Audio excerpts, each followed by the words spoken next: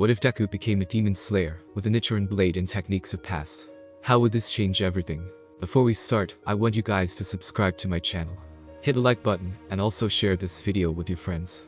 It will really mean a lot to me. You can also check other what ifs in the channel. The like aim for this video is 200, your support keeps me motivated to bring more intriguing what ifs for you guys. Now let's begin. By all accounts, it should have been a normal day for Midoriya Izuku. Wake up, eat breakfast, go to school, try to avoid Koch-chan and his group, fail to avoid Koch-chan and his group, wait for the bell to ring, head back home. Early, aside from a few choice words from Koch-chan about Swan diving off a roof, which Izuku is trying very hard to pretend didn't get under his skin, thank you very much, the day was completely ordinary. At least, it almost was, until he turns to go under a bridge on the way back from school, and realizes just a hair too late that oh, hey, sewer manholes aren't meant to have slime come out of them, and suddenly he's engulfed by a villain. He's drowning. The villain attacking him is monologuing about something or other, something about high-quality sunscreen and mariachi. He probably heard that wrong. But he's not focused on it because he's drowning in disgusting, vile slime. He has to think of a way out of this. The villain's quirk is obvious. Some kind of slime mutation, making their body liquid. But their eyes seem solid enough, and maybe if he could reach his pencil in his bag, he could stab one of them, but he can't because he can't move his limbs, and he's panicking too much to think of a backup plan. I'm gonna die.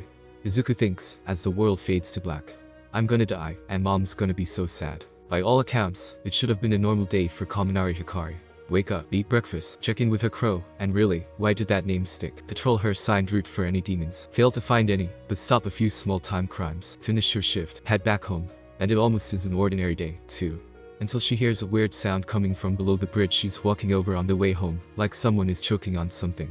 Hesitantly, Hikari looks over the rail and oh, shit, a demon. Thankfully not too strong looking, but it's wrapped around a middle schooler, which is really bad. No discernible head, but she'll think of a way around that. There's still daylight out, after all, so all she really has to do is push it out of the shadows. Or she could keep slicing at it until she hits the neck out of sheer luck. Or she could use her quirk. Sure, a high-velocity spear of pure electricity won't kill a demon like a Nichirin sword will, and it could scramble her brain pretty bad if she uses more than one, but if his body is made out of something conductive like water. Focus. You're overthinking it, right? Save the dying kid first, worry about the demon after. She's ready to jump down now, one leg already over the rail. All she needs now is to breathe in and Detroit smash. Or All Might can appear out of nowhere and completely obliterate the thing, and bottle it all up before it can react. Sure. Kind of anticlimactic, and she's a little miffed that the #1 hero just stole her thunder, but at least the kid's safe. Plus the kid would probably prefer being saved by All Might anyway. Kids love All Might. Hikari steps away from the rail and continues her stroll. Her little brother mentioned a pretty good cafe around here. She could check it out before heading back. When Izuku finishes coughing, he looks up in pure shock at the man towering before him. The symbol of peace looks at him with concern, though a smile remains on his face. All Might, Izuku shouts incredulously as he gets up from the floor. The hero in question nods. Yes, I am here. Never fear, young man. The villain has been captured. Wow. Izuku says, starry-eyed, as he inspects the bottled-up slime villain. Oh, wait. Before you go, can I get your autograph? All Might laughs, before pointing to Izuku's full notebook, already signed. You are very welcome, young hero fanboy. But I really must be going now, this villain has to be sent off. Wait. All Might. I need to ask you something. But All Might is already about to take off as he shouts out the words. In his desperation to get an answer, Izuku does something which he and his future mentor will look back on and agree was really stupid. He grabs onto All Might's cape and holds on for dear life as they rise into the air at near supersonic speeds. Hikari doesn't think much about the slime demon encounter until she's sitting in a cafe a few hours later typing up a report on her laptop. In hindsight, she really should have gone down to talk to All Might and the victim. Having names would make this so much easier. Now she's sitting here writing about how short skinny middle schooler with green hair got rescued from a demon he probably doesn't even know was a demon. She lets out a tired sigh and drains the rest of her coffee. At least nobody was hurt, she supposes. A deathless demon encounter is the best kind of demon encounter. She closes her laptop, resolving to finish up the report later that night when she gets home. It's around 6 o'clock, and she should really get back so she can start making food for Denki. Not like he can cook on his own, after all. The walk back home is pleasant for about 10 minutes. That's when Hikari looks up and notices a familiar-looking green-haired middle schooler dangling his legs over a 6-story building. Well, that doesn't look all that safe, but surely the kid's fine, right? After all, he's just sitting down on top of a building, alone, looking incredibly sad. Shortly after being attacked and almost killed by a demon. Yeah, she should check on him. Not like it's that hard to get up to him anyway. A breath in, and a series of jumps up some smaller buildings and footholds, and she's a few meters behind him. Now how to get his attention, best not to overthink it. Just be direct. Hello. Izuku nearly falls off the roof and lets out a high-pitched shriek he didn't know he could make. He quickly backs away from the edge, turning around to see a lady with short blonde hair covering her mouth to hide her embarrassed laughter. Oh man, I did not think that through. The woman sheepishly says. Really sorry about that. She sits down and crosses her legs. So, what are you doing up here? Is all Izuku can say at first. What are you doing up here? The woman, who's wearing some sort of uniform under her shawl, a hero outfit maybe. If so, she must be pretty new, since Izuku's never seen her, and she looks to be in her 20s at most, and is that a sword on her hip. Laughs. Touché. I saw you from the street and came up here to check on you. No offense, but a sad kid sitting on the edge of a rooftop is kind of concerning. Izuku jolts. I'm not sad, I swear. I was just, he shrugs. Lost in thought, I guess. The woman raises an eyebrow at him and leans forward. Okay, let's say I believe you. What about? He gulps and starts to study the ground. It's kind of personal. Ah, yeah, a beat of silence. Do you want to talk about it? Izuku trails off. He should say no, this lady is a total stranger after all, but well, this day's already been horrible, so what's the worst that can happen, really? Maybe. She nods and sits up straight, giving him her full attention. Izuku takes a deep breath to calm himself, then forces the words out. I've wanted to help people all my life. But I don't have a quirk, so nobody's thought that I could do it. A villain attacked me today, and I couldn't do anything. He rubs at his eyes, already feeling them sting with tears. I just panicked and thought to myself that I was gonna die. But then All Might came. He saved me, and captured the villain like it was nothing. You shouldn't compare yourself to All Might. The woman interjects. Pretty much every villain is easy for him to capture. Izuku nods, and then shakes his head, sniffing a bit. You're right, but that's not what I'm upset about. Just before he left with the villain, I grabbed his cape. He touched down here to get me off, but I got to ask him my question, which was, the woman prods. I asked him if I could be a hero without a quirk, and he said no. That it was too dangerous. Then he just took off, like he didn't just shatter my dreams. And the worst part is he's right. Izuku knows he's lost the battle with his tears right now, but he can't bring himself to care. He's not even sure why he's dumping all his problems on this random lady, but it just feels so cathartic to shout it out. I was useless against that villain. Put any other kid with a quirk in that situation, and they could probably do something. I couldn't even struggle well. The woman is silent, letting Izuku sob for a few minutes before he pulls himself together again. Belatedly, he realizes how dark it's gotten. I saw the attack, you know. She finally says. She puts up a hand to stop the flurry of questions Izuku now has. I didn't mention it earlier, but I'm a hero. An underground one, specifically. I was about to help you out when All Might came in. That situation would have been terrifying for anyone, quirk or no quirk. Hell, most pros would have trouble there too. I know I was struggling to think of a way to deal with the D she coughs. The villain without you getting hurt. Izuku, who's only had a few moments to process this, blurts out what's your hero name? Before immediately slapping a hand to his mouth. The woman laughs. That's your biggest question. It's Nightingale. Nightingale, Izuku repeats. I don't think I've heard of you, actually. Not surprising, most of my fights don't go public. She stands up and offers him a hand. Anyway, it's pretty late, don't you think? Let's get you home. Oh crap, Izuku says. Mom must be so worried. They head down after that.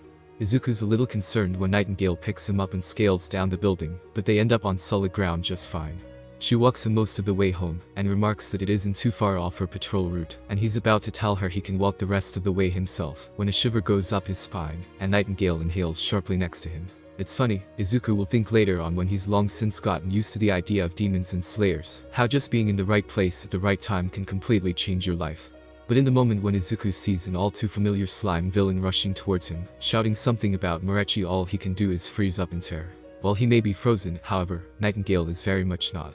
She shoves him out of the way with one hand, and from the other a bolt of electricity rips through the air. It lodges itself in the slime villain, making the mass stagger and spark. Nightingale pounces on the villain, her hands fly to her sword and tear it from the sheath, and then, there's a slash. Several, actually. Though they're so fast Izuku can barely tell. And then, lots of the slime villain slough off its main body.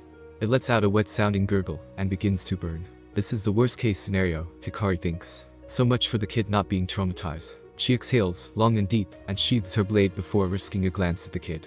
His eyes are wide in shock, and if it weren't for how bad the situation was, Hikari would totally laugh at his face right now. It's not that she'll have to give the kid the demon talk that's the problem. She was prepared to do that back at the bridge before All Might swooped in. It's the fact that apparently the kid's a Morechi. As far as she knows, that means he's basically a walking demon lure, which sucks because how's she meant to cheer him up when she has to drop that bomb on him? The kid pauses before trying again. What was that, Nightingale-sen?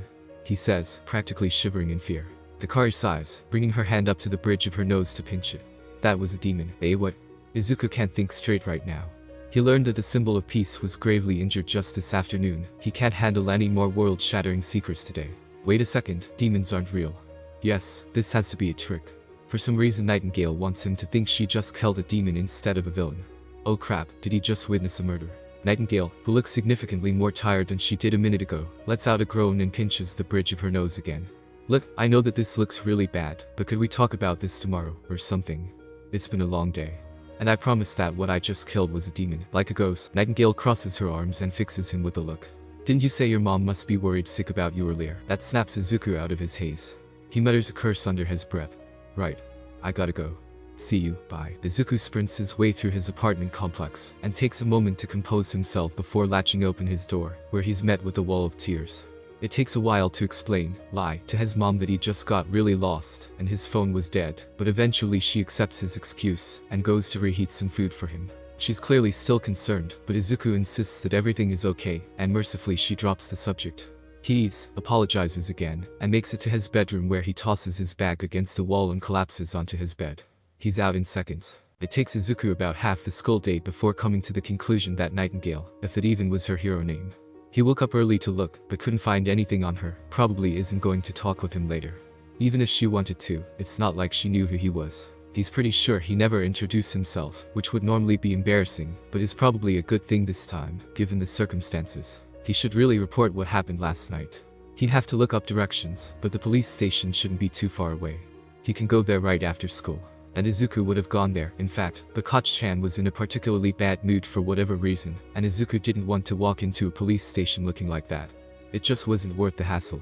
So instead he spent some time in the school bathroom making himself look a bit more presentable before taking the same path he took home yesterday. Unfortunately, it doesn't occur to him that Nightingale also must take this path every day until he gets to the bridge and sees her leaning against the wall, waving at him. Izuku stares at her like a deer in headlights, trying to decide if he should run or not. Nightingale laughs before making her way over, and Izuku's decision is made for him. You had me worried for a second. I thought you must have taken a different path today, she exclaims. Izuku thinks back to the rather painful reason he's so late, and wisely decides not to mention it to the possible but probably not hero. Sorry, some things came up. I didn't expect you to be here, though. He takes a step back, and hopes Nightingale doesn't notice how he's searching for possible escape options. She doesn't have the sword on her today by the looks of it, but she's way faster than him regardless. The lightning spear aspect to whatever her quirk is probably the most dangerous thing she could use right now, though it's hard to say because her fighting style is totally unknown to him. They're by the same bridge as yesterday, which means that there's a sewer manhole only a few meters away. If he could lift it, he could maybe use it as an improvised weapon before escaping and losing her in the sewers. And oh crap, she's waiting for him to respond to something. I'm sorry, could you repeat that again? She snorts. I said that you were clearly nervous, and asked what would convince you that I was telling the truth about being a hero. Izuku blinks. Oh, well, I guess so. If you're really a pro hero, then show me your license. Even underground heroes have those. Easy. Take a look. She pulls a small, plastic card out from a pocket on her uniform. Izuku grabs it with interest and inspects it thoroughly. It's either the best fake in existence, or it's real. File photo, hero and real names, quirk listed as piercing bolt, which he'd love to write about if he gets the chance to ask her about it, because he's been trying to wrap his head around it since last night. It even has the hero commission symbol on it at the bottom. Although, what's the second symbol at the bottom? It's next to the hero commission one. Nightingale comes over to look at it again, and hums. That's part of what we have to go over, actually. Short answer, it's another commission that's separate from the hero one that handles demons. Oh, right. That. Izuku's heart drops. So that's not a joke then. That slime villain, that thing yesterday was a demon. Nightingale gives him an apologetic smile. I'm afraid so, kid. So come on, there's a cafe nearby that I went to yesterday. It's quiet enough that we can talk about this there. Nightingale starts to walk away, and Izuku, reluctantly, follows. They reach the cafe, and Nightingale leads them to a small booth in the far corner. Izuku sits down while she orders food, and takes a look around. It's a nice place, there's people around, but it isn't packed by any means, and their corner booth is far enough away from everyone else that Izuku is pretty sure nobody will overhear what they're talking about. He takes out his hero analysis notebook while he waits, and begins jotting some notes down about Nightingale and her quirk. Piercing bolt, as it was called on her hero license, is fascinating. He hasn't learned much about electricity in school, admittedly, but he knows enough to understand that it has virtually no mass, which Nightingale's clearly had a lot of given it impaled the slime villain, demon, he reminds himself.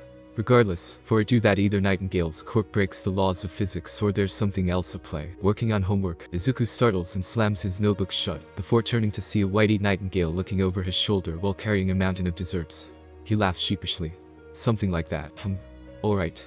She sits down across from him, and as she starts unstacking sweets, takes a paper cup off one of the plates and slides it over to him. Tea. Might help calm your nerves a bit. They spend the next few minutes in slightly uncomfortable silence, with Nightingale organizing an assortment of pastries and cakes, while Izuku takes a few sips of tea. Eventually she finishes, and clears her throat. I don't believe we ever formally introduced ourselves. Kaminari Hikari, also known as the underground hero Nightingale. She smiles and extends a hand to him across the table. Izuku shakes it. Midoriya Izuku. It's nice to properly meet you, Nightingale-san. Nice to meet you too, Midoriya-kun. Please, just call me Hikari.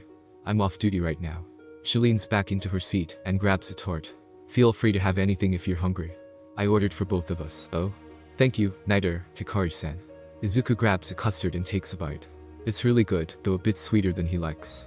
Out of politeness, he finishes it off before looking back at the woman. So what do you have to tell me about? She glances behind Izuku, and Izuku turns his head to follow. There's a clock on the wall that reads 4:30 p.m. I have a couple hours before I'm supposed to be on call. So I have until then to say my piece, and answer any questions you may have. She grabs another pastry, holding it with one hand while the other drums on the table. Now where to begin? And so the hero gives Izuku a history lesson. She explains that long before the dawn of quirks, demons would come out at night to kill and feed on humans. To stop this menace, the Japanese government created a shadow organization, the Demon Slayer Corps. Demons were, in Hikari's own words, stupidly powerful. Superhuman strength and speed, near instant regeneration from almost all wounds, and even special abilities unique to each demon, like a pseudo-quirk, Izuku muses. The only way to kill one was from direct sunlight, or decapitation by a Nichirin sword, a special blade which absorbs sunlight. The latter of these two methods is what slayers use, and it's what was used yesterday against the slime demon. She explains that the demon slayers, while quirkless, use special techniques to level the playing field between them and demons, and that's interesting. Eventually the slayers of old were able to mount an attack on the original demon, killing him and ending the threat once and for all. The organization then disbanded, its purpose served. It's here where Hikari's explanation falters a little. Izuku has several questions about what he's hearing that the hero either doesn't have the answer to or can't tell him the answers to.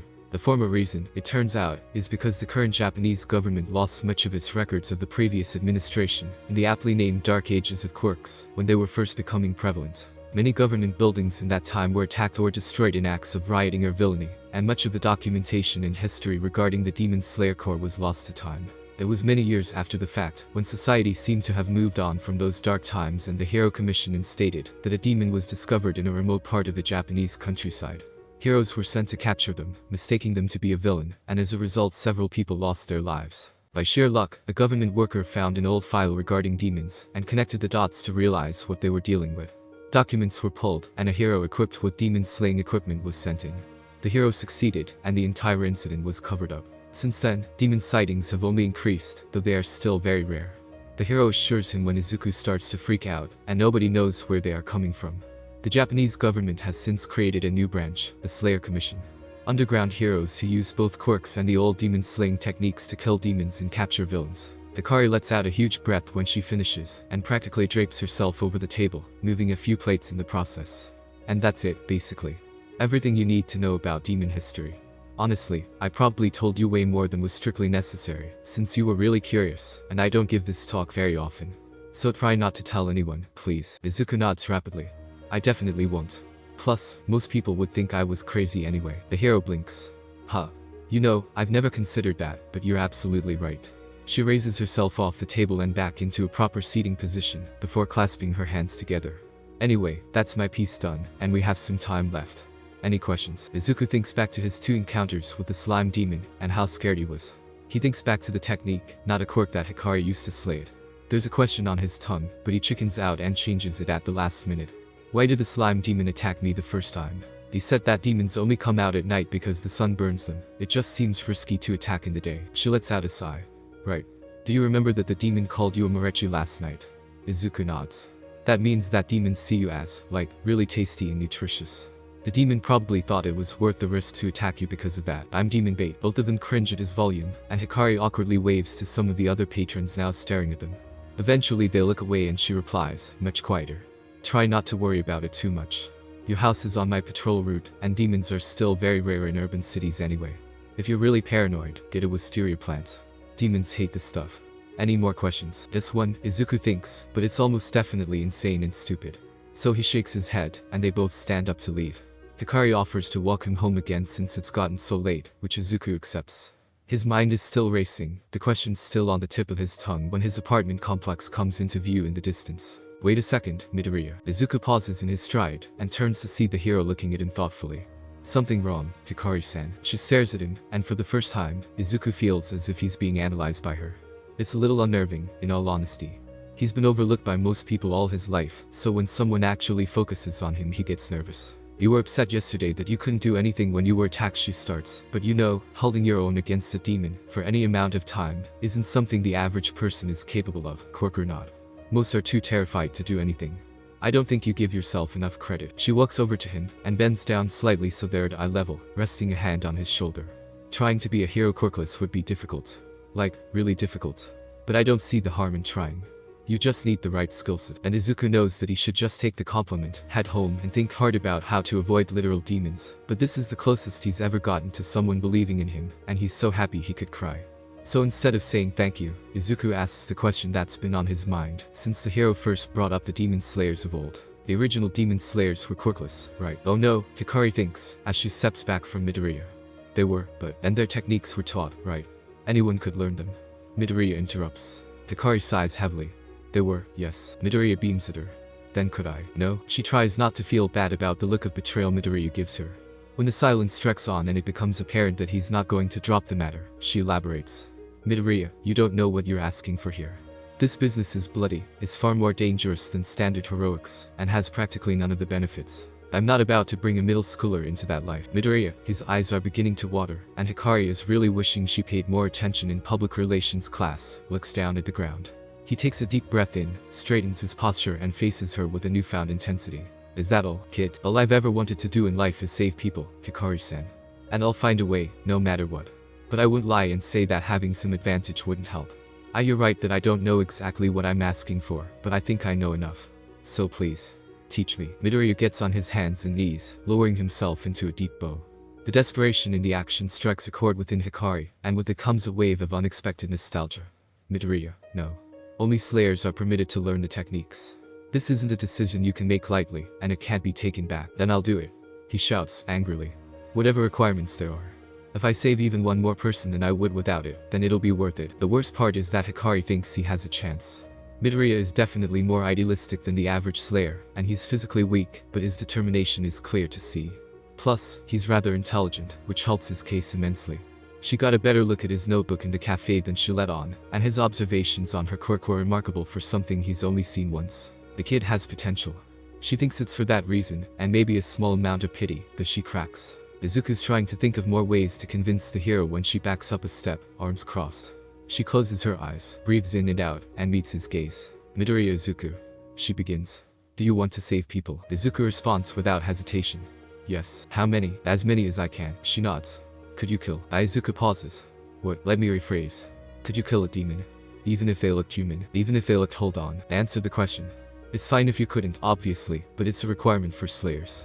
Most demons could be mistaken for a person with a mutation quirk, and if you hesitate on taking them down, someone will die. He's speechless at that. He thinks back to the slime demon, and tries to imagine those two encounters from the slayer's perspective, but that's not really what the question is about. The slime demon barely looked human. So instead he imagines a demon in the most innocent-looking form he can think of. A child. Could he do what was needed? He thinks of the look of terror he must have had when he was drowning, and imagines seeing that on another's face. His fist clenches instinctively. It appears he has his answer. Yes. I think so. Izuku says. Hikari smiles, but it's different from the one she's worn before. Whiter, with more teeth. Then I need to make some calls. I'll contact you when I can. She says, before turning on her heel and walking away from him. And as the sun sets, Izuku walks home with his head held high and heart soaring. He'll save as many people as he can. Whatever it takes. On the final day of April, Izuku wakes up at dawn to the sound of his phone ringing on his nightstand. He groans as he rolls over to look at it, blinking the sleep out of his eyes, only to see it's a number he doesn't recognize. He rolls his eyes before silencing his phone and trying to get back to sleep. When it goes off again not 5 seconds later, he ignores it. It's probably just a wrong number or scam call anyway. He lets out a whine the third time, and finally gives up on his attempt at sleep to sit up in his bed and pick up the phone, already preparing a "no, I'm not interested in whatever you're selling" speech. "Hello?" he says, yawning into the speaker. "Oh good, you're awake." A familiar voice on the other end exclaims. Izuku wakes up a bit. "Nightingale-san, just Hikari." She corrects. "My shift hasn't started yet. I told you I'd get in contact when I could, remember?" "Well, yeah," but Izuku glances over at his clock. It's 5 in the morning. On a Sunday. He hears a laugh on the other end. "To be a slayer you have to get used to early mornings and late nights. Do you know where Dagaba Beach is?" Izuku rubs his eyes. "I think. It's not too far of a walk, but I haven't been there in a long time." "Why? I'm waiting for you here. Come on, we have a lot to talk about, and I have to start patrol in 2 hours." Izuku doesn't get a chance to respond before she hangs up. After a moment of confusion, he throws himself out of bed and frantically gets dressed. He's out of the house in minutes. Any questions about how she got his phone number long forgotten. The last time Izuku had gone to Dagaba Beach had been when his mother had brought him there as a baby. He only knows this because there's a picture of it in a photo album in their house. His mother is smiling while he's cradled in her arms asleep, and the view of the ocean behind them is beautiful. Finding out the beach has gone from that to a dumping ground is a bit of a shock. It's sad to see, but Izuku doesn't have time to think about it. Hikari already made it clear that they're on a time limit. He finds her in a small clearing amongst the trash, sitting in an old beach chair that she must have pulled from the mess. She waves him over and gets up to greet him properly. "Glad to see you made it. In the future I recommend getting here for 5 sharp, so that we have more time." "More time for what, exactly?" Izuku asks. Hikari grins. "Training, of course. I told you I had to make some calls. Everything's been sorted now, for the most part." She clears her throat and raises an arm in mock salute. "Izuku Midoriya, on recommendation from yours truly, the Slayer Commission acknowledges you as a potential recruit. We hope to see you prosper." "Are you crying?" Izuku furiously wipes at his face, and his hands come back wet. It's a bit embarrassing, but he's too happy to care. "Sorry, it's just you recommended me." She pats him on the shoulder. "I meant it when I said you didn't give yourself enough credit. You have potential. All we need to do is improve your existing skills and learn some new ones." He sniffs. "Just thank you so much. Where do we begin with training then?" "Sword fighting. Slayer techniques. Oh, and I have some other questions about." "Whoa, slow down kid." She interrupts, putting a hand over his mouth. "First things first, you need some muscle. No technique in the world will help you out if you're not physically capable of swinging a sword for hours on end. Exhaustion, be it from their quirk, mind or body, is a slayer's worst enemy." She walks over to a bag at the edge of the clearing, and tosses a binder from it to Izuku, who fumbles and drops it. He picks it up and dusts off the sand. Inside are pages upon pages of exercises and diagrams, with various tips written on each page. "So you want me to just exercise then?" Izuku asks, slightly disappointed. The hero snorts. "No, I want you to start with exercise. The techniques slayers use are incredibly taxing on the body. I won't teach you anything about them until I know you won't collapse. These exercises and cardio will help you with that. If I had to guess, this'll probably take up around 3 of the 12 months we have, maybe more. After that, if you're still dedicated to this, we'll switch to sword fighting, techniques, and some other hero skills." He nods along and starts to flip through the pages of the binder, briefly skimming each. It has some exercises he's done in gym class all his life, but also lots of ones he's never heard of before. "What happens in 12 months? The next final selection?" Hikari grimaces. "Well, technically the next one is a week away, but you're in no position to go. As I said before, the Slayer Commission has acknowledged you as a potential recruit. Not officially a slayer who can take on demons, but allowed to learn the techniques as a student. Final selection is the true test to see if you're worthy of being recruited. The details change each year, so I can't tell you more about it yet, aside from the fact that it's tough. So it's like the hero license exam for slayers." Izuku muses. "I suppose that makes sense." "Yeah," Hikari says darkly, shoulders slumping, "something like that. But remember, if you don't feel ready by next year's selection, you can wait. Even if I think you're ready but you don't, do not go. Understand?" Izuku can feel the weight of her words, so he devotes the advice to memory. "I understand." But she sighs. "Besides, you won't be able to act in the same capacity as a proper slayer until you're an adult anyway." "Maybe, but I'd still like to do it next year," he says. "Wait, will there be enough time to learn everything else? Should we maybe start on the sword stuff earlier?" She raises an eyebrow at him. "Well, if you want to be impatient, I could have you start now and risk your lungs bursting." Izuku pales. "But I need my lungs." She snorts. "I'm aware. That's why you're going to exercise first. For 3 months. At least." "Yes, ma'am." He sheepishly replies. He looks out to the ocean, not that he can see it, with all the garbage. The first few rays of sun are starting to peek out over the mounds of trash, making bits of scrap glint in the light. He's starting to realize why Hikari picked this place. The sand makes for difficult terrain to keep your footing on, meaning he'll have to work on his balance at the same time as the exercise, and the sheer amount of trash on the beach serves to conceal them. That last part doesn't matter too much now, but if he starts to practice here with a sword, it'll probably be a good thing that he's safe from prying eyes. It's the perfect place for an underground kind of hero to train. He turns to his now mentor. So, when do I start? She straightens up and smirks. Right now. Stretch, then start with the body weight exercises. I'll help you with your form. Exercise, as it turns out, sucks. The regimen Izuku ends up doing is more intensive than anything he's ever done in gym class, and he's expected to repeat it every day from 5 to 7 AM. Then, once school ends, he continues for another 3 hours while his mentor patrols. After that, she'll come over and make him run along the shore until she's satisfied. Not that Izuku can actually run at first, since his legs feel like jelly. As much as he hates it in the beginning, though, it works. The results start becoming apparent a week into his routine when he realizes while getting dressed that he actually has definition in his arms and legs, rather than the noodle-like appendages he's gotten used to. With everyday work the routine gets a little easier and he goes for a little longer before giving out. By the end of the first month he's actually able to run at the end, though he still occasionally trips on the sand. At some point along the way Izuku realizes that he's gone from groaning whenever his mentor ups the difficulty to getting excited. Every time she says to make things harder, it's definitive proof that he's getting better. It's something to be proud of. Whenever they break, Hikari indulges his questions, whether they be about slayers or more mundane things. It's pleasant, and probably the closest Izuku's felt to having an actual friend in a very long time, even if it's not exactly the same as having one his age. Hikari-san, he asks one day while lazily lifting a dumbbell in one hand, mostly out of habit. The motion is relaxing to him. Why did you become a slayer, anyway? She glances at him, pausing in her own activity. She's been angrily blowing into some kind of ceramic jar for the last few days. Izuku's too afraid to ask why at this point. There's a personal reason, but in terms of why I became one over just a pro hero, it's because of my quirk, piercing bolt. Izuku recalls. It seems strong, though. It is. She says, scrunching her eyebrows. Put some effort into your bicep curls, if you're going to do them. Izuku blushes in embarrassment. Sorry.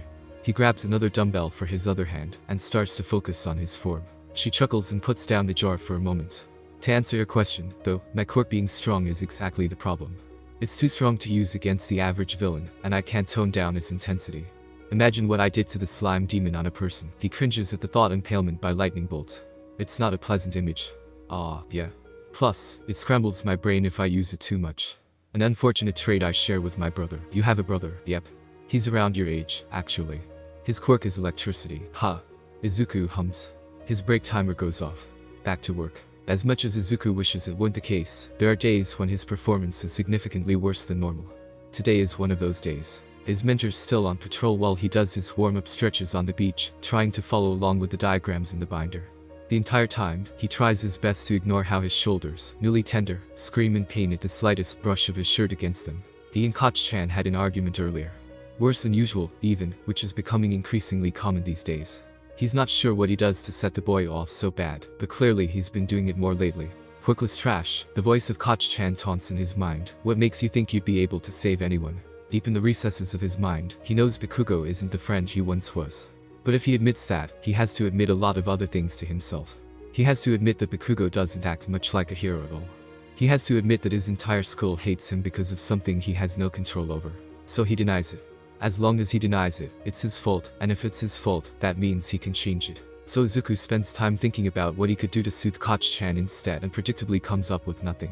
He sighs and goes back to trying to ignore his mounting injuries. Over the weeks, it worsens. The fourth time Izuku has to make up an excuse for some injury he'd gotten. He should really think of these ahead of time. At this point, his mentor sends him home early and tells him to skip the next day. Izuku apologizes over and over again for wasting her time, but she just sends him off and says she has some work to do anyway. He feels awful, but resolves to work twice as hard when he comes back. He just hopes that she won't be too mad at him then. She seemed really upset. Hikari considers herself to be a trusting person. She likes to believe that people don't enjoy lying. Usually they just want to look out for themselves or their friends. In the latter case, it's almost noble in a way. So when she asks why part of Midoriya's shirt looks singed during training one day, and he responds with the worst lie Hikari has ever heard, and that's a feat, given her brother once tried to tell her that the dog ate his homework when they don't own a dog, she decides to throw him a bone and pretend to believe it. Kids do stupid stuff all the time, after all.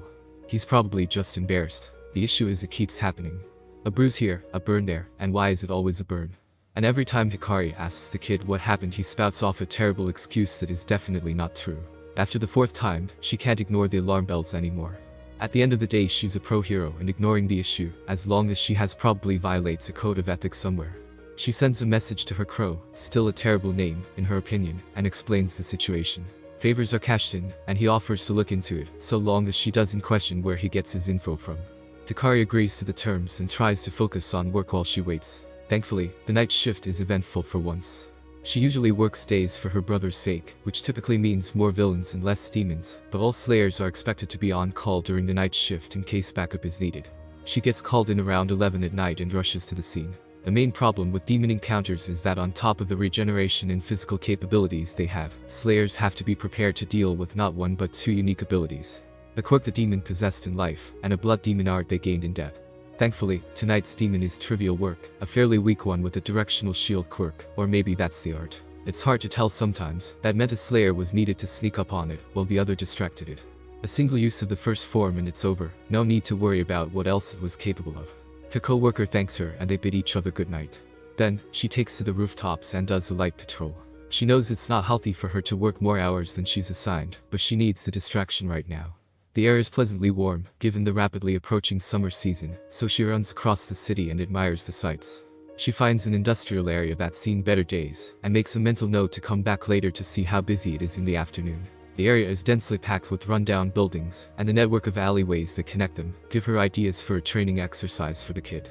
When she gets back home just after 3 in the morning, she gets a text from her crow that puts all thoughts of sleep out of her mind. Dumb name. Done my info dive. Send you an email with my findings. Remember our deal, don't question how I got it. Dumb name. Warning you in advance, you're not gonna like what you see. Dumb name. And change my contact name, asshole. Hikari pointedly ignores that last text, and sits down with her laptop to go through his findings. She opens up the email, and oh. Hikari hates it when he's right. The email contains a plethora of files, from school records to security camera footage, and there's no way that was legally obtained, all of which show assault and illegal quirk usage on one Midoriya Izuku, in clear view of adults, who ignore it entirely. More specifically, in the clear view of teachers and other staff members. There's also an enrollment file on a student named Bakugo Katsuki, who, judging by his file photo, is the primary aggressor in most of the footage.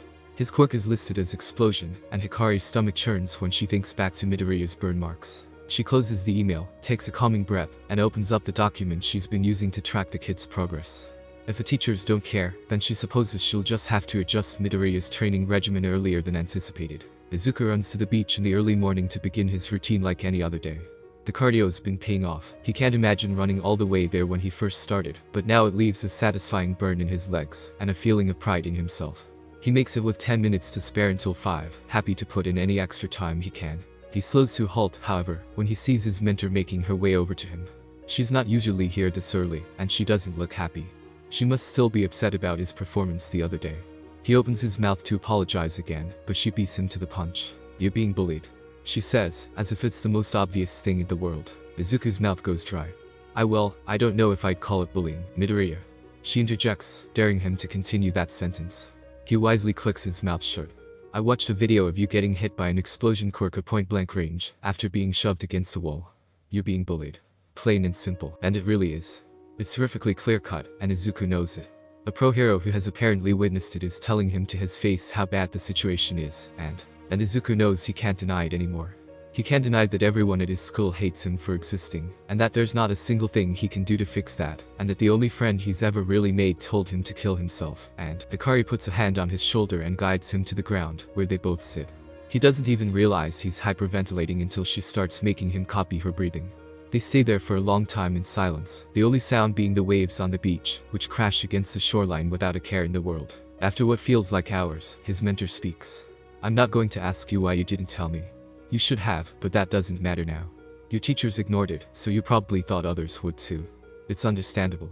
Izuku nods, because it's the only thing he feels capable of at the moment. She gives his shoulder a gentle squeeze. Based on the footage I saw, I don't believe going to your teachers is a possibility. Correct. He nods again. Right. So instead I've made some adjustments to your training schedule. I was planning to teach you some hand-to-hand and evasion later, but I feel like it's better if you learn now. The news shocks Izuku out of his nerves. Wait, you want me to fight Koch-chan? She raises an eyebrow at him. Who? The guy with the explosion quirk. His name is Bakugo. Izuku explains. He blinks, a thought occurring to him. Wait, how did you even get video? Don't worry about it. She interrupts with a cough. As for your question, I'm teaching you this early so that he can't hurt you anymore. What you choose to do after is entirely up to you. Personally, I'd love to see him get a taste of his own medicine, but as a hero I can't endorse that, so try to avoid him if you can, but if you can't, then use what you'll teach me. Izuku finishes, nerves finally starting to settle again. She nods. Exactly. I know you're scared of him, but you can't live your life in fear of people like that. Besides, you've encountered a demon before. Is your bully really that scary by comparison? When you put it like that, I guess not. Izuku chuckles. She's right, thinking of everything he's been through recently, Bakugo's explosions don't seem all that bad. His mentor literally killed someone, well, something, in front of him the day they met. Really, a bully at his school is nothing compared to that. Happy to hear it, she says. Feeling better now? I think so, Hikari-san. Thanks. Don't mention it. She stands up and raises her fists. Now come on, we'll start with hand-to-hand today. Give me your best stance. Izuku nods. He stands up and gets into what he thinks is a decent form. Hikari laughs at him. It turns out that Izuku has very little knowledge of actual hand-to-hand. The first day is spent on basics. Proper form, how to make a fist without breaking anything, staying light on his feet, and making sure he's not telegraphing, which is a lot harder than he thought it would be. Naturally, he gets knocked down a lot, so they take the time to go over how to properly fall under cover. It's a rough process and a painful one at that, but by the end of it, he has a much better grasp on the basics. He's taken to watching some martial arts videos in his off time as well, experimenting with throws and a few other moves. His mentor's teachings are mostly fundamentals, and by her own admission she's not the best at hand-to-hand, preferring held strikes when fighting ordinary villains. She mainly emphasizes the importance of using your environment and thinking outside the box. Given they spar on a beach covered in trash, there's a lot to work with on that front. The day that Izuku sidesteps his mentor's tackle and tosses a garbage can lid at her in retaliation, she showers him with so much praise that Izuku is left a blushing mess for the rest of the day. Bakugo also hasn't been too hard to avoid at school recently.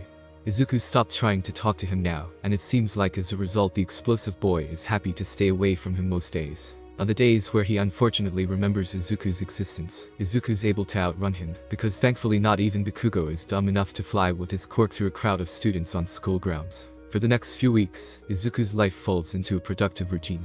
Exercise and cardio in the mornings, school, sparring and cardio in the afternoon, and then head home for dinner. Sure, his mom seems a little concerned about how much time he spends outside, but she's happy to see him exercise more. When he offhandedly mentions one night that a friend sometimes comes down to the beach to help him work out, she bursts into tears. Unfortunately, nothing good can last forever. So when on the last day of class before summer break Izuku notices that Bakugo is following him back from school, the cynical part of his brain thinks, here we go. Izuku keeps looking for a minute or two, just to see if he really is being followed. The whole time, his bully's eyes drill a hole in the back of his head. He turns down an alleyway at random, and isn't even surprised when he runs into a dead end a moment later. He turns around and predictably finds himself staring back at one Bakugo Katsuki. You've encountered actual demons, what's one bully compared to that? A voice that sounds suspiciously like Hikari echoes in his head. It does the trick. He's not afraid. Mostly he just wants this to be over with so he can go do something productive, like train. So in a move that's one part foolish, one part bold, Izuku speaks first. Did you need something, Koch-chan? He asks, drawing out the nickname he knows infuriates the boy. Bakugo glares at him, but doesn't say anything. Izuku starts trying to maneuver around him to leave, finding that the longer the silence stretches, the more his nerves flare back up. His confidence is waning. Well, if there's nothing you need I'll just leave. An explosion, small but burning, goes off right in front of him. Any closer and he likely would have been doubled over in pain, but Izuku's reflexes are good enough now that he jumps back to avoid the worst of the blast, only singeing his hair a bit. His body tenses and he raises his arms to block. Don't think you can just ignore my advice, shitty Deku. Bakugo spits. You've been quiet about it, but I still see you doodling in that shitty hero notebook all the time. I told you to quit it already. I'm not going to just. Bakugo throws a right hook at him before he can finish. Izuku, who's seen the move dozens if not hundreds of times, ducks just in time to avoid the worst of it. The blast misses him by a hair, leaving his ears ringing. Izuku moves to throw his own punch as the boy stares at him in white shock, but he hesitates. He can't. Bakugo's shock turns to fury, and Izuku doesn't react in time to avoid Bakugo practically slapping him in the face as he lets off another blast. His entire left side flares in pain, and he gets blown back into a wall before falling roughly to the floor. As he goes to get up, Bakugo sweeps his legs, causing him to fall again, and then kicks him hard in the stomach. He retches. Bakugo looks down at him for a moment in pure contempt. Quit the fucking hero shit, Deku. He says, voice cold. Then he turns and walks out of the alley, as Izuku lays on his side and tries to catch his breath. He lost to Bakugo. Again. Izuku's eyes begin to water. He's not sure why he's acting like it matters this time. No, that's a lie. He knows why. It's because it does matter this time. His fight-or-flight response kicked in, and for once in his life he chose the first option. And yet it didn't matter in the slightest. He saw the punch coming from a mile away. It's the same one Bakugo always starts with. He knows it is. It's probably been ingrained in his mind, with how much he's been on the receiving end of it. But he hesitated. And he's not sure why. He ponders that question while he lies there, catching his breath. It's something that he'll likely have to think on more later, but he gets a partial answer. It's because punching back would change things for good. To simply say that Bakugo is Izuku's bully does their relationship a disservice. There's a thin thread, no matter how frayed, that still remains of their old friendship. Izuku knows that if he punches back, that thread snaps. A definitive end to their connection. He doesn't know why he cares about that threat so much. He clenches his fists as he lies there, biting back a sob. Izuku doesn't know how long he spends in that alleyway. Carefully, he gets up from his position on the floor, trying not to put too much weight on his left side. He pulls out his phone and sees it's only 5:10 p.m. Earlier than he thought then, but still late. He opens the camera app to get a look at himself, and cringes at what he sees. A good portion of his white t-shirt is now blackened, the outline of a shoe is prominently displayed on the lower half of it, and his left cheek has a clearly defined red handprint emblazoned along it. The tips of his hair are burned too, and Izuku takes a moment to smooth everything over to make sure he's not still smoldering. Once he's sure he's not going to ignite again, he closes the camera and thinks. He's already late to training, and his mentor would send him back home if she saw him like this anyway, so he sends her a text saying something came up and he can't make it today. Then, he picks up his school bag and starts wandering around aimlessly. He can't go home just yet, looking the way he does. His mom would freak out, and there's just no point in making her worry. So instead he looks around for somewhere he can get cleaned up, unfortunately to no avail. The fight replays endlessly in his head the whole time, and it infuriates him to no end. He had his tormentor of several years in utter shock, probably scared that Izuku was actually gonna do something for once in his life. All he had to do was throw the goddamn punch. He rubs at his eyes to stop himself from crying anymore today. When he looks back up, he realizes that his wandering has taken him all the way to the doors of the cafe his mentor had told him about demons in. He sighs.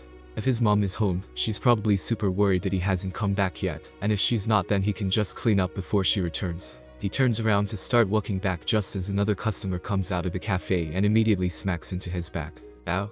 Oh man, the stranger shouts. Izuku jumps, and turns around to see an oddly familiar-looking blonde boy around his age, with a zigzag streak of black in his hair. He's on the ground cradling what's left of an iced coffee, about half of it spilled on his pants. I'm so sorry. Izuku exclaims, though he's pretty sure it's not his fault. I didn't see you coming out. Are you okay? Man, I just got these pants. The boy whines. He shakes his head before turning his attention to Izuku. Totally fine man, I should have watched where I was. Holy shit, dude, are you okay? He asks, eyes going wide as he takes in Izuku's appearance. Huh? Oh, I'm fine, I just fell down earlier. Izuku laughs sheepishly, trying to relax. The boy looks at him skeptically and starts to get up, wiping the coffee off his pants. No offense, but you look like crap, dude. You sure you're good?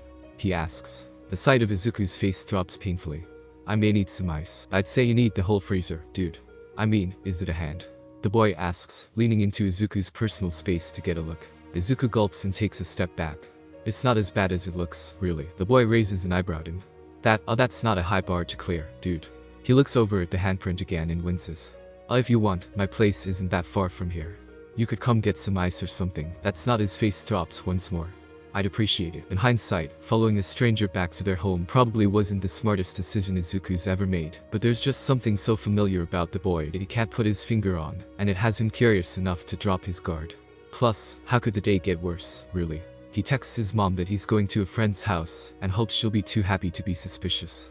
He and the boy clumsily make small talk on the way to his house. Apparently the boy's sister is the only other one who lives with him, but she works really late, so he usually has the place to himself. Izuku's a little too shy to interact much with him, only replying with one-word answers or grunts of acknowledgement, so the conversation peters out into awkward silence for the last few minutes. When the apartment comes into view, the boy lets out a not at all subtle sigh of relief and starts running towards it. Izuku rushes to catch up. The boy unlocks the door and lets them both into a modest apartment. It's small but homely, with a more modern look. The only eye-catching thing by the front door is a wooden rack that holds a, presumably decorative, sword. He feels like there's something obvious that he's missing, but he dismisses the thought for now. The two of them kick off their shoes and step into the hallway, where the boy disappears into the kitchen to grab some ice. Izuku walks further in and sits down on a couch in the living room. There's a few rooms off to the side that he notices, likely bedrooms and a washroom. In the living room itself there's a table in the center that has papers spread out over it, homework by the looks of it. He thinks he's done the same problem sheet, in fact, as well as a small TV mounted to the wall across from him. There's a shawl draped over the arm of the chair on his left. A rich dark purple, but made out of a weird tough material that's surprisingly heavy when he absent-mindedly lifts up the end of it. Strange, Izuku thinks, it kinda resembles. Catch. Izuku's broken out of his thoughts by a pack of ice flying at him. He fumbles it, but manages to catch it before it hits the ground. He looks up to see the boy sliding a glass of water across the table to him before sitting in the recliner on his left. Nice catch. The boy says.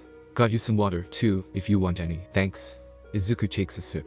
It's rather refreshing, so he takes a longer drink. I didn't tell you my name earlier, did I? Denki Kaminari, nice to meet you, man. Izuku chokes. He's an idiot. He even mentioned he had a sister, for crying out loud. As Izuku tries to get his coughing under control, he spots a photo framed on the table next to him. The universe laughs at Izuku as he stares at a portrait of a smiling Hikari and Denki Kaminari. You okay, dude? I'm fine. Izuku says as his voice cracks. Just up processing some things. Okay. Kaminari says, confused. So what's your name? Oh, right. Izuku Midoriya. He puts the ice pack up to his cheek. The cold brings instant relief. Well, nice to meet you, man. Kaminari grins, leaning forward in his chair. Anyway, you got your ice now, so I'm not forcing you to stay or anything if you don't want to, but any chance you could do me a favor in exchange? Oh? Well, I could try. What's the favor? Kaminari rifles through the scattered papers on the table until he fishes out an unfinished assignment. Algebra. He looks to Izuku, and thrusts the page out with both hands, as if presenting it. Below about half the questions are lines upon lines of crossed out work that Izuku can tell at a glance make no sense. Please help. Kaminari pleads, voice the epitome of desperation. A good 2 hours pass of Izuku trying his best to walk Kaminari through the problem set. It's somewhat successful.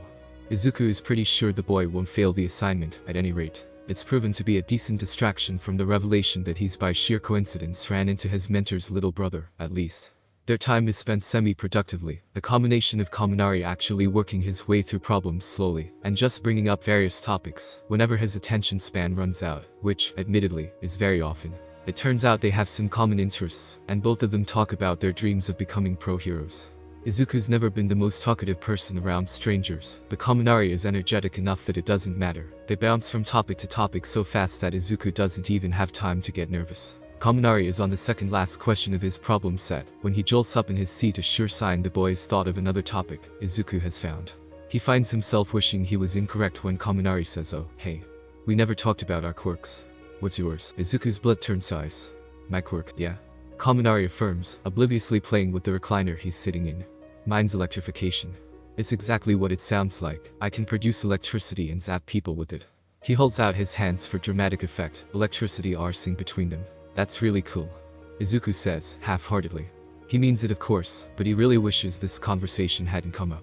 He braces himself with a breath and starts to study the floor. I don't have one. Wait, what? The boy shrieks, leaning too far forward in his seat and falling out onto the floor. He groans in pain while Izuku holds his breath, too afraid to move. Then Kaminari looks up at him, still not moving from his position on the floor, and says for real. Izuku nods, and the boy lets out a low whistle. Shit, dude. Kaminari says as he climbs back into his chair. That's sorry, that kinda sucks. Izuku lets out a self-deprecating laugh, and nods. Yeah. And you want to go pro without one? Izuku gulps. That's the goal. Well, good luck then, man. That's gotta be hard. There's a beat of silence. Izuku blinks slowly. That's all you have to say? Oh yeah? Kaminari says, raising an eyebrow.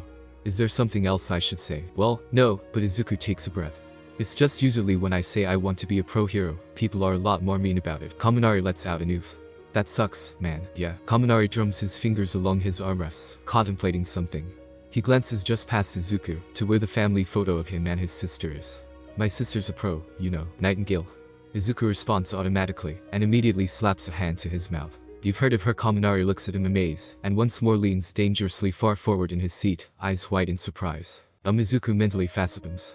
She's given me advice once or twice. Oh, nice. That makes my point so much easier to explain. Have you seen her in action? Once? Yeah. She uses her quirk, yeah. It's not the best for hero work, as you probably saw. Izuku's brain pauses. What? Kaminari gets up from his chair, and starts pacing the room animatedly. See, Hikari, that's my sister, her quirk's kinda deadly, you know. So is mine, too, now that I think about it. He stops in his tracks once he mentions that, as if the thought hadn't occurred to him before. He continues pacing a moment later. Anyway, she got around that problem with a lot of quirk training, and I think she uses support gear, too. I've seen her practice with the sword a few times, at least. Izuku blinks. I'm bad at explaining this, but my point Kaminari stresses, barreling through, is that even though my sister's quirk isn't great, she can be a pro. So you can too. He points dramatically at Izuku as he finishes, a huge smile on his face, which falls at the confused look Izuku gives him. Izuku's not exactly sure what to say. It kind of sounds like Kaminari doesn't actually know what his sister does. That or he's covering for her, which is a definite possibility, but Izuku doesn't want to say the wrong thing and screw things up. Eventually, he gives in to the urge to fill the silence. He opens his mouth to at least thank the boy for the impromptu pep talk, when the apartment door swings open, and a cheerful, all too familiar voice shouts, "Denki, I'm home early." Izuku lets out a heavy sigh as Kaminari gets up to greet his sister, resigning himself to the imminent awkward conservation. Not a moment later, Hikari Kaminari walks into the living room, still in hero outfit, minus the sword, and probably stiffens when she sees Izuku sitting there, ice pack raised to his cheek, and sheepishly putting a hand up in greeting. "Hello, Nightingale-san," he says. "I believe we've met before. This is Midoriya." Kaminari points to him again, oblivious to the shock on his sister's face. "He actually knew who you were when I talked about you. You have a fan." For a moment, nobody says anything. Then, Hikari lets out a bone-weary sigh that Izuku sympathizes with greatly. "Denki, get the food at the front door," she orders, already walking further into the apartment. She comes back with a first aid kit a minute later, applying burn cream to Izuku's cheek, while her brother rummages through a takeout bag, fishing out containers of sushi. After that, the three of them start to dig in. Izuku initially refuses the offer of food, but neither sibling takes no for an answer. So Kaminari starts, mouth full of food. "You two know each other?" "Yep."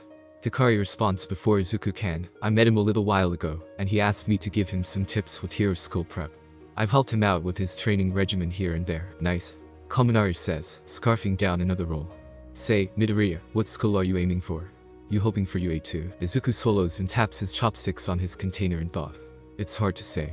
I've always wanted to go there, but I don't think I have the right skills for the entrance exam. I've heard before that you have to beat up robots for the practical portion, and I just don't have the power to do that. It's an unfortunate truth he's had to grapple with lately, one that depends entirely on if Slayer techniques are truly powerful enough, and if he can use them effectively. If either of those conditions aren't met, he won't make it past the starting line. Plus, it's UA. It's not just a matter of being good, he has to be good enough to be on par with some of the best hero prospects in the entire country, and even some international students. The sheer scale of it all is daunting. You could always go to Ketsubutsu." Hikari interjects, breaking his train of thought. "It's where I went, and I'm doing just fine." Izuku hums. "It wouldn't be a bad option by any means, just not ideal. Possibly more realistic, though. It's an option. I'll keep it in mind when I pick." "Hikari-san, you do that," she says, leaning in conspiratorially and dropping her voice to a whisper. "Although, if it's just robots, I think you'll do just fine." Izuku lets himself be hopeful at that, and goes back to eating. It's nice, Izuku thinks, to talk with people who don't seem to care about his lack of a quirk. He takes a minute to just appreciate the moment. He's startled out of it when his phone goes off, and Izuku has to reassure his worried mother that he's still at his friend's house eating dinner, and that he'll come back soon. He hears his mother start to cry on the other end of the phone when he mentions friends, and his eyes get a little watery too, because this time, he thinks he means it. His mentor walks him back home that night. They talk about the fight with Bakugo, his hesitation, and what exactly Denki Kaminari knows about his sister's profession. As far as her brother is concerned, Nightingale is an underground hero with a blunted sword for a support weapon, and excellent control of her quirk to make it as non-lethal as possible. He knows nothing about demons, and Hikari would like it to stay that way if possible. "I'm not sure it's the best idea to hide something like that, Hikari-san," she sighs. "It's a complicated situation, Midoriya. Besides, it's not something I can just bring up out of the blue. I'm guessing you didn't tell your mom either." Izuku hums in acknowledgement. He's pretty sure his mother would have a heart attack if he ever tried to explain it. Still, it doesn't make him feel any less guilty about lying to her. He's guessing his mentor feels the same way. They move on to discussing his summer training schedule, and the changes associated with it. Just thinking about how far he's come in the past few months makes him smile, and the expression stays on his face for the rest of the night. When Izuku lets himself into his apartment and hugs his mom, she bursts into tears all over again upon seeing it. Izuku wakes up before dawn just like every other morning, and shoots upright in bed. Then he remembers, wait a second, it's summer, and lies back down, feeling himself start to drift off. Wait a second, it's summer. He haphazardly tosses his blankets across the room and jumps out of bed. Quickly, he throws on some old clothes so that he's at least mildly presentable, and rushes downstairs to shovel a bowl of cereal into his mouth. He exits the house before he even has his shoes on fully, and the moment he does takes off at a pace somewhere between a jog and a sprint. He knows he should pace himself, but he can't help but be eager for today. They're changing up his routine for the summer, given the extra time they now have. Instead of going to Dagaba Beach like normal, Izuku takes the train to a place he hasn't been to before. An industrial sector far from the city center. He gets off after almost an hour, stepping onto an otherwise empty platform, and getting some odd looks from the other passengers. He exits the rundown station and takes in the sights as he makes his way to the meeting point. It's almost creepy how little life there is to the place. He did some research the other day on it. Apparently there was some kind of industrial expansion project here a few years before he was born, but plans fell through, and the city hasn't had any reason to go back and work on the place. Now the area is practically abandoned. Sad to see, but if it's anything like the beach, it's probably a great place to train. The meeting point is only a quick walk away. The bones of a building that never got more than the foundation and metal support pillars added before work stopped. He passes by a sign that says restricted area, and quickly glances around to make sure that nobody's nearby for whatever reason. Seeing no one, he lets himself in. His phone says that he still has 5 minutes to 6 when he's supposed to meet his mentor, but Hikari's already there when he arrives. Izuku wonders just how long she's been waiting. There are bags under her eyes, and he wonders if she got any sleep last night. Good morning, young student. She greets as he approaches. Morning. Izuku greets back. Eager for training today? Izuku nods enthusiastically, and Hikari's grin widens a bit too much. Good, she says. We begin now. Immediately she lunges at him, far too fast for Izuku to react to the surprise attack. Mercifully, she only chooses to shove Izuku. He lets out a startled sound and lands hard onto the concrete. Ouch. Izuku states, getting up. You didn't give me any warning. Izuku isn't given the opportunity to finish voicing that thought. When he looks back up from the ground, Hikari is gone. He hears the sound of a boot hitting the pillar behind him a split second too late and shouts in both surprise and pain, as his mentor plants a foot on his back, using him as a springboard, and shoving him back to the ground. He's lost sight of her by the time he gets his bearings again. Real fights don't have countdowns. She shouts from somewhere. Her voice bounces around the environment, making it hard to pinpoint her location. The fight, if one could call it that, continues like that for a while. His mentor moves from pillar to pillar faster than he can catch, and occasionally descends to shove him back to the floor. Once in a while Izuku spots her, but it's meaningless because he's not nearly fast enough to launch a counterattack. So he gets beat up for a while, trying to figure out what he's expected to do here. Hikari's lessons always have a point to them, even if it's just to reinforce something he already knows. She descends from the sky and sweeps his legs. Izuku rolls out of the foal. Aside from the real fights don't have countdowns tidbit, he can't think of any other new lesson he's meant to glean from this. The foot lands firmly on top of Izuku's head, and launches off it. He stumbles, but catches himself. Is keeping your balance all you can do? The voice of Hikari taunts from somewhere above. Just what have I been teaching you? The comment stings a bit, but Izuku brushes it off. She's trying to rile him up on purpose. It's important that he keeps his cool in a fight. It's one of the first things she taught him, alongside making sure to use your environment to your advantage, which he's failing at right now, and thinking outside the box. Outside the box. It clicks. This environment is awful for him, and fantastic for his mentor. She probably scouted the area out already too, since she picked it out. But no one said they had to fight here. Izuku breaks out into a dash, ducking under the restricted area sign he walked by before and rushing into an alleyway. He hears Hikari land behind him a fair distance away. Even so, he knows that he only has a few moments before she's on him. Joke's on her, though, that's exactly what he wants. He keeps an ear out as he runs, noting his mentor's rapid approach. Experimentally, he grabs the lid of a trash can and lobs it behind him. It's caught and thrown aside a second later. Not happening a second time, kid. She laughs right in his left ear. Perfect. Just as she finishes, Izuku throws an elbow directly behind him as fast and hard as he can. He feels the impact as it connects with her gut, and his mentor is carried a few more meters from her own inertia before she falls face first to the ground. His heart stops. Oh crap. He shouts. I am so sorry. I didn't. He's cut off when Hikari lets out a wheeze and rolls over to laugh up at the sky. Sorry. Don't be. That was great. The laugh devolves into a cough, and she takes a moment to catch her breath. When she's done, Izuku helps her up, and they both start walking back to where they started. Hikari clears her throat when they return, and Izuku straightens up to listen. There are 2 reasons why training from here on out will be more intense. Can you guess why? Izuku hums in thought. Well, one reason has to be just natural progression, right? Correct. And the other, is it because of the Bakugo thing? Izuku asks, tentatively. She waves her hand in a so-so motion. In a way. More accurately, it made me realize a few things. Namely, that you can't keep fighting only me. Fighting only one person builds bad habits, and that's something I've been neglecting. The fact that I don't fight you with my quirk ever also doesn't help. So every once in a while, we'll spar like that a few times, then for the rest of the day. Sis, why did you want me to come here? And why so early? A familiar voice whines from far away. Izuku whips his head around to see the younger Kaminari approaching them, yawning loudly. He perks up when he notices Izuku and jogs over. "Hey man." The other boy greets. "Oh. Is this your training place?" His sister speaks up before Izuku can get a word in. "It's new for both of you. Save the small talk for later. Both of you need to fight more people than just me, so go ahead," she says, already walking off and leaning against one of the pillars in the corner. When the two boys just look at her in confusion and shock, she rolls her eyes and shouts spar. Both boys blink, turning to face each other. Izuku starts, "So I guess we should." "Guess so?" Kaminari replies, still a little confused. The two boys back up a bit. Izuku assumes a ready stance while Kaminari stays relaxed, hands in his pockets. "Whenever you're ready," Izuku says. Kaminari covers his mouth as he yawns, and then grins. Electricity begins to arc around him. "Alright, man.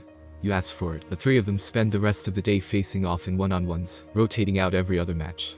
Izuku and Kaminari have an almost even win rate versus the other, but to neither's surprise, Hikari is far above both of them. Towards the end of the day she tells both boys to work together to take her down, and even though she's holding back on the Slayer stuff while in view of her brother, it's a huge challenge. They fall into a basic formation where Izuku tries to engage Hikari at close range, while Kaminari supports from afar. It's not that cohesive and there's a few close calls where Kaminari nearly fries him with a poorly timed attack, but in the end they're declared the victors. Izuku turns around to celebrate with his teammate, only to burst out in startled laughter at the face he's making. His mentor rolls her eyes like this is a normal occurrence, and they both help awaying Kaminari to the train platform. Izuku gets home, mindlessly inhales his dinner, and immediately heads to bed. It's been a good day, he thinks. He can't wait to do it again. Pace yourself. Steady breaths. Take a left here, then hang right. Tripwire head, jump it. Strings of eye level, slide under. Both at the same time, Izuku stops in his tracks and looks around. He takes a right into a connecting alley, and comes to a stop just before a passage between two buildings. He peeks around the corner, and spots his mentor leaning against a wall, browsing her phone. Target acquired.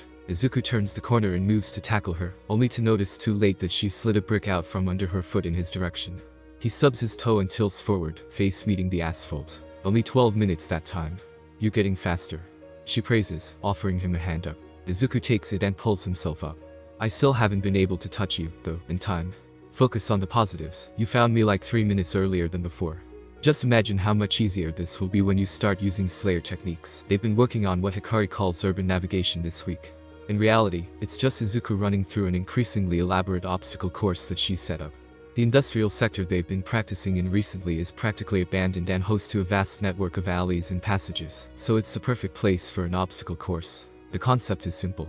Hikari sets up traps ahead of time while Izuku walks over. Then, she has 5 minutes to choose a hiding spot before Izuku hunts her down, who wins if he can lay a hand on her. In the beginning they tried to alternate who was hiding and who was seeking, but that didn't go so well. In hindsight, they probably should have realized that Izuku needed more than 5 minutes to hide. "Speaking of techniques, do you think I'll be ready soon?" Izuku asks, dusting himself off as the two of them walk back to the entrance. "It's been almost 4 months now. Am I getting close?" Hikari stops, turning around to face him. She leans forward and looks him up and down. Then, she nods. "Tomorrow." Izuku blinks. A moment later he realizes that she's already started moving again, and he rushes to catch up. "Tomorrow. You're ready? I can tell. Sword training will begin tomorrow at Dagaba, 5 AM sharp." "Wait, really?" Izuku asks incredulously, suddenly feeling much more awake. "You actually think I'm ready?" His mentor chuckles at the sudden enthusiasm. "Eager, aren't we?" "But yes, I think it's time for the next step." Izuku has an enormous smile plastered on his face the rest of the day. His mother, bless her heart, is just happy that he's happy and doesn't ask questions. Izuku wakes up bright and early, having barely slept the night before with how excited he was, and makes it down to the beach in record time. He's so early in fact that he beats Hikari there, who laughs when she sees this. She opens up a duffel bag she brought with her, and Izuku looks on with great reverence as she pulls out a sheathed katana, offering it to him. It's somehow both lighter and heavier than he expects. She clears her throat and fixes him with a look that's far more serious than normal. A sign that he's not speaking to Hikari anymore, but the hero Nightingale. "Your training these past few months has been focused on basic fitness, navigation, evasion, and some hand-to-hand. None of these are anything different from the basic physical training an aspiring hero should be doing. With that, you have finally made it to the starting point. Consider this your true last chance to back out, Midori Izuku. Should you choose to unsheathe that blade, your training will become far more hellish, and you commit yourself to being a slayer, rather than just a hero." She pauses here, waiting for Izuku to decide. His answer is immediate, having been ready for this since that first day in the cafe. He takes the hilt and carefully slides the blade out of his sheath. It's heavy in his hands, and the steel gleams in the early morning sunlight. But she says with a smile bordering on unnerving, "Then let us truly begin your training." Izuku wasn't sure what he expected when Hikari said that the training would be hellish, but he's somehow still surprised when, after teaching him the basics of swinging a blade, she leaves for work and tells him to repeat the motions until noon. He has almost 6 hours until then, so he gets started. While the blade feels light at first, it gets heavier with each swing, and his arms feel like they'll fall off if he keeps going after 10 minutes. Still, he doesn't give in. He pushes forward, even as his arms cry out in agony. Periodically, his mentor returns to give him encouragement and correct any mistakes where he's gotten sloppy, only to leave once again minutes later. By the hour mark he collapses onto the sand. His mentor wakes him up not 5 minutes later, and she makes him get up and start again. He has a break at noon to eat. When he returns to the beach, Hikari hands him the katana again, slowly takes him through the motions a few more times, and then tells him to begin once more. He groans loudly, but she offers him no mercy. "This is what you asked for," she tells him. "More importantly, this is what you need. If you had a quirk, we train that too, but you don't, so you work twice as long here to make up for it." After another 2 hours, Izuku is finally told to stop and instead run along the beach just like the prior months, only this time holding the blade in his hands. He hates how much slower it makes him. It feels like he's back at square one. Unlike the exercises he'd been doing before, the improvement comes far slower here. For 2 weeks, they repeat the same routine each day, and Izuku barely feels like he's made progress, even with his mentor's constant reassurance that this is normal. It's slow and tedious, and he feels immense relief whenever it's over, unlike the satisfaction he felt before.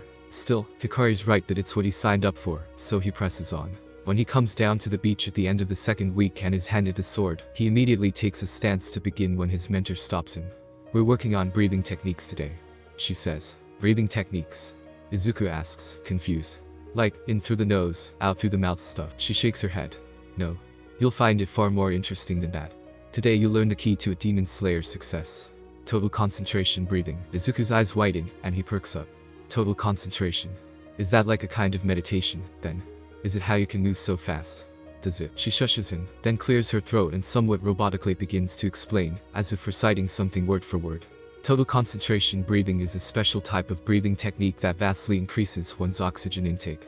This causes one's heart rate and body temperature to spike, but more importantly causes one's physical capabilities to dramatically improve. Strength, speed, stamina and durability all reach superhuman levels, and true masters of the technique can even use it to somewhat control their body's internal processes. Further, each slayer uses a breathing style in conjunction with this ability, which gives them a variety of attacks. She pauses for a second, as if to check if he's still following along. "The breathing style I will be teaching you is thunder breathing, as it is the one I am familiar with. The motions I've had you practice these past few weeks tie into the 4 forms that I know. They will serve you well." Izuku nods rapidly in understanding, letting out an excited breath. "So then, if I learn these 4 forms, and can master total concentration breathing, I'll be equipped to be a slayer." Hikari waves her hand in a so-so motion, dropping the serious tone from before. Partially. To slay demons, you need to master the techniques and forms. But slayers nowadays are also underground heroes, so that they still have a job when there's none to hunt. That's why I have you learning hand to hand in the first place. You can't use a sword on most villains, but you can punch them really hard in the face with total concentration. Izuku winces at the mental image. Yeah, that's probably a good idea. Breath styles, as Izuku learns, are meant to embody the element or concept they are named after. Despite this, thunder breathing embodies lightning more than anything. It focuses on blinding speed, such that the opponent doesn't have any time to react before it's over. Izuku thought he had a good idea of how fast his mentor was, but as she demonstrates the forms, it becomes evident that she holds back far more than she lets on in their spars. There are 4 forms to thunder breathing that Izuku learns. First form, thunderclap and flash. The fundamental form that all others are adapted from. It starts with the blade sheathed, before the slayer dashes forward, blindingly fast, and quickly slashes before resheathing the weapon. Technically, Hikari tells Izuku that last part isn't necessary, but the goal is for the fight to be over by then. Plus, it looks pretty cool if you do it right. Second form, Rice Spirit. Izuku has actually seen this one before, back when his mentor had fought the slime demon. Like the other forms of thunder breathing, it's simple, yet effective. 5 slashes in rapid succession at varying angles. The difficulty becomes apparent when he actually tries it, even going slow. Izuku realizes he needs to be very careful that the blade's angle stays consistent throughout the slash, otherwise it will break. Third form, Thunder Swarm. Izuku is genuinely baffled by how this one works, but Hikari tries her best to explain.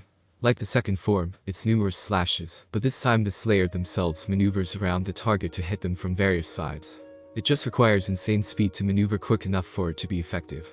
She tells him to shelve this one for later, and he wisely agrees. Finally, the fifth form, because apparently the fourth one has been lost to time, heat lightning. An upward sword slash. That's it. It's laughably simple compared to the others, and Izuku has to double check that his mentor isn't joking. On paper, all of these moves are fairly simple, she tells him once finished demonstrating, but that just means that they must all be honed to perfection. People are not afraid of lightning due to fear of the unknown. It's a mindless force that takes the path of least resistance at all times, and can be easily manipulated as a result. What makes lightning terrifying to people is that it strikes with overwhelming force and speed. These techniques are the very embodiment of that.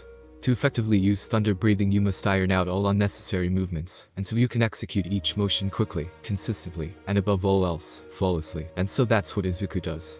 For the rest of the summer break, his mornings are spent practicing each motion meticulously with the blade his mentor leaves there for him, because he really doesn't want to explain to his mom just yet why he has a sword. It's still mind-numbingly tedious and slow, but he is making progress, and now that he can see the full picture it feels more rewarding than before. In the afternoons he works on his breathing. Hellish, as it turns out, is a very accurate word to describe it. The first time he does it right he immediately doubles over in pain, wanting to cough up a lung as Hikari praises him. It hurts less with time, and while it still feels weird whenever he does it, the results speak for themselves. His evening runs have more breaks while he catches his breath, but the distance he covers is almost double what it was before. His slashes while practicing total concentration are terrifyingly fast, and it's suddenly very clear why his mentor wanted him to have good grip strength before he started. Still, he has a long way to go. When his mentor has him try to slice through a piece of metal, the katana shatters due to his poor angle, and Izuku is relegated to doing basic exercises for the rest of the day, while she leaves to get a replacement. It's nearing the end of August when Hikari asks Izuku if he can buy a train ticket to Hosu for the 30th. There's someone important that I want you to meet, she says, otherwise, you can treat the trip as a day off. Denki will be there too, since I don't trust him to be home alone for that long. Izuku looks up from his spot in the clearing, pausing mid-motion. Oh, sure.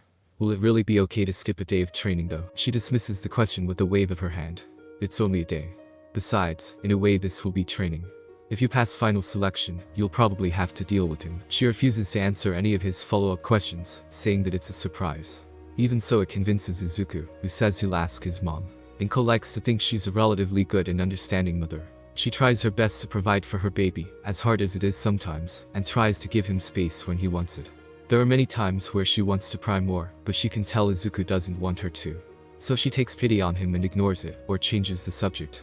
Later, she'll mention that if he wants to talk, she'll listen, and every time, he says I know. So when her son starts to come home smiling and happy, Inko is so happy that she can, and does, cry. Even if he leaves in the early morning and comes home late at night each day, she's willing to overlook it, as long as he comes back smiling. That said, she has her limits. Inko can overlook the early mornings and late nights. She can even ignore the bruises, because Izuku doesn't look all that bothered by them. She caught him once admiring the calluses on his hands in front of the mirror. Clearly, he sees them as something to be proud of. But when her baby asks her over dinner if he could spend the day all the way over in Hosu, she has to pry, even if he doesn't want her to. Who are you going with? She asks, keeping her voice measured. The Kaminari family. They're the ones who have been helping me exercise. Inko nods, filing that information away for later. What would you all do in Hosu? Shopping. Mentally, Inko raises an eyebrow at that. Izuku's never been a good liar, and she's known him his whole life. She tries to keep her face neutral, however. What could you buy in Hosu that's different from here? Her son opens his mouth to respond, but ends up saying nothing. There's an awkward silence where both of them know he's been caught lying. Normally this is where Inko would change subjects and wait for him to come to her, but this time she puts her foot down. Izuku, she starts, speaking softly. Do you know what you're going to do in Hosu? Not really. She sighs, beginning to frown. Izuku, I can't sign off on this without knowing what you're doing. Her frown tightens when she sees the way her son tenses up when she says that. He looks panicked for a moment. He stops, then starts again. What if you met them? Well, that's an idea. She's a little shocked that she hadn't thought of it herself, actually. That could work. Ask them if they could come for dinner on Saturday. Then you could go the day after if I approve. Her son perks up almost immediately. I'll go ask now, he says, bolting from his seat and heading to his room to call them. A few minutes later, Inko now has to start thinking about what to serve for two families. She pauses. She's having Izuku's friends over for dinner this weekend. She grabs a fresh box of tissues as her eyes begin to water. The Kaminari family, Inko discovers, is much smaller than she assumed. When she hears the doorbell, she rushes over happily to greet them, only for her friendliness to give way to confusion, when only two people, neither of them old enough to be a parent, are at her door. The boy, who looks to be around Izuku's age, quickly introduces himself as Denki before maneuvering around Inko and letting himself into the apartment. Behind her, she can hear the boy and Izuku start chatting animatedly to one another, catching up. The woman, who can't be much older than 20, smiles at the scene occurring behind Inko before facing her. Sorry about my brother, he's not the best with manners. The woman says, bowing to Inko. Kaminari Hikari. It's a pleasure to meet you, Inko-san. A pleasure to meet you as well. Inko greets, letting her into the apartment. She looks down the hall to see if there's anyone else lagging behind, but sees no one, so she shuts the door. Perhaps their parents were busy. Mom, I'm going to show Kaminari-kan my room. Izuku calls, already leading the younger Kaminari deeper into the house and leaving Inko with the older. Sorry for this being so short notice, Inko apologizes automatically, but well, I wanted to meet the people Izuku would be with before I let him travel outside the city for a day. I'm sure you understand. It's not a problem at all, Inko-san. Kaminari-san responds. I'd ask the same if my little brother wanted to go that far with people I didn't know. I'm relieved to hear that. Inko exhales, because both members of the Kaminari family seem kind enough. She's been dreading that her baby had fallen into the wrong crowd, but so far the two of them appear to be understanding people. Although, I'm sorry to ask this, but are your parents around? That. Kaminari-san says, voice more subdued. They're both gone now. Died in a villain attack when we were little. We got support from an orphanage growing up, and my job now supports both of us. Naturally, Inko is startled at this information, and there's a back and forth for the next minute, as she repeatedly tries to apologize, while the other woman tries to stop her. Inko wins. I'm sorry for bringing it up. Again. She says for the 15th time. What is your job? It's really fine, Inko-san. As for my job, I'm actually an underground hero. Surprised your son never mentioned it. I've been helping him train to be one. Inko sputters, eyes going wide. Izuku only mentioned someone was helping him exercise. The younger woman mimics her expression. Oh. Well, that's technically true. The awkwardness is palpable. The silence between them stretches into dinner, where Izuku and the younger Kaminari share confused glances at each other. When it's time for them to leave, Inko asks Kaminari-san to wait a moment. Just start heading home, Dinky, I'll catch up. She says to her little brother, who gives her a confused thumbs up and walks out the door. Both women turn to stare at Izuku, who tenses up. Izuku, Inko says gently, moving closer to him. Was there a reason you didn't tell me you were training to be a hero? Her son looks terrified, and it breaks her heart. Well, that's because Izuku, I'm not upset at you for wanting to be one. I'm upset that you lied to me about what you were doing. She holds her arms out, and Izuku automatically steps forward to embrace her. She holds his head close as her eyes get watery. Truthfully, I wish that you wanted to be something less dangerous, but I'll always support whatever makes you happy. Did you think I would? He sniffs. Please don't be mad. And Inko can only tighten her hold on him, too choked up to speak. It's just that I didn't know how to tell you. There are tears falling from both their eyes now, and she waits patiently, while her son tries to calm his breathing. Do you remember that day we went to the doctor when I was little? He eventually whispers. Inko doesn't have to ask him to elaborate further. She knows exactly what he's talking about. Her apology to him for failing to provide him with a quirk. That conversation plays on repeat in her head some nights, and she's a fool to have not realized her son must experience the same. Behind her, someone clears their throat. Inko loosens her hold enough for her and Izuku to turn their heads and look at Kaminari-san, who is standing there looking very out of place. Inko-san, she starts, carefully, it's not my place to comment on matters such as this, but in terms of hero work, your son has tremendous potential. He doesn't give himself enough credit when it comes to his progress. He's a very fast learner and is well ahead of where I expected him to be. I sincerely think he has a fantastic shot at being a great hero, though. Inko responds dimly. She's happy to hear it, really, but she's too emotional right now for a proper conversation about something like this. What she and Izuku need now is a nice, long hug, some ice cream, and maybe a movie or two. That said, for Hosu, you'll all be together the whole time, of course, and you'll bring him back after. Definitely, then Izuku can go. Now would you be willing to? I'll let myself out. And in the blink of an eye, the only people in the house are Inko and her son. They go through 3 movies that night. Izuku wakes in the early morning, curled up against his mother on the couch. Sunlight filters in through the living room curtains, and he spends a few minutes quietly untangling himself without waking her up. Once out, he checks his phone for the time. 7:30 a.m. A normal time to wake up for a lot of people, but extremely late for him ever since he started training.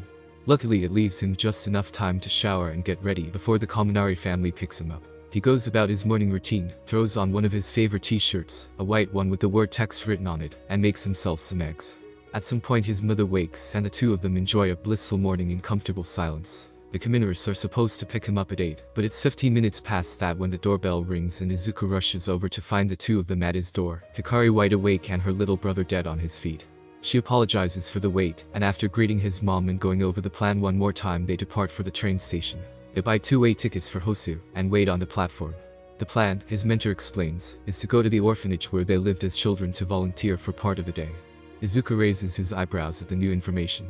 He already figured that they were orphans, given they live on their own, and neither sibling mentions their parents, but it's news to him that they lost them so long ago.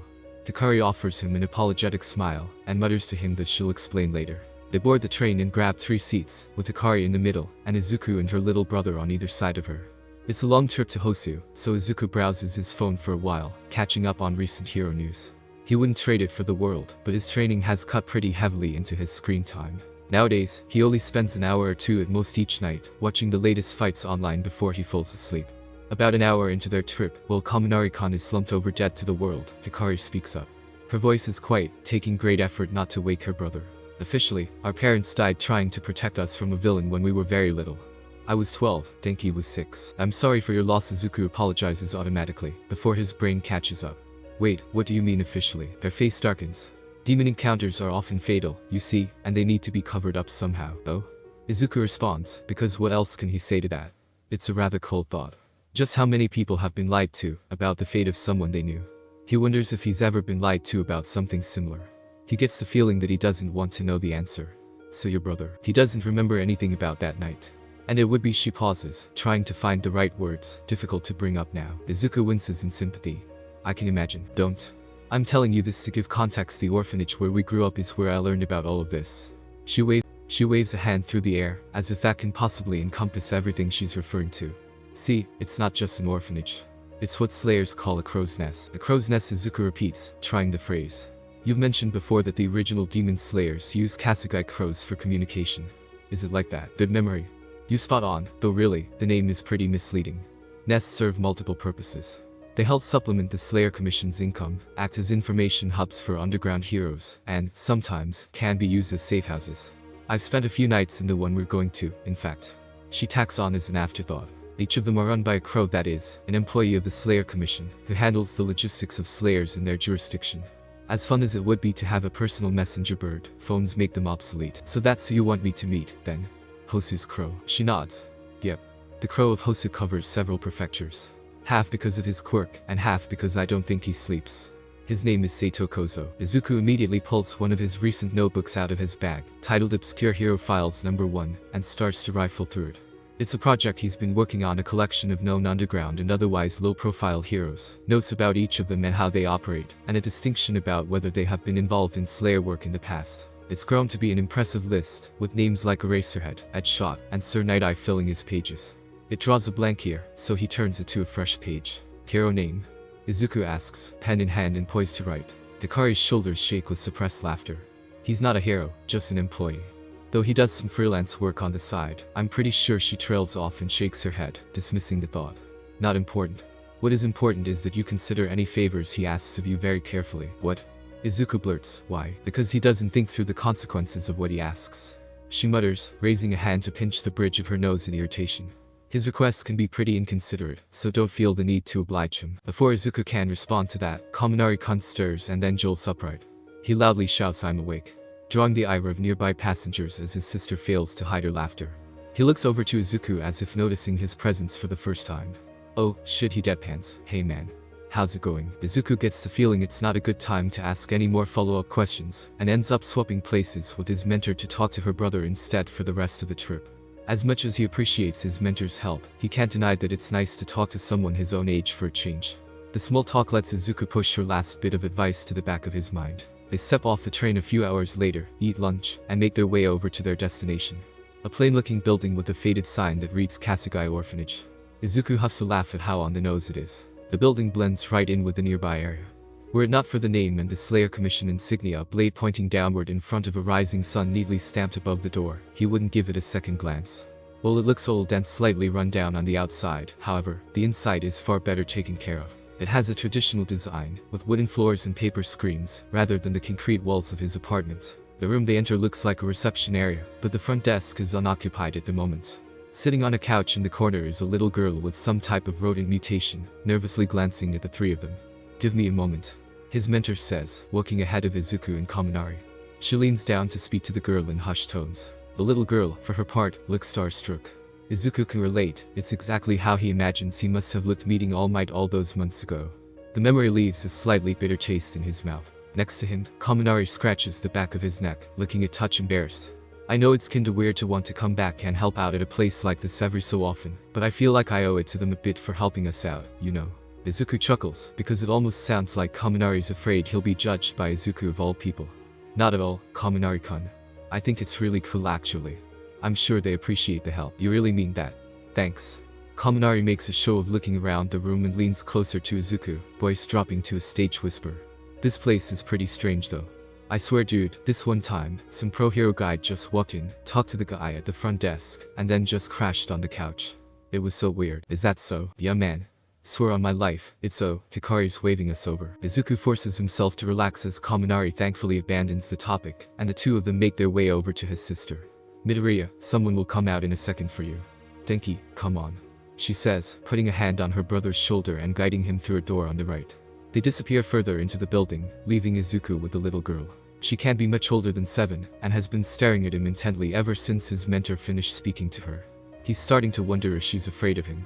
He leans down to her level and gives her his warmest smile, in the hopes that it will help her relax a little. Thankfully, it seems to do the trick. She starts, mumbling something under her breath. Izuku gives her time to psyche herself up. Sato-san is behind there. She says, pointing past Izuku's shoulder to a door behind the front desk that reads staff only. Izuku is about to thank her when she suddenly gets up from the couch and bows to him, deeply. Thank you for your service. The sudden volume makes him jump. Service? He asks, confused. But I haven't done anything. Based on the look the girl gives him, she disagrees. Nightingale-sen said you were one of them. She says, putting so much emphasis on the final word that it sounds almost sacred. Was she wrong? It takes Izuku a moment before it clicks. Oh. I think I understand. I'm not one yet, but I'm training to be. So there's no need to thank me. Then thank you for training. She says stubbornly. Izuku's heart clenches at the display. Adorable. The sound of a door sliding open behind him brings Izuku out of the moment. He turns to see a broad-shouldered man in his 30s peeking out from behind the doorframe, squinting at him. For the most part he looks pretty average, a grey turtleneck, jeans, and black longish hair that's done up in a bun. Izuku's eyes are drawn to the man's neckline, where the tip of a tattoo peeks out, though Izuku can't make out the design. When the man notices Izuku staring, he clicks his tongue and pulls up his turtleneck. Midoriya Izuku, right? The man Sato-san, most likely asks. Izuku takes a second to straighten his posture. Yes, that's me. Sir. The man grunts and heads back into the room, waving a hand for Izuku to follow. Unlike the rest of the orphanage, the staff-only room is very much not traditional. Padding lines the walls, insulating the sound. Once they step in and Sato slides the door close, the background noise of children playing inside the building practically vanishes, and the soft warm light emanating from the lobby is replaced entirely by the harsh blue of TV screens and computer monitors. Because that's the other difference between this room and the rest of the building. It's filled with electronics. Mounted on the wall farthest from the door is an array of monitors that illuminates the area, all of which display maps of various prefectures in Japan. Occasionally a spot on a map will ping and some text appears, but it's gone too fast for Izuku to read it. In the corner of the room is a tower of computer systems that goes up to the ceiling. The mess of cables coming out of the thing stretches across the entire room. Not what you expected. Sato says next to him, more a statement than a question. Izuku shakes his head. That's normal. Even among crows, my setup is a nightmare.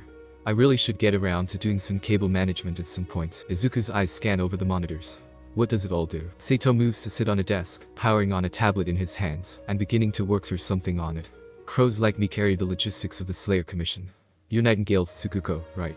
What has she told you about the duties of a Slayer? Izuku blinks. Sorry, her what? Sato pauses, eyes flicking up towards Izuku. Her Tsukuko. He repeats, like it's a term Izuku should know.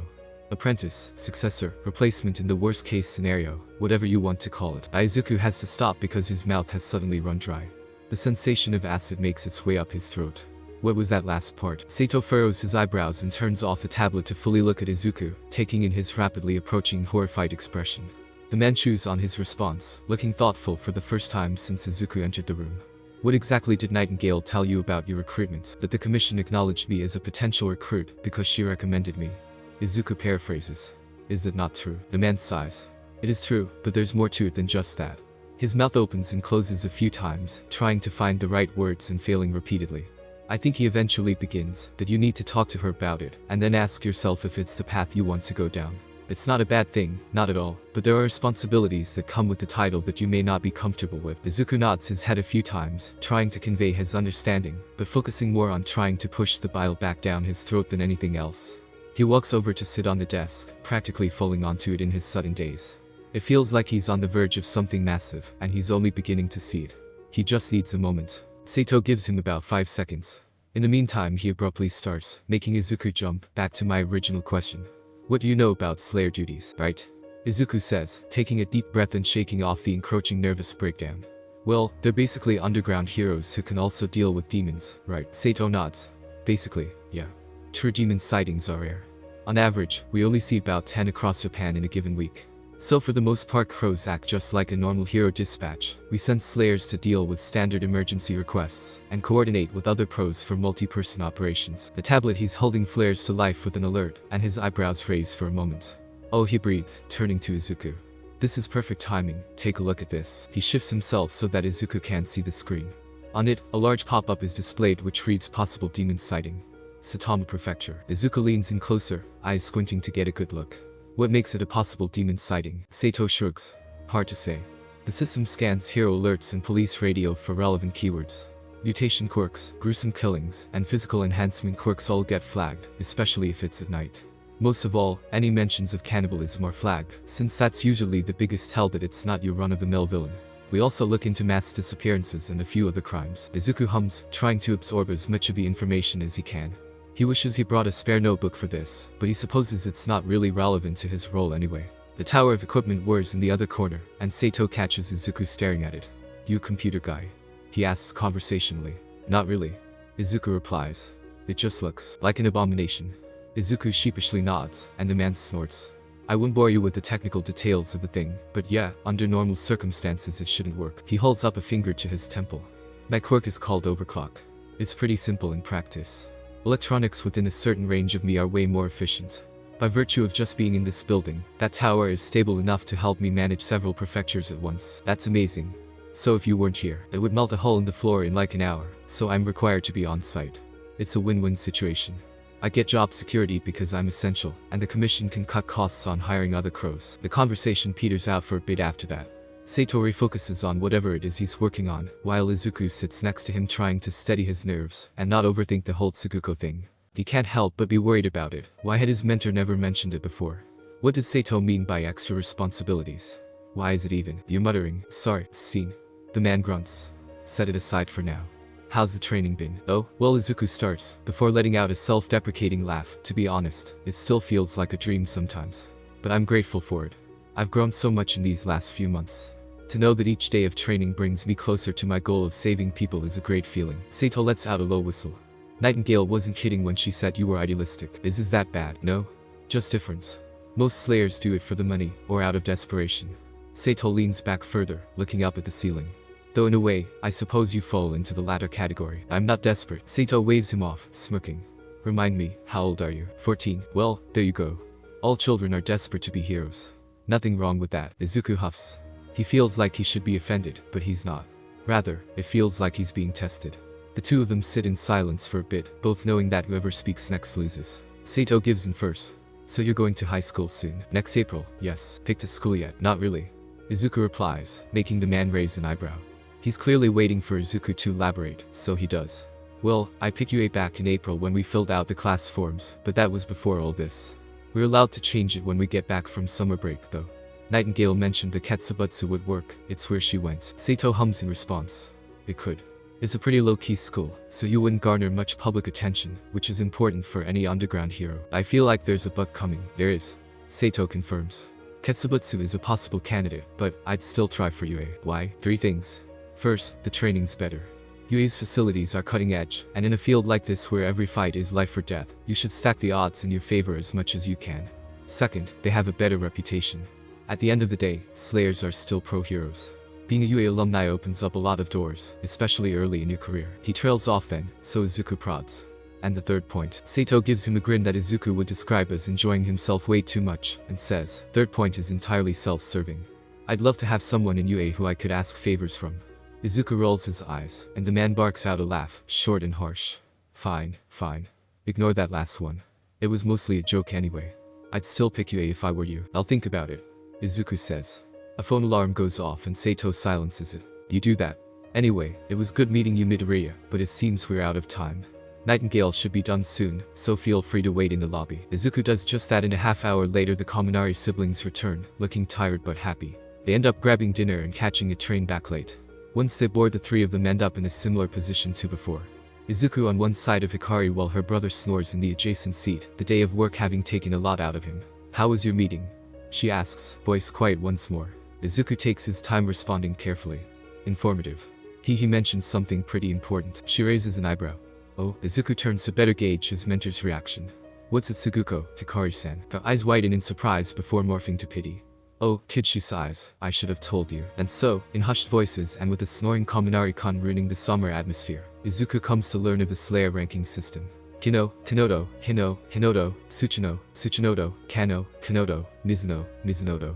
The 10 rankings, while important, ultimately pale in comparison to the final 2 she mentions. Hashira and Suguko.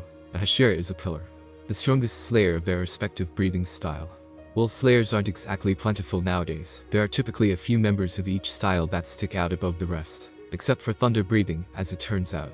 For whatever reason, there's a shortage of thunder breathing users, and of the handful available, Hikari is the most experienced. Therefore the mantle falls to her. More importantly, it means that Izuku's role as her Tsuguko is to be the next Thunder Hashira.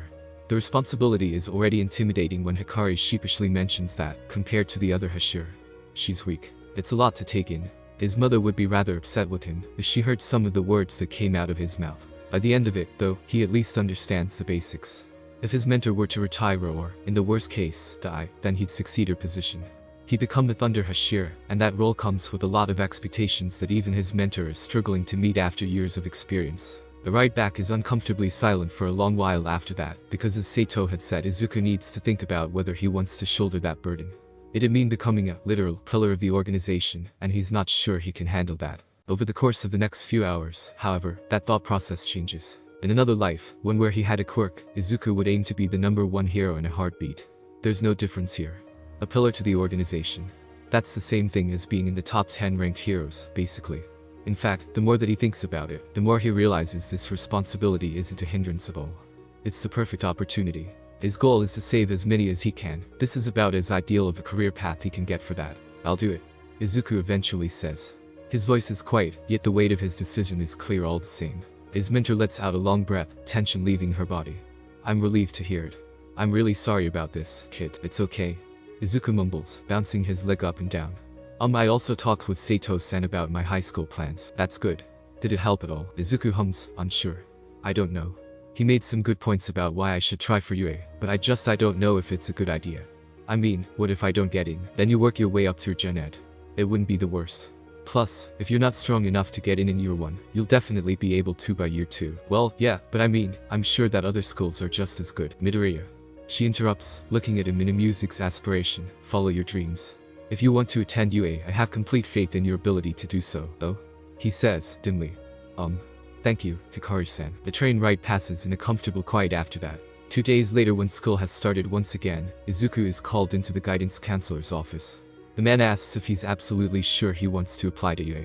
He tells them yes, and walks out of the room as the man sputters. It's 6:45 a.m. on February 25th, and Izuku Midoriya is running for his life. Well, not really his life. He's pretty sure Hikari's traps won't kill him if he messes up. Probably. It's hard to shake the feeling though, as he dashes through alleyways methodically searching for a flash of blonde hair. In the past week they've modified the Urban Navigation Challenge. Where it was once Izuku racing to get to his mentor as fast as possible, it's become an extremely fast game of tag. As he learns on the first day when a hopefully blunted knife flies past him, however, that does not mean there are no more obstacles. If anything, there's far more, and they're much more difficult than the old ones. In a way, it's nice to know that his mentor is confident enough in his skills to think Izuku can handle all the things she throws at him. He just wishes she picked a less stressful way of showing it. Tripwires line the path up ahead, far too many to get an accurate number on or try to go through. Best to bypass it entirely, then. Izuku inhales deeply and leaps several meters into the air. He braces against the wall before jumping to another one opposite it, repeatedly hopping between 2 parallel buildings. Months ago, repeated wall jumps such as this would be near impossible for him to do, but now all it requires is a little focus. There's a rhythm he's found. When he breathes, it's as if the air itself reacts, wanting to know what will happen next. That vague sense of anticipation helps him focus. Working in tandem with it seems to calm his nerves, keeping his motions confident, fluid, and above all, decisive. As he rapidly approaches the end of the trap, a familiar figure darts across the mouth of the alleyway. The tempo speeds up and Izuku grins wide. The hunt is on. He launches off the wall and hits the ground running, breaking out into a sprint. He rounds the corner just in time to spot the figure duck into an alcove, and rests one hand on the hilt of his training sword as he pursues. He sees the brick she kicks at him and rolls, both avoiding it and maneuvering himself into the proper stance for what he has planned. Both hands move to his sword, one to the hilt and one to the sheath. He spaces his feet as if in mid-lunge. First form, Izuku breathes, air practically thrumming in excitement. Thunderclap and pain, apparently, because Hikari suddenly lunges forward and delivers a palm strike directly to his ribs with enough force to drop a small elephant. He lets out a wheeze and falls to the ground. His lungs feel like they're on fire, and he faintly registers Hikari cursing as he lies on the ground, belly up and coughing violently. What he tries to say, only to make the coughing worse. Just stay down for a second, kid, she says in a soothing tone. I hit you pretty hard in the ribs there. Your body's in shock. Just rest and breathe normally. Izuku wisely complies. After 5 minutes he feels almost back to normal, but his ribs are still sore. He's not sure how well he'd be able to use total concentration at the moment. They decide to call it a day there in order to make sure he's fully recovered for tomorrow, and he heads back home to get ready for school, which passes with no issues. Nobody, from the teachers to Bakugo to his other classmates, pays Izuku any mind. They're all too distracted, thinking only of tomorrow's upcoming event. The UA entrance exam. At 6 in the morning and Izuku is already up and throwing clothes on. There's at least an hour and a half until he can reasonably leave for the train, but he automatically wakes up just before 5 every day now, and doesn't want to risk falling asleep again. He'd be mortified if he slept through one of the most important days of his life. Izuku, his mother calls, trying to rub the sleep out of her eyes. You need to calm down. I'm completely calm. He shouts back, not calm at all. She gives him an unimpressed look and grabs his hand, dragging him to the table and firing up the stove. He sits down and tries to relax, bouncing his leg up and down. A few minutes later a plate of eggs and rice is in front of him, which he wolfs down in seconds. Almost immediately he starts choking, his mother rolling her eyes before getting him some water. He's worried. The day before with Hikari seems to have rattled him more than he thought, because last night he had a nightmare that during the test he couldn't breathe right. It was awful. When he woke up this morning he spent 30 minutes in his room, fluctuating between breathing normally and in total concentration, just to make sure everything was fine. Which it was. So everything will be fine. He'll go there, ace the written portion, and use everything he's learned to get into the school of his dreams. It's simple. Except it's totally not that simple, and he can't help but feel nervous. He spends the rest of the time flitting about the house, double, triple and quadruple checking that he has everything, and he doesn't look like a mess. Finally satisfied, he gathers everything by the door, where his mom is waiting to give him a final once-over. You have your student ID, yes. Wallet and keys, yes. Phone, yes. Sword, he snorts instinctively. The memory of his mentor trying to explain to a horrified Inko Midoriya that her son has been training with lethal weapons always brings an involuntary smile to his face. He was worried that his mother was going to put a stop to his training then and there, but she begrudgingly accepted it when Hikari pointed out that he was safer with it than without. He looks back over to where the blade is now, in a nondescript duffel bag, so it doesn't draw any odd looks until later. Yes. Anything else? He goes through a mental checklist, crossing everything out. That should be everything. Good. One last hug. His mother asks, holding her arms out. Izuku embraces her. She gives him a quick kiss on the forehead, and then all but shoves him out of the house. Get going. Good luck, I love you. He makes it to his train just in time and sandwiches himself in between two other students his age. Normally the train isn't this packed, especially in the mornings, but it doesn't take a genius to guess why it is today. Halfway up the train car he spots Kaminari, who for once looks wide awake despite the early hour, and is nervously fidgeting with his backpack. Izuku considers going over to say hi, but decides against it when he realizes how hard it would be to move over. Finally his stop comes, and a flood of middle schoolers pour out of the train. He exits the station and takes a long look at the shining towers of UA's central complex. This is it. Izuku takes a deep breath in to calm himself, which is when he feels a weight come down on his shoulder from an uncomfortably warm and sweaty hand. Deku. The voice of Katsuki Bakugo sneers, venomous. Koch-chan. Izuku responds, giving him a questioning look. There are pro-heroes all around for security, so he's not really worried Bakugo will try anything. Bakugo scoffs and shoves Izuku before stomping away. It throws him off balance for a moment, but he catches himself. He waits a minute to put some distance between the two of them, and begins walking forward again. The building is massive, to the point where the school has a student with long blue hair flying above the crowd, shouting out where to go for the written portion. Following her advice, Izuku gets in a somewhat unorganized line with the other applicants, and slowly makes his way to a huge exam room. The written portion is a monstrously long 4-hour exam that Izuku studied for in his off time since the end of summer break. It's a comprehensive test on everything he's learned in the past year of school, culminating in an open-ended question on why he would be a good fit for UA. It's a slog, but he eventually makes it through with 20 minutes to spare, which he spends proofreading and editing here and there. It's probably not the best he could have done, but it's serviceable. When it came to weighing his time between studying for the written or training, he focused more on the latter. When that's done, they're herded into a massive auditorium for the briefing on the practical portion, where he's unfortunately seated next to Bakugo. Izuku tries to act oblivious as the boy gives him a death glare, but it's really awkward. Minutes later, the lights dim and a spotlight descends on the main stage, and holy shit, Present Mick is delivering the opening speech. Shut up. Bakugo growls on his right. Present Mick, again, holy shit, goes through the instructions of the practical exam. They'll be facing 4 types of robots, worth 0 to 3 points each. They have 10 minutes to get as many points as they can, and the top 36 make it in. It's a simple test that favors destructive combat quirks, which isn't necessarily a bad thing, but one could certainly argue it's unfair. It's what's required though, so Izuku gets onto his specified bus and rides it to Battle Center B. As students mill about and wait for the exam to start, Izuku slides his sword out of its sheath to inspect it. His training sword is by no means a Nichirin blade. It's made of average quality steel, but with how much he's practiced with it, it needs to get looked at soon. The blade isn't as sharp as it used to be, and there's nicks all over it. It's almost sad, but at the same time it shows how far he's come. Okay, listeners. The voice of Present Mick booms above them. Go, ha. Well, that's an odd thing to do. Not exactly the place for a joke like that, wait shit. Izuku bolts, getting a minor head start as Present Mick shouts down to the other stunned applicants what's wrong. Real fights don't have countdowns, you know. He takes a moment to calm himself so that he can use total concentration, and breathes. He knows he's not the fastest applicant. That probably goes to the kid with engines for legs he saw at the gate earlier, but he makes up for it in sheer stamina. While other applicants start warring over robots near the entrance, Izuku quickly moves deeper into the fake city, to where only those with speed quirks have started to arrive. A one-pointer notices him and wheels itself over, raising an arm to attack with obvious telegraphing. Izuku sidesteps it almost effortlessly. Time to do this right, then. He jumps back a few meters, giving himself the distance he needs to focus. 1 foot forward while the other goes back. 1 hand to the hilt and 1 to the end of the sheath. First form, he breathes, and it's almost like sparks are shooting out of the sheath, thunderclap and flash. He shoots off, covering the distance in the blink of an eye, and severing the one-pointer's wheel from its body. He doesn't stop there, though. He keeps going, bracing himself as he lands roughly against a wall of a fake building and shifting his weight. After a second of adjusting, he fires off again and cleaves through a 3-pointer that a boy with engine legs is fighting several meters away. He looks at Izuku in open-mouthed shock, and Izuku gives him a shy wave before running to find more points. 4 down.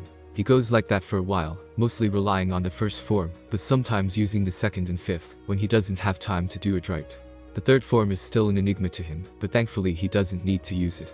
Overall, his technique is laughably slow compared to his mentor, but that's to be expected. Speaking of, he'll have to thank Hikari for the navigation lessons later. While he's known conceptually that being able to get places fast is a good trait for anyone to have, this exam is the first time he's really appreciating the utility of it. There are many people here better suited to taking down robots than him. Even now he bets Bakugo will get the top score, but by utilizing vantage points, he's able to quickly find new targets. It's a skill a lot of the other applicants seem to be lagging behind in. He's amassed 20 points when disaster strikes. He's perched on top of one of the smaller buildings when he spots a boy with gravity-defying purple hair, attempting to take on a 3-pointer with a metal pipe, wielding it like a club. The boy looks desperate, and while Izuku can't sympathize, he needs all the points he can get. He drops down from his perch, directly on top of the robot, and with a breath and the fifth form bisects it. "Are you alright?" he asks the boy. He's looking at Izuku like he just ruined everything. The boy quickly schools his face into something approaching neutral, but looks too angry to be in scoffs, dropping the pipe and storming away with his fists clenched. Izuku feels a twinge of guilt. It's that contemplation of having done the wrong thing that leads to Izuku's first mistake, where he doesn't hear the one-pointer behind him. The second mistake is when he tries to backstep too late rather than block, and the one-pointer slams an arm into his torso. Izuku feels something crack as he sprawls on the ground. The third mistake comes when he tries to use total concentration after that, and his world becomes agony for the second day in a row. He lays on his back, coughing violently as the one-pointer approaches. He's thankful, at least, that it's just a one-pointer. They seem to have the weakest armor by far, and Izuku doesn't even need to use total concentration to messily stab through his torso, and slowly tear through the thing, disabling it. It's not a clean kill by any means, but he'll take what he can get. He sits up, trying to get his airflow back under control. Gently, he pokes at his ribs and immediately lets out a sharp hiss. Definitely fractured or broke something there. Using his sword as a makeshift walking stick, he gets back up even as his body protests, because doesn't have time for this. The exam is only 10 minutes, and it's definitely past the halfway mark by now. 3 minutes left. The voice of Present Mix sounds through a nearby speaker, mocking him. Izuku takes off, running even as his body begs for him to stop and rest. He can't grab any 2 or 3 pointers in this state, but maybe. There's a deafeningly loud noise, followed by an earthquake that jostles him out of his train of thought. He turns his head in the direction of the noise and his jaw drops. A block away, an enormous robot rises out of the ground, dwarfing the buildings next to it. The 0-pointer. No doubt the other applicants are running from that thing. It's unstoppable. Yet Izuku limps towards it as fast as he can, because if the other applicants are running away, then maybe some robots have been left behind. It's his best shot at increasing his point count, so he has to take it. The run to the 0-pointer feels like it takes forever, and his lungs are crying in pain by the end of it, but he makes it. His blood runs cold at what he sees. There's no robots, but that's the least of his concerns right now. Trapped under fallen debris is another applicant, a girl with brown hair. She's directly in the path of the 0-pointer. Izuku rushes over to try and help. Hey. He shouts as he gets closer, can you move at all? I can't move my legs. She shouts back, pained. They look to be buried under the debris. Alright. Izuku wills himself not to panic, because there's no time for that. He shuffles over to the largest chunk of debris on her legs, and puts his hands under it. I'm going to try lifting. Get out as soon as you can, okay? The debris is just too heavy. He struggles to lift it as the 0-pointer looms over them, slowly approaching, but it won't budge. He channels whatever willpower he has remaining and breathes, trying his best to work through the hell it brings. The chunk starts to move and tears of pain and relief slide down Izuku's face. The girl is able to slide her legs out, just as Izuku can't take it anymore and drops the rubble. His body gives out, and the girl has to double back to grab his arm, slowly dragging the both of them out of the path of destruction. The two of them watch in awed silence as the 0-pointer bulldozes through the area and the bell rings, signaling the end of the exam. Eventually Yue's nurse recovery girl, who Izuku would nerd out over if he didn't feel like death at the moment, makes her way over to them, and one kiss later Izuku trades his pain for exhaustion. Several hairline fractures, 3 broken ribs and a bruised sternum, she lists, concerned. I'm surprised one of the exam robots could hit that hard. It was partially my fault, I think. Thank you, recovery girl. Then be sure to never do it again. She huffs, shoving a lollipop into his hand and walking off to see who else needs healing. Izuku walks out of Yue, takes the train home and lies down in his room for the rest of the day, staring at the ceiling. All he can do now is hope. It's 1 AM on February 27th, and as always Shota is sitting with Hisashi and Principal Netsu in the rat's office, poring over exam footage. There's an issue with the roster of students this year. Specifically, a tiebreaker of sorts is needed between 2 candidates, the winner going to Shota's homeroom, and the loser offered a spot in Gen Ed with Hisashi. Applicant A is Nakahara Ryota, a boy with a speed enhancer quirk and a file photo so smug Shota already doesn't like him. He scored 39 villain points and 5 rescue points for 44 total. He wasn't on the panel this year, but in his opinion the kid shouldn't have gotten the rescue points. All of his rescues had been accidental, a result of knocking into other applicants as he carelessly sped around the arena. Further, he didn't demonstrate much skill with his quirk, opting to merely run into the robots hard enough to break them than do anything particularly noteworthy. And because there aren't enough red flags already, he also has several write-ups from his middle school regarding disrespect for authority figures, which is decidedly not a good trait for a heroic student to have. Applicant B is Midoriya Izuku. His file photo shows a nervous-looking boy with messy green hair. He only scored 24 villain points due to a bad injury, ending his streak early, but made up for it with 25 rescue points for 49 total. The footage they have shows good combat technique and tactical sense, traits Shota is always pleased to see in aspiring heroes, and his final rescue in the last 2 minutes was disgustingly inspirational. Nimiri hiccued about how romantic it was for a half hour. By all means, he should be a shoe-in to the hero course. But there's just one problem. To his left, Hisashi pauses the combat footage of Midoriya that they're going over for the 5th time tonight. In it, the kid rushes forward at an incredible speed and cleanly beheads a 2-pointer. There's something oddly familiar about the whole thing, but Shota can't remember for the life of him where he's seen it. There's no way it's not false. Hisashi says. Look, the kid's great, but can we just ignore something like forged medical and student files? Shota's eyes once more drift over to Midoriya's student records. Just beneath his name, where quirk is listed, it reads NA. He looks over at a TV and sees the kid rapidly scale up 2 buildings with repeated wall jumps, and can't help but agree with his coworker's assessment. That is the question, isn't it, Yamada? Principal Netsu says, steepling his fingers. Based on his last rescue, we cannot deny that this boy has the heart of a hero, which is why I'm not recommending blacklisting him.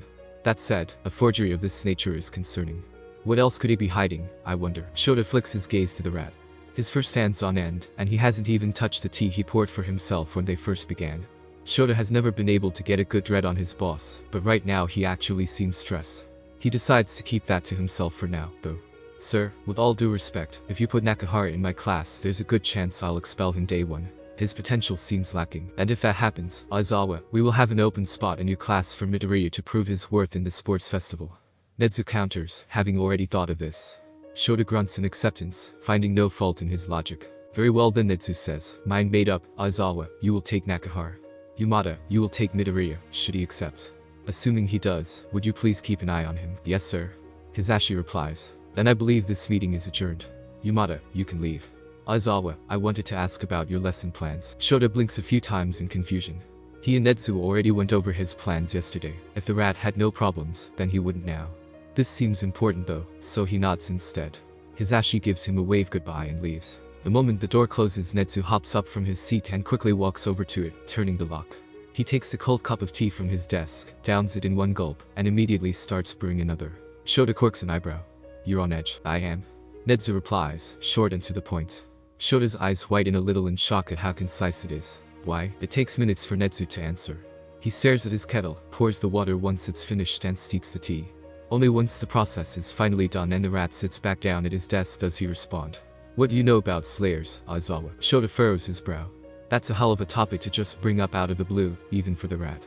Not to mention he should probably question how Netsu even knows about them, given it's a secret mostly kept by underground heroes and a handful of others. Can't say I've worked with one ever, but I know the basics. If I recall correctly, they use a special technique to counter demons. Though what that technique is, I cannot say. Netsu nods, face completely blank. Very true. Their penchant for secrecy is a necessary one, as I'm sure you're aware. An ancient technique like the one they possess should be carefully guarded for all our sakes. However, he pauses, taking a sip of his tea. Did you know that despite that, most slayers tend to enroll in the same institutions as regular heroes? Shota blinks. I did not. There's a meaning to this conversation. One Shota is on the cusp of grasping. He leans forward, scanning the rat's face for any cracks in his facade, and takes an educated guess. Midoriya is a slayer, isn't he? Netsu twitches. It's a microscopically small thing, just the tiniest movement of his lips, but he twitches. Shota leans back, satisfied. So his files. There are no contradictions. Then why send him to Gen Ed? Netsu takes another sip from his cup, pondering the question. This is a complex situation, Aizawa. One that I need to think about. Consider this me being cautious. Shota shivers involuntarily. As intelligent as Netsu is, he's a gambler at heart. For him to exercise caution speaks volumes about the seriousness of this issue. Still, he hasn't addressed the elephant in the room. Why are you telling me this? Because, Aizawa, as an underground hero, you're one of the few people I can trust who has an in to the Slayer community. I need information. Shota groans, because this sounds like more work. Then you'll have to get it from someone else. I'll pay you overtime. Alright, fine. It's almost 3 in the morning by the time Netsu finalizes the details of Aizawa's information gathering duties, and sends the man off. Netsu, now alone in his office, brews yet another cup of tea and thinks. He pulls up the examination footage of Midoriya Izuku one more time, and watches it intently. The boy's going to go far, Netsu can't tell. Factor in Aizawa's average of 2 to 3 actual expulsions per year, and the boy is practically guaranteed a spot in the hero course. He chuckles, tension starting to flow off him in waves. A successor to the number 1, a slayer enrolling in his school, and everything else that a new year brings. This will be very interesting. The letter Izuku receives from UA a week later reads as follows. Greetings Midoriya Izuku, we have processed your application to the UA Heroics program. In the written portion of the exam, you pass with flying colors, landing yourself in the 90th percentile of graded submissions. During the practical portion of the exam, you accumulated 24 villain points for defeated robots, as well as 19 rescue points determined by judges who were present during the examination. This puts you at 43 points total for the practical examination. We regret to inform you that this puts you just below our cutoff point, at 37th place. As a result, we unfortunately cannot accept your application to the Heroics program. While we understand if you wish to join another school, you are also free to join our general education program by sending us a written confirmation before March 16. Should you accept, pathways to transfer into the hero course may open up to you during your studies. Regardless of your choice, UA wishes you the best of luck in your future endeavors. It ends with the signature of Principal Netsu himself, which under better circumstances would make Izuku freak out. Instead he sits on his bed, feeling numb. His mother waits just outside his door, silent. Eventually she opens it to peek her head in and lets herself in when she sees him. They didn't let you in, did they? She asks gently. He shakes his head and feels the tears start to flow. They hug for a long time after that, both of them crying the whole time. When he wakes up the next day at 5 AM like always he feels so awful that he actually skips training for the day, opting to sleep in instead. His mother doesn't mention it. He skips for another few days until the 9th of March. He still feels horrible, but he's rudely awakened when someone starts knocking on their apartment door at 6 o'clock. His mother rushes to answer it, and after a hushed conversation with whoever is on the other side, shouts at him to come down. He reluctantly obeys because he doesn't want to upset his mom and makes his way down the stairs, still in his pajamas. He reaches the last step and looks to his mom, but instead spots Hikari standing next to her, giving him a flat look. "I'm going to make some tea," his mother shouts, leaving the room. His mentor crosses her arms, and he feels shame start to creep over him. "I'm guessing the entrance exam didn't go well, then?" she asks. "No," she lets out a sigh. "Okay. That's a shame. What now, then? Pardon, so you didn't make it into UA Heroics. That's their loss," she says, waving a hand dismissively. "I bet loads of other schools would be glad to have you. Or, if you still want to go to UA, that's fine too. Gen Ed students have transferred in the past. It's rare, but I think you have a good shot at it." "But no buts," she interrupts. "Do you know how many points you got?" 43. "They said I was in 37th place, just past the cutoff." "Exactly. You're a smart kid, Midoriya. Do you really need me to explain to you how impressive of a placement that is?" "I know." "No, I don't," Izuku says, more assertively. "Good. Done wallowing in self-pity." "I wasn't wallowing, so are you done?" "Yes," Izuku shouts, slightly irritated. His mom comes back then with 3 cups of tea. They get settled in the living room while Izuku cools off a bit. He's been stupid. Everything Hikari said to him is something he's thought about already, but suddenly it seems a lot more poignant, like a haze has been lifted, and he can finally see the path ahead. He's wasted almost a week moping about an exam mark when he could have spent that time showing UA exactly why they should have picked him. Hikari takes a sip of her tea, and drums her fingers on the armrest of the couch. "So then, have you two thought of what to do now?" she asks the two of them. His mother goes to open her mouth, probably to ask about back of schools, but he has another idea. "I want to go to Gen Ed," he states. "This is what I have decided, and I won't take no for an answer," is what he means. "It's risky, but has the highest payoff if you can transfer." Hikari responds matter-of-factly. Her voice takes on a challenging tone, and she leans toward him with a smirk. "Do you think you have what it takes to fight for a spot?" He gives her a wide, almost feral grin and nods. His mentor mirrors it back. When school lets out that evening, he mails a letter to UA with his confirmation that he accepts their general education offer, and then heads to Dagaba Beach where his mentor already waits. Both student and teacher draw their swords, and breathe. Time to make up for lost time. On the last day of middle school, Izuku and Bakugo are called into the principal's office. He assures them they aren't in trouble. In fact, he wants to congratulate them both on being the first Aldaris students to attend somewhere as prestigious as UA. Izuku stiffens as he mentions this, and Bakugo looks about ready to commit murder in broad daylight. He'd probably get away with it, too, the cynical part of his brain says. They both let out stilted thank yous and exit the room. When they get far enough away, Bakugo grabs Izuku's shirt collar and drags him through the front doors of the school and around the corner. Izuku doesn't resist. The boy pins him against the wall, still holding his shirt collar. "What the fuck did I tell you about trying to be a hero, Deku?" he growls. The last time something like this happened it had been just before summer break. It's been over half a year since then, and as cliché as it is to say, Izuku's not the same person he was before. More importantly, however, he's been anticipating their rematch ever since. He's gotten advice from both Kaminaris on what to do when the other shoe inevitably drops. He takes the younger Kaminari's advice first. Rile him up. Izuku takes a calming breath, and in his best attempt at mimicking Kaminari-kun's carefree, laid-back attitude, says, "I dunno, Koch-chan, it's been a while. Do you really think I can remember something so completely unimportant?" It works like a charm. With a roar of rage, Bakugo shoves him into the wall, dropping him, and throws a, "Oh, you have got to be kidding. It's the same move. It's the exact same move, heavy telegraphing and all. Holy crap, he didn't even bother changing it up after last time. That right there, that's the most insulting thing Bakugo has done to him all year." It's almost funny how offended Izuku feels about this, but he supposes he only has himself to blame. After all, he never gave Bakugo a reason to remember. Faster than before, Izuku ducks the swing, and the explosion misses him entirely. Bakugo has that same dumb look of shock on his face, but this time instead of hesitating, Izuku takes a breath in, and the frayed thread that connects them finally snaps in two. There's a resounding crack as Izuku's fist collides with Bakugo's nose, and the explosive boy goes sprawling onto the pavement several feet away. His nose looks almost crooked, and when Izuku inspects his fist, he's not surprised to see blood that isn't his. He walks over and stares down at Bakugo, hands in his pockets. He feels hatred isn't the right word, but neither is any other descriptor he can think of. It doesn't feel right to leave without saying something, so he goes with the first thing he can think of. "If you're worried about me getting into the hero course, Koch-chan, don't be." He starts, blithely. "I didn't make the cut. Save your anger for the sports festival." Bakugo doesn't respond, preoccupied with cradling his nose protectively and cursing. Izuku walks away and tries to distract himself from his warring emotions over what just happened. When Izuku walks into class a few minutes later with a slightly charged shirt, nobody pays him any mind. When Bakugo walks in almost a half hour later with a cast on his nose, seething with rage, the class gives him a white berth. The bell rings shortly after and Izuku breathes a sigh of relief as he steps out of Aldera Middle School for the last time. The day after winter break ends, Izuku returns from his early morning training and gets in the shower. After he finishes drying off, a thought occurs to him. It's no longer winter break. Well, duh. Obviously not. He knows the date. It's the first day of the new school year. Which means it's his first day at UA, his brain reminds him.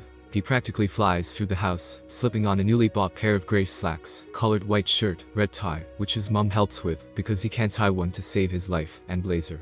Once finished, he bolts into the kitchen and sits down to an already waiting breakfast. He finishes it in record time. He has a few minutes to spare, so he takes out his phone and browses the latest hero news. The biggest media story is one that he has mixed feelings on. Apparently, it's been leaked to the media that UA's news teacher for heroics is the symbol of peace himself. It's something that he'll have to deal with if he transfers, he supposes. He just hopes All Might is a better teacher than he is pep talker, which he probably is, right? He is the number one, after all. He closes his phone and makes his way to the front door, where his mother is waiting with his backpack. Are you sure you have everything? Yes, good. One more hug. She exclaims, embracing him tightly. When she lets go, she looks at him with tears in her eyes. I'm so proud of you, Izuku. Try to enjoy yourself today. I know it's not exactly what you wanted, but he chuckles. Mom, it's fine. I wish that I could have gotten into the hero course right away, but I'm not giving up yet. I'm going to get in. There's a few tears from both of them at that, which are abruptly cut off when they realize the time. His mother shoves him out of the house, tosses his bag at him, and shouts to run to the station. He gets out of the apartment complex and takes a look around. The street's empty. Perfect.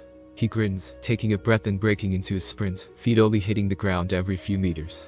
He makes it to the station in minutes and spends the next 15 catching his breath as he waits for the train to arrive. He grabs a seat and spends the train ride mindlessly browsing hero news until he hears his stop be announced.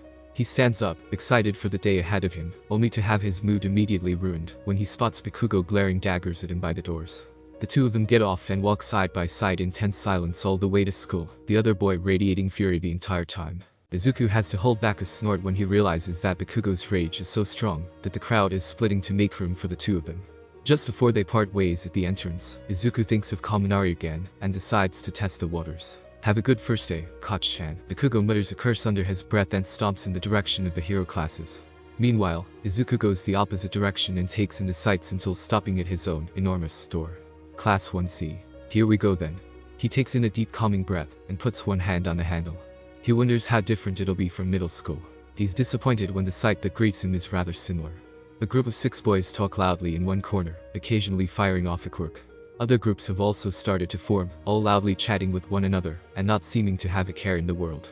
At first glance, none of them strike him as very determined. He supposes that he shouldn't be surprised nobody seems particularly disciplined here. After all, this is Gen Ed. It's composed of either people who simply wish to learn at UA, or people not deemed good enough for the hero course. There's less pressure here, so of course it seems more like Aldera. He takes a seat at an empty desk in the corner, directly in front of the teachers, and next to a boy who appears to be sleeping.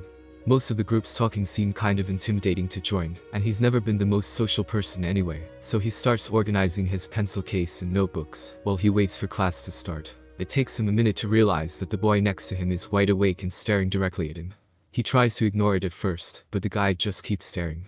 It's making Izuku really uncomfortable, so eventually he turns to ask if something's wrong.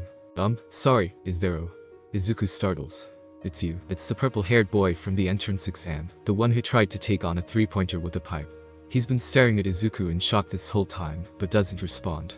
Their staring contest ends when President Mick, he is really going to have to get used to having seasoned pro heroes teaching him before he has a heart attack, walks in and starts to loudly introduce himself. The other boy scoffs and focuses his attention on their apparent homeroom teacher, and Izuku does the same. Yamada-sensei, and wow that's weird, goes through a brief introduction of himself and his role as their homeroom teacher, and then asks them all to introduce themselves. In typical fashion, this devolves into each student standing up and saying their name and quirk. The boy next to him tenses when it gets to his turn, before standing up and tiredly saying, Shinso Hitachi. My quirk is brainwashing. The boy keeps his tone deliberately nonchalant throughout before yawning and sitting back down. Izuku's mind is so busy thinking about how insane of a quirk that is that it takes their teacher clearing his throat for him to remember it's his turn. He shoots up, startled. A few students chuckle.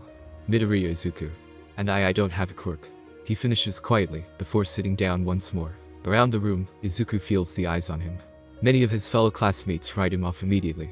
Others give him a look of pity, and some look at him like he's some sort of exotic creature. The only two who differ are Yamada-sensei, who looks at him somewhat oddly, and Shinso, who is staring at him in utter disbelief, mouth agape. Their teacher clears his throat to start going over the details of orientation, and the moment is gone. A tray of food slams down across from Izuku at the otherwise empty lunch table. There's no way you're quirkless, Shinso states as he sits down. Izuku winces. I have the extra toe joint, Shinso-kun. Bullshit, Izuku sighs. It's a weird feeling to want to prove that he doesn't have a quirk. Still, he supposes it's understandable. The purple-haired boy has more reason than most to be skeptical. Izuku takes his wallet out of his pocket and fishes out his student ID, placing it on the table in clear view. In large letters under the heading of quirk is the abbreviation NA. Shinso stares at it, bewildered. Izuku tries to go back to finishing his lunch, but finds his appetite is gone. Unfortunate. After literal minutes, Shinso finishes studying his card and slides it back to Izuku. Alright. Sure. Let's say you are quirkless, he begins, still clearly disbelieving. What, are you telling me you just jump off buildings in your free time or something?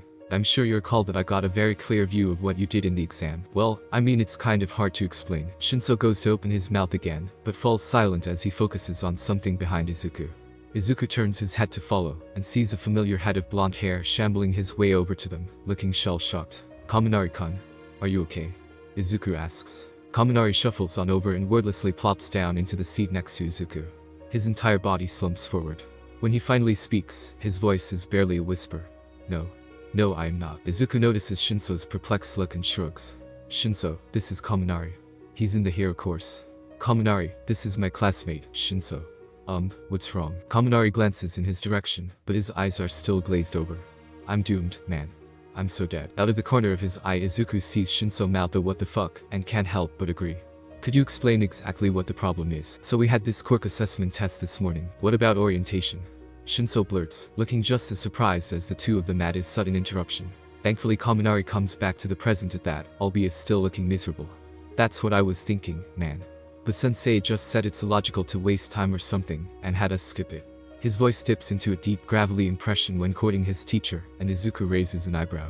Anyway, so we go to do the test, right, and he tells us that whoever gets last place will be expelled.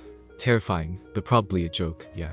But no, when we finish, he just points at this guy who wasn't even last, and says he's out of the hero course for not putting in his best effort. When Kaminari finishes, he's on the verge of tears and looks terrified.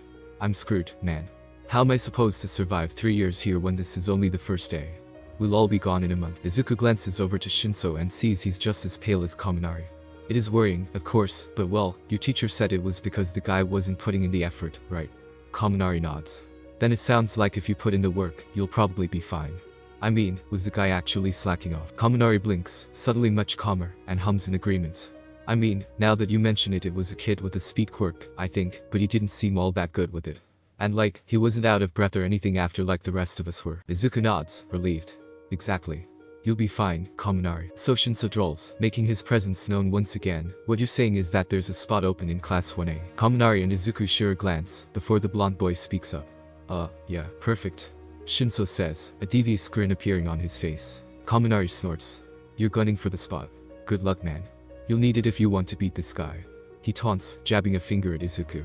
Shinso's grin falls immediately and he stands up from the table. He levels a glare at Izuku. It's colder than the ones Bakugo has given him before, but the determination is there all the same. I don't know why you want to transfer, he says, jabbing a finger towards him, but I'll tell you now, you're not getting that spot. We'll settle this in the sports festival, he states, before walking off. Huh? Izuku shoots up from his seat. Wait, Shinso. You can't just say that and leave. Come back. What does it even mean? Shinso ignores him completely. When he's far enough away that Izuku's lost sight of him, he slumps back in his chair. What just happened? He asks no one in particular. Kaminari laughs and punches him in the shoulder. Look at you, making a rival on day 1. The bell rings and Kaminari heads back to class, abandoning a baffled Izuku. So, looks like he has a rival now. He lets out a groan and slams his head into the table.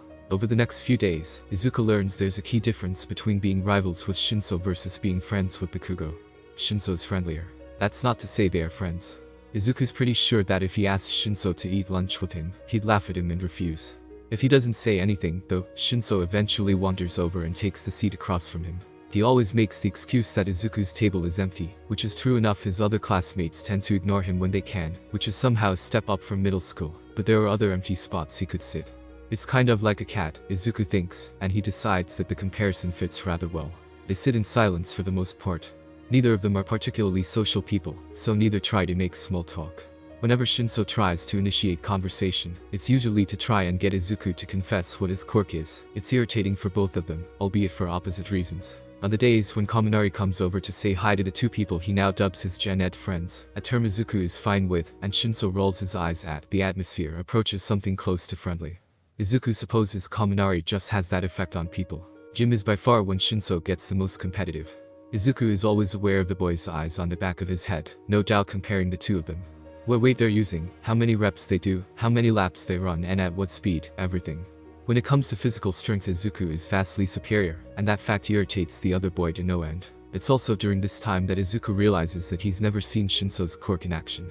Occasionally they'll have free periods, and people will use that time to work on homework, slack off, or if they're gunning for the hero course, go to one of UA's practice rooms to work on their quirks, or total concentration. Shinso never does, though. They're halfway through week 2 when Izuku musters the courage to bring the question up at lunch. He stabs at a piece of meat and tries to come off as casual. Shinso-kun, what? Is there a reason you don't use your quirk? Shinso's eye twitches. Who says I don't use it? I didn't mean to say you never use it, Izuku backpedals. It's just that I've never seen you in one of the practice rooms. Shinso snorts. If you can find me one person in this school who will let me brainwash them, I'll dye my hair green. I'd help. Shinso blinks, guard dropping for the briefest of moments to show his genuine surprise. He opens his mouth and responds, but whatever he says is drowned out by a deafening alarm. Both of them startle and slap their hands over their ears. A robotic voice on the intercom says something about a security breach, and panicked students start to pour out of the cafeteria. They exchange a glance and follow. The crowd of students goes down several hallways. Outside, they can see what looks to be a mass of reporters being corralled by school security, and the gate behind them is wide open. The source of the breach, presumably. Still, they follow the crowd and hope that whoever is leading them has a destination in mind. When the two of them walk past yet another freshly abandoned hallway, a chill goes down Izuku's spine. He stops instinctively and looks around, knocking into a few people behind him in the process. He sheepishly apologizes and ducks out of the crowd. Something feels off, but what exactly it is he can't say. Shinso's already walked off, so nobody notices when he starts to walk down the empty hallway, trying to focus on that feeling of wrong. It's the rhythm, he realizes. He's only ever sensed it before when training, but it's here now, and it's discordant. Something is very wrong, his subconscious screams. The rhythm only grows more and more offbeat as he continues down the barren hallway, as if guiding him to the heart of the discord.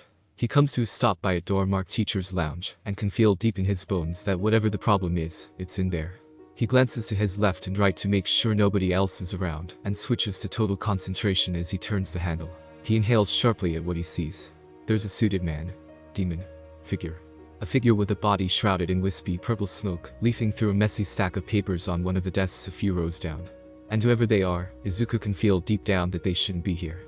The figure stiffens at the sound of the creaking door and begins to turn around. It's only because Izuku had swapped to total concentration ahead of time that he's able to dash behind a nearby desk before he's spotted. But while he may be hidden for now, the door is still half open.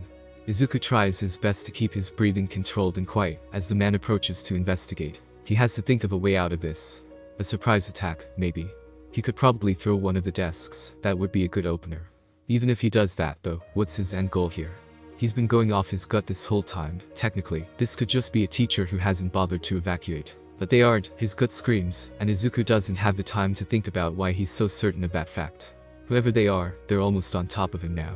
He has to decide. Fight or flight. He doesn't have an answer, there are too many unknowns.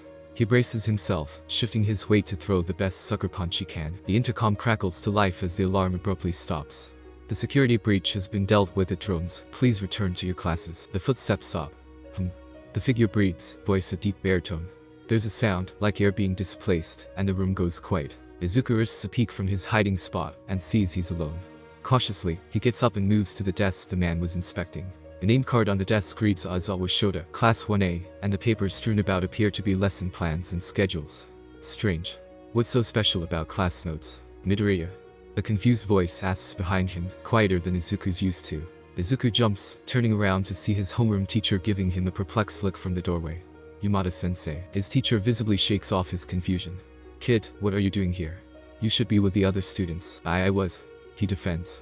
But I saw someone in here and I don't know, something just didn't feel right. His teacher raises an eyebrow. All the teachers were outside Midoriya. Who did you think you saw? I don't know, Izuku's voice cracks. Some man in a suit. They had some kind of smoke quirk so I couldn't see their face. They vanished when the alarm stopped. Yamada-sensei's normally cheery face dips into a frown.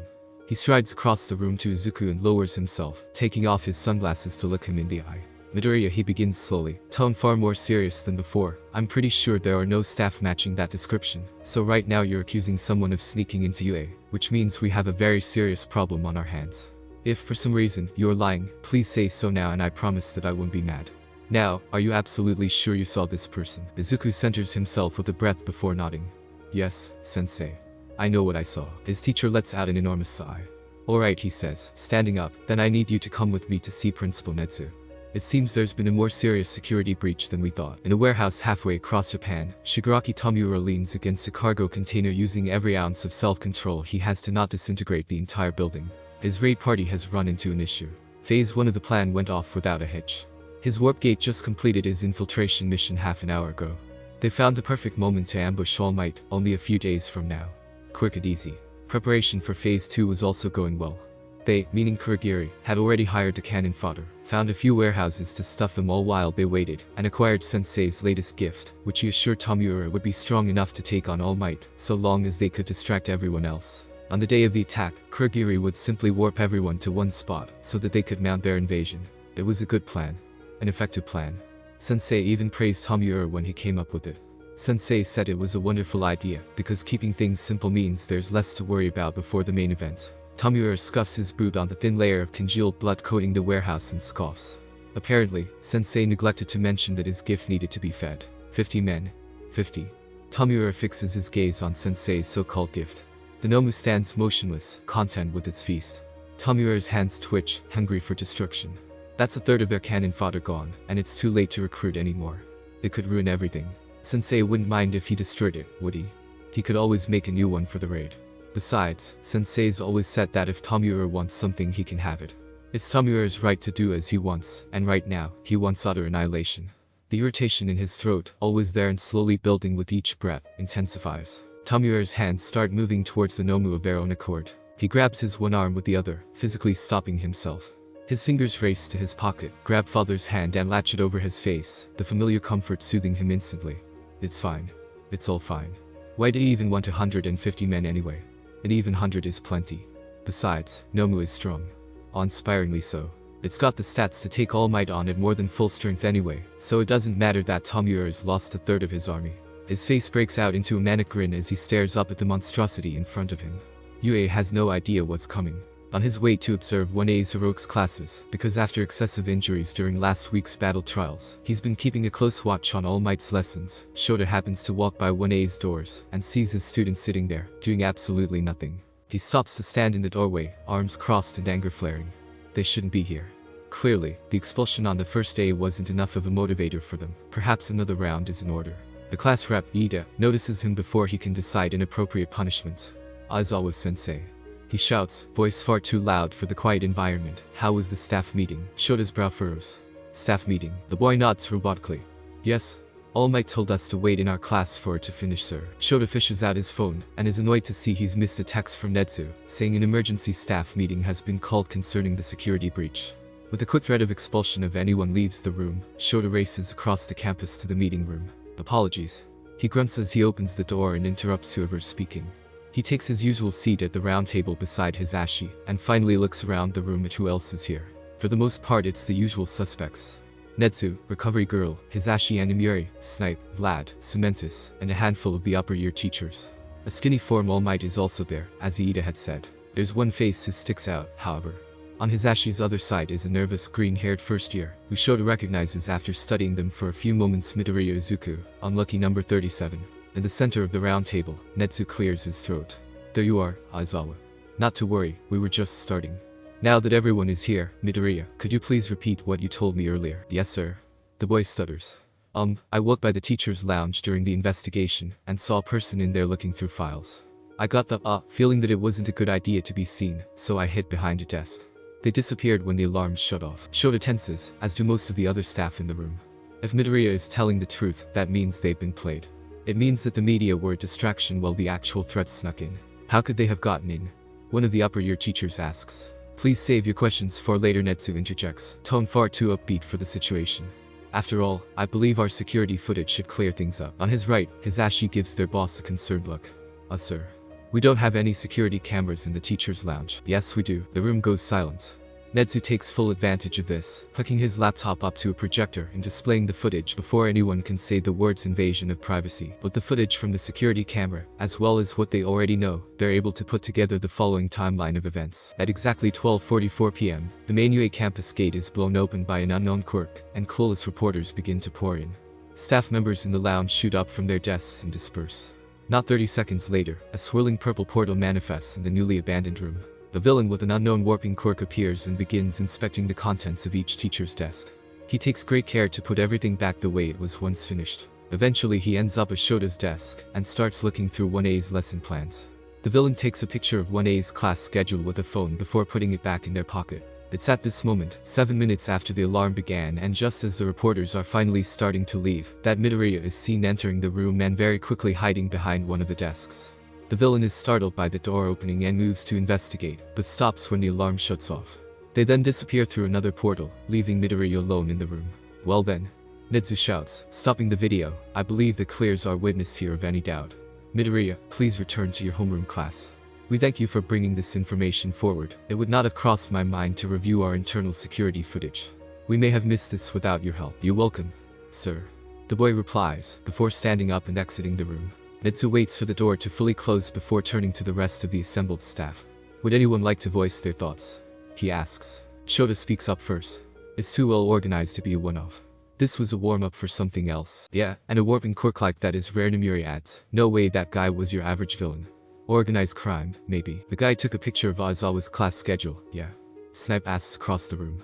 How far does that go out? 1 week? Shota grunts. Then likely whatever this villain is planning will occur within 7 days. Netsu concludes. His ever-present smile falls, and he scans his eyes over the assembled group. I will not lie to you all.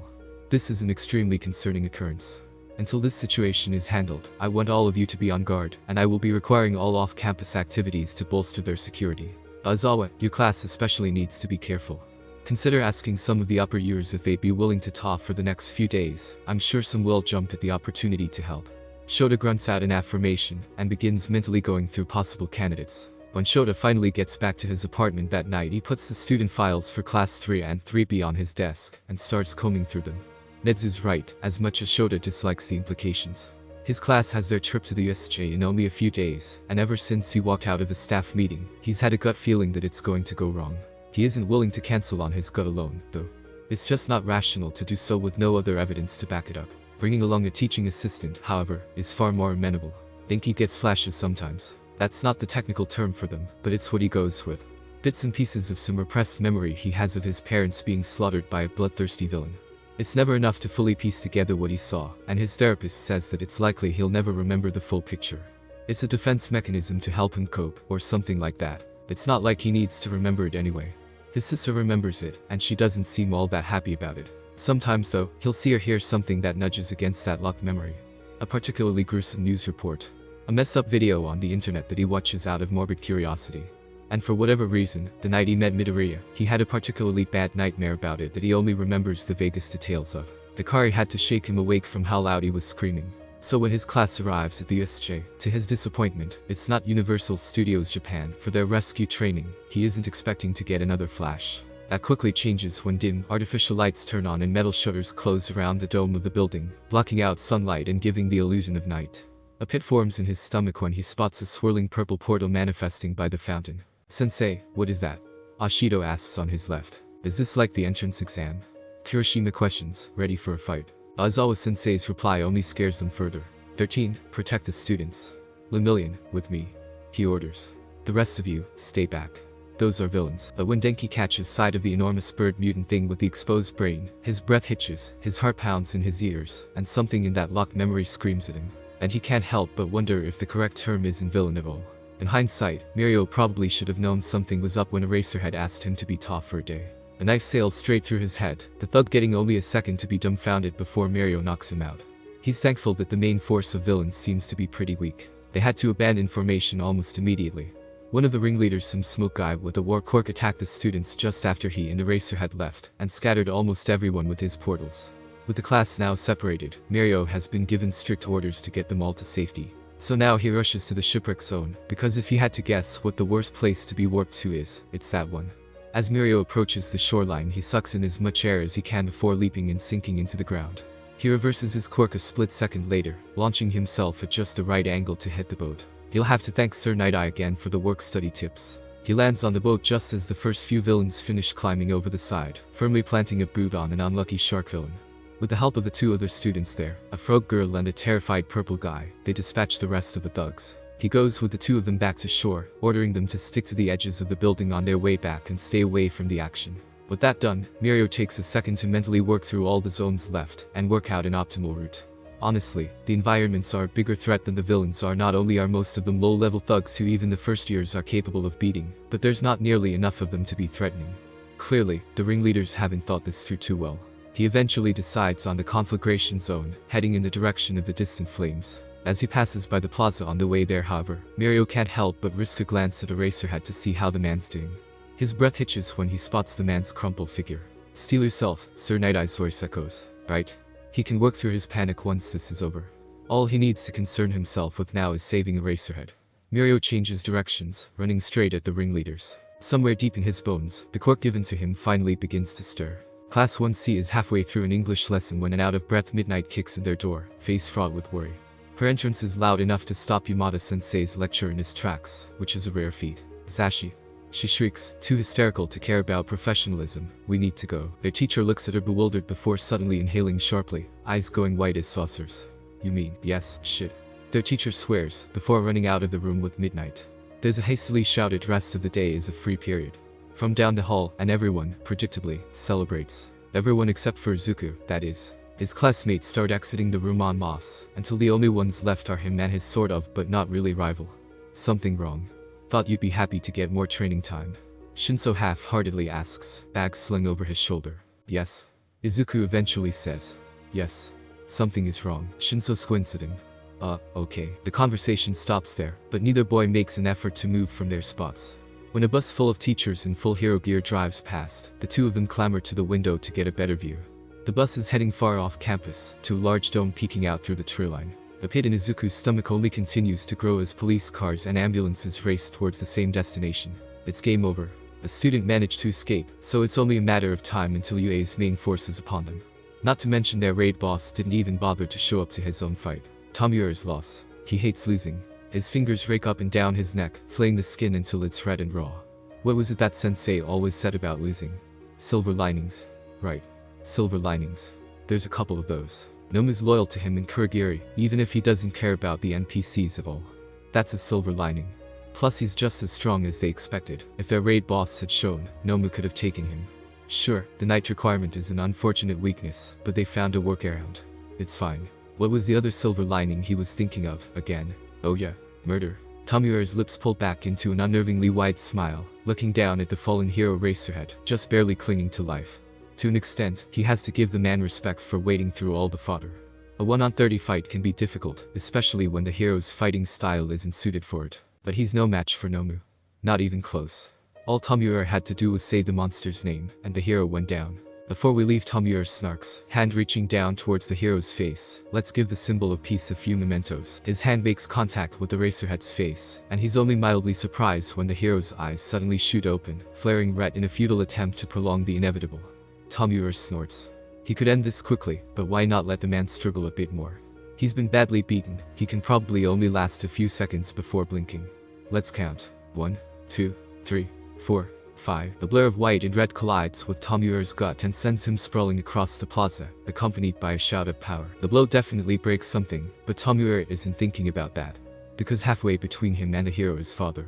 Tomura scrambles towards it as fast as he can, trying to force his panic down. The newcomer moves to intercept, and Tomura swipes a hand at him, taking pleasure in the fact that the man opts to trade blows rather than dodge. That pleasure immediately dissipates when his hand passes through the hero's torso, as if it wasn't there, and he gets struck across the face. Wonderful, the newcomer has no clip enabled. Now that's just unfair. The hero doesn't give Tomura a break, rushing him with a speed that surpasses Eraserhead's. But he's not fast enough to stop Tomura from calling Nomu. And however his no clip works, it's not fast enough to avoid the strike that follows. The boy, because he's a boy, now that Tomura can get a good look at him, lets out a cry of pain, the sickening crack of his legs, all but shattering echoing across the plaza. Tomura composes himself and walks over to father, putting him back into place. He looks over at Eraserhead, and sees the man's dull eyes staring in horror at the boy who tried playing hero. Now then, back to memento making. The boy can die first, for annoying him. For the second time this minute, Tomura's hands move to grasp a hero's face. On his right, Nomu salivates. Any last words? He mocks. The boy has the gall to smile.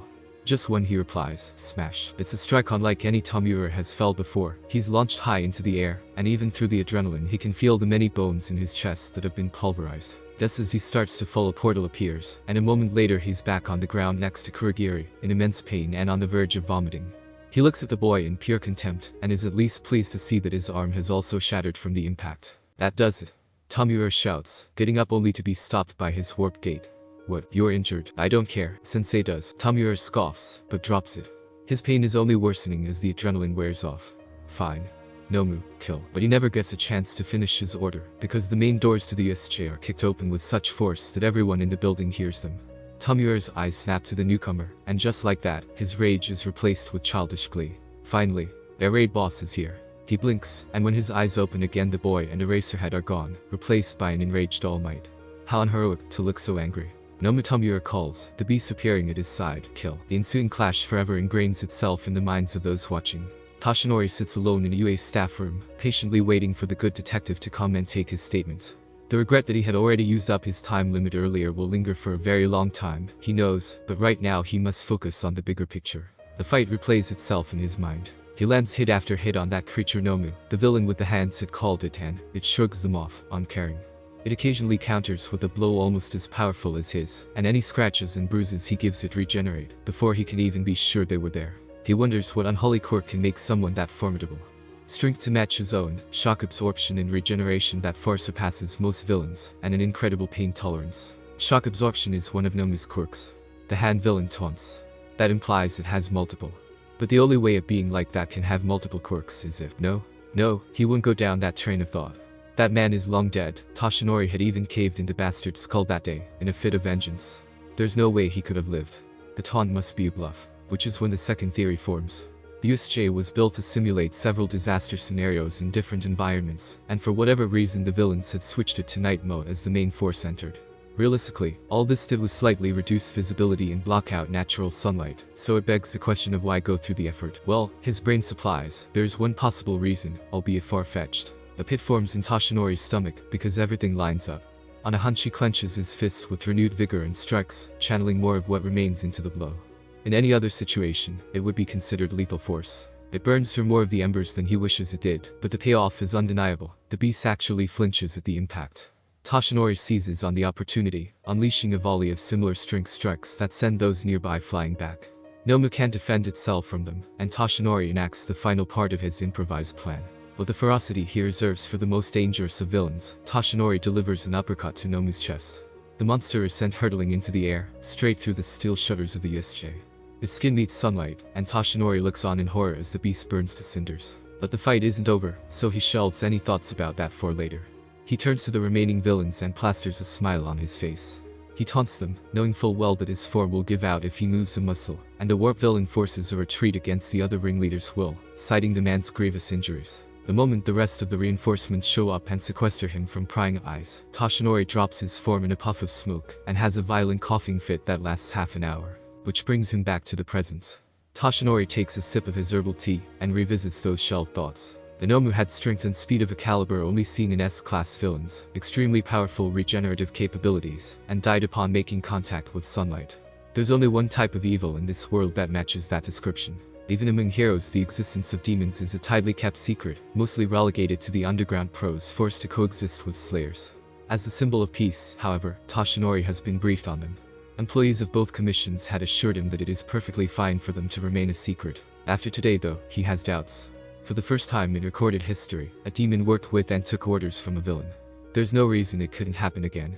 How many people will die next time, he wonders, because neither a trained hero or slayer is there to stop them. 2 teachers in critical condition, his successor with severe injuries, as well as numerous minor injuries among the students. The damage done today was low, a result of them being prepared for an attack due to a lucky witness. Next time they may not be so lucky. And so, alone in the room, the symbol of peace trembles in fear. When Class 1C comes back to school after their day off following the USJ attack, the mood is understandably somber. As the bell rings, an exhausted Yamada-sensei steps into the room. "We're experiencing a staff shortage right now," he says, voice subdued. "I volunteered to substitute for 1A's homeroom teacher, so I'm giving you a free period." The class as a whole has mixed feelings on this. More free time is nice, but the announcement is soured by what's left unsaid. That 1A's teacher is still in the hospital. Still, Izuku would be a fool not to use the time he's been given effectively. He spends the period running laps around the main building well under total concentration, just to work on his stamina a bit. As much as he wants to, he can't afford to take time off right now. The sports festival is only a few more weeks away, and final selection is right after it. The run helps him to relax a little, too. He's been jumpy since the night of the attack, when he received a call from a panicked Hikari that her brother had been hospitalized for quirk exhaustion. He's still there now, and he hasn't answered any of Izuku's texts asking if he's okay. Hikari had assured him that her brother just wants to be alone for a bit though, so he's not really worried about it. What he is worried about is the grave news Hikari had given him after. Among the villains of the USJ, a demon was encountered. The villain Nomu, who police and media have reported as missing since being sent flying by All Might, was actually slain by the number 1. She wasn't allowed to give Izuku any more details than that, so his mind has been filling the gaps with rampant speculation. In an effort to take his mind off of it, Izuku picks a random spot in his view to mark his lap count, eyes landing on the unmistakable purple hair of Shinso. After a few laps the boy notices him, face becoming more and more irritated each time Izuku passes him. It's kind of funny, though Izuku knows he shouldn't feel good about annoying someone. He slows to a stop on the next loop, deciding to give the boy a reprieve. In line with his cat analogy from before, Izuku tries to seem casual as he approaches so as not to put Shinso on edge. It's a balancing act. Being too friendly will make Shinso suspicious and he'll leave, and being mean to him is out of the question for obvious reasons. "You know," Izuku carefully begins, "I never heard your response to if you wanted my help with your quirk." The boy flicks his eyes towards Izuku, searching for any hints of sarcasm or teasing. Izuku puts on his best poker face. Satisfied with what he sees, Shinso raises an eyebrow at him. "You were serious about that?" Izuku nods. Shinso shrugs. "Well, alright then, fine. If you really want to do this, what's your quirk?" He sighs, exasperated. "I've already told you, Shinso-kun, I don't have a." He stops talking. His body relaxes as a fog rolls over his mind. "Oh, okay then." Shinso yawns. What to do now? He circles Izuku's limp body before nodding to himself. "Use your quirk." Nothing happens. Shinso's eye twitches. "Alright, let's try being more specific. Use your quirk on that tree," he commands, pointing at an oak next to them. Still, nothing happens. Deep in the recesses of his mind, Izuku chuckles. Shinso is far less amused. He looms over Izuku. "Walk up to that tree and use your quirk," he growls, emphasizing every word. When Izuku's body continues to do nothing, he yells and shoves Izuku in frustration. It shocks Izuku out of the fog, and he hits the ground. Then, Shinso grabs him by the collar. "Why the hell isn't it working?" the boy shouts. Izuku puts his hands up in a placating manner, and can't hide the fear that makes its way to his face. "I really don't have a quirk, Shinso-kun. I can't use what I don't have." After a moment the anger on Shinso's face gives way to mild horror, and he drops Izuku. "Right," he breathes. "Sorry, it's okay." The boy wipes his hands over his face, and Izuku gives him a few minutes to calm down. He goes through some breathing exercises, and exhales loudly when he finishes. "Sorry," Shinso repeats. "It's just the sports festival and then this whole week's just been awful." "Yeah," Izuku hums in agreement. He takes his water bottle out of his bag and sips it. He decides to extend an olive branch. "Want to try again, then?" "I don't think you got much out of that." Shinso whips his head around to look at him in shock. Yeah, if you're fine with it." Izuku smiles and gives him a nod. For the rest of the free period Shinso pilots Izuku around campus, commands not failing once. The day after, when lunch period breaks out, Izuku asks if Shinso wants to eat with him. He punches Izuku in the shoulder and says he was going to anyway. It takes all of 5 minutes to shatter Izuku and Shinso's rivalry. They're in the middle of an argument about Izuku's quirk status, though really it's just Shinso teasing him at this point, when Izuku notices a tired-looking Kaminari heading their way. The argument abruptly ends as both boys stare at the new arrival. Kaminari pulls out a chair and sits down like he hasn't been in the hospital for the last few days. The hero student seems to notice the shocked looks on their faces, and coughs. "So, been a while, huh?" The two of the boys nod, slowly. Neither of them really have a response to that. Kaminari scratches the back of his neck and looks down at the table. He sighs. "Look, can we just not talk about it? It's been the only thing on my mind for days now." "You okay, at least?" Shinso tentatively asks. "Yeah, alright, happy to hear it. So anyway, I gotta ask you. Is Midoriya's quirk?" Izuku slams his head into the table and groans, and Kaminari bursts into startled laughter. The happy sound is refreshing after the last few days. It's felt like there's been a cloud hanging over the school. Maybe things can finally start going back to normal. Oh man, I needed that. Kaminari says, shoulders still shaking. Sorry to burst your bubble there, but this guy's quirkless. My sister can prove it. He says, jabbing a finger at Izuku. Shinso squints.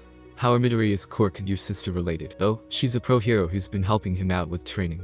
Taught him everything he knows. Kaminari doesn't seem to notice the way Shinso's eyes widen throughout his explanation. The boy turns to stare at Izuku like he's just discovered the meaning of life. You've been getting training from an actual pro. Izuku gulps. Yes. Slowly, Shinso's body untenses until he's slumped over the back of his seat, the look in his eyes a weird mix of panicked and resigned. So then there's no hope for the sports festival, is there? Oh right. Kaminari shouts, loud enough to knock Shinso out of his pessimistic episode. I forgot to say. You know Mineta. Both boys blink. The short purple kid. Shinso asks, confused. Izuku blushes in embarrassment. I think I remember some of the girls in our class complaining about him for things. Well, I didn't think he was that bad, but yeah, him. Kaminari confirms. He dropped out. Said that the hero course wasn't for him. So guess you guys can both get in. There's a moment of silence. Wordlessly, Shinso inhales the rest of his food, gets up from his seat, and starts to drag Izuku by the arm out of the cafeteria. Training, he answers to Izuku's unspoken question, please, but I haven't finished my lunch yet. I will buy you lunch, rush himself, so long as you teach me how to throw a goddamn punch. Shinso replies, in a tone that can only be described as threateningly sincere. Well, they do have an extended free period, he supposes. Itachi hits the mat for the 11th time that day. This training session has not served to quell any of his doubts about Midoriya hiding a secret quirk. The boy's just too fast for it to be natural. Sure, maybe he only has a minor enhancer quirk or something. That's what Hitashi's guess is, at least, but there's no way he's got nothing at all. But still, Hitachi reminds himself, maybe give him a bit less shit for it, yeah. Hitashi's eye twitches, the familiar feeling of self-loathing washing over him. He has plenty of experience with not wanting people to know his quirk. Whatever Midoriya's reasons are, he's entitled to his secrets. If the boy doesn't want to tell Hitachi, well, he supposes he only has himself to blame. He certainly hasn't made the best first impression. The last few nights have been sleepless, which is admittedly nothing new, but every time he closes his eyes, he sees the look of fear on Midoriya's face, as Hitachi held him by the collar. Villains elicit that emotion, not heroes. So yeah, Hitashi's been a pretty bad sort of friend to Midoriya so far, but he's working on it. And he has cut back a little on the teasing. Still doesn't mean he's going to stop entirely though, because if Hitashi's being honest with himself, it's one of the only ways he knows how to talk to people. He can't help it. He also can't help but give a silent thank you to the little purple pervert who dropped out, because in the last 10 minutes the two of them have been sparring. Hitachi knows that there's no way he could have beat Midoriya in a one-on-one. His only hope would have been to catch the boy off guard with his quirk at the beginning of the match, but he honestly wonders if he would have even had the time to say something before he got knocked out. Complaining about it won't help though, so he gets back up for round 12. He rushes his sword offhand, pulling his fist back for a left hook. Midoriya sees it coming from a mile away and grabs his arm, twisting it and restraining Hitachi in one fluid motion.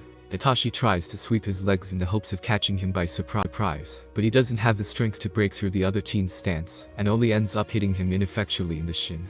After a few seconds of struggling, Hitachi taps him 3 times on the arm, and the two of them separate. Midoriya winces. Maybe we should stop with the sparring for now. You can just say I'm crap, you know. I wasn't thinking th. You were, and it's absolutely true. Midoriya hums, unwilling to offend but also unwilling to lie. Your quirk, brainwashing, that's your main strength.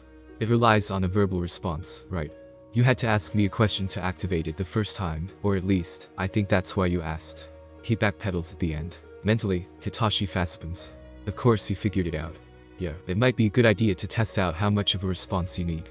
Or how long you can wait after getting a response before you lose the opportunity to control them, or maybe, whoa, stop right there.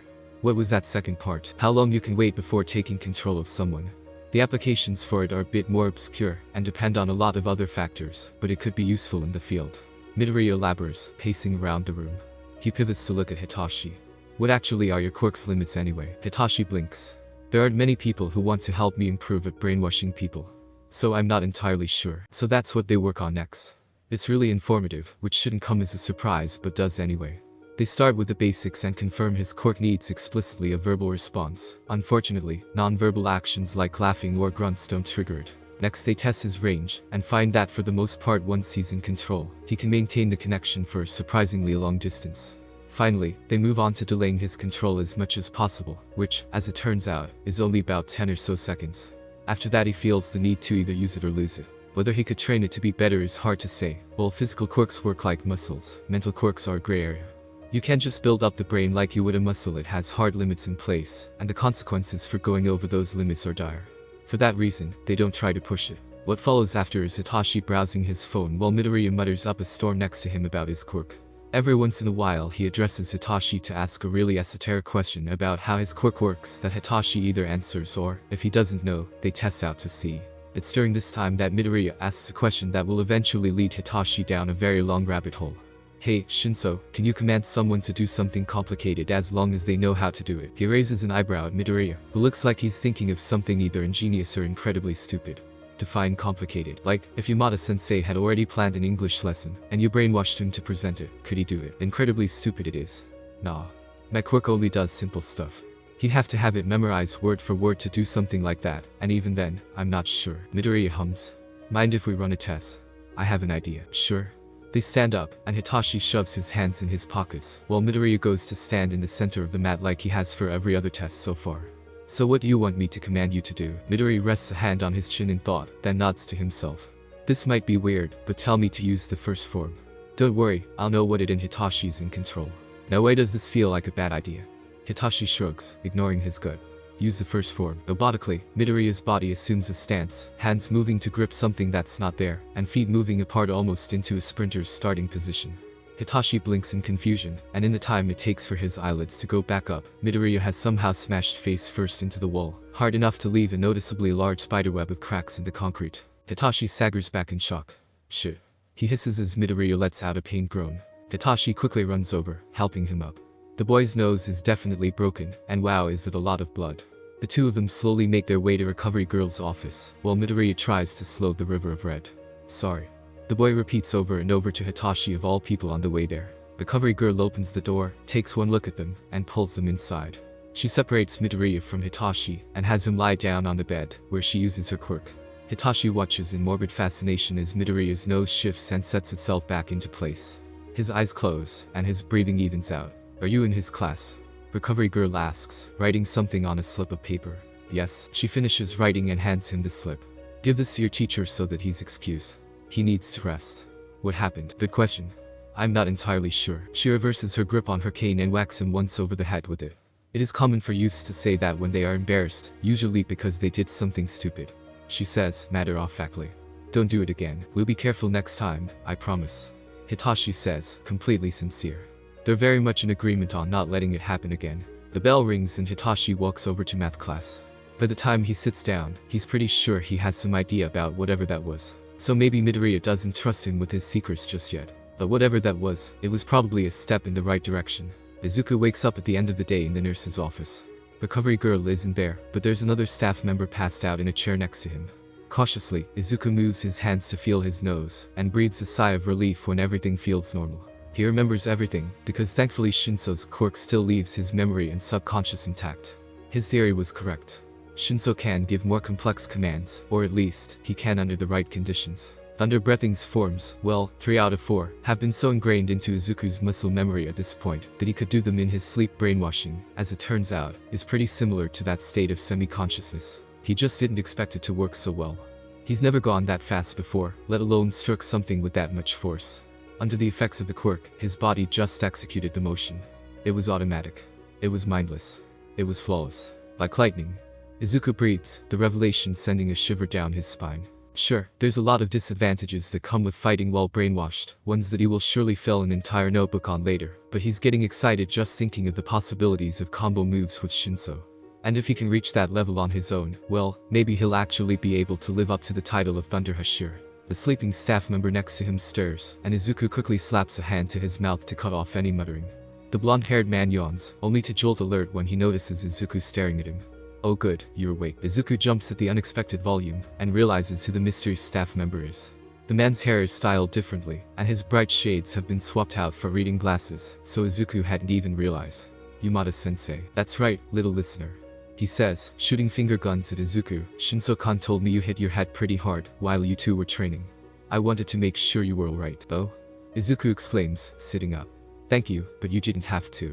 I'm doing fine, sensei. Don't mention it, little listener. Though I have to ask, what exactly were you doing with Shinso to hurt yourself so badly? Izuku winces. Was it really that bad, sensei? His teacher belts out a loud laugh, the sound making the room shake. Recovery girl wouldn't stop yelling at me for being a bad influence on my students. She thought that you must have sprinted into a wall to do that kind of damage, or something. Yamada-sensei says, still chuckling like it's an absurd idea. Izuku can only grimace. His teacher peters out when he realizes Izuku isn't denying it. You didn't actually run into a wall, did you? He asks, suddenly concerned. Izuku laughs sheepishly, and any amusement he feels about the situation quickly turns to shame when the man's eyebrows shoot up to his hairline. I'm really sorry, sensei. Yamada-sensei steeples his fingers. Midoriya's mouth remains open for a moment, but no more words come out. He clears his throat and tries again. Actually, before I say anything else, why did you run into a wall? I was helping Shinso contest the limits of his brainwashing, and asked him to order me to, sprint into a wall. Well, no, but the room wasn't very big, sensei. The edges of his teacher's lips quirk up into a smile for a split second, before he suppresses it. And you are positive this is the reason you ran into a wall? Yes, sensei. And if there was another reason, like say, someone had actually shoved you into it, or some other explanation that was cause for concern, you would tell me. Yes. Satisfied, Yamada-sensei stops holding back the smile that makes its way to his face and goes into hysterics. Well, in that case, that's hilarious. He says between bursts of laughter. Try to be more careful next time, little listener. It's good to see two students helping each other, though. Anyways, you were excused from classes for the day, so just head home. You can get what was assigned tomorrow. Yamada-sensei stands up, moves his chair back into the corner of the room, and with one final wave goodbye leaves. The Cavalry girl comes after and gives him a clean bill of health, and Izuku leaves the nurse's office with only a small bump on his head from her cane. In the week that follows, Izuku and Shinso spend a few hours after school each day in a campus training room. Izuku takes the time to pass along some of the hand-to-hand knowledge he's gathered, and by the end of the week, Shinso can manage a passable punch. And if, when they split off to work on their own, Izuku uses total concentration in clear view of Shinso, the other boy doesn't mention it. I still think I should give them my war speech.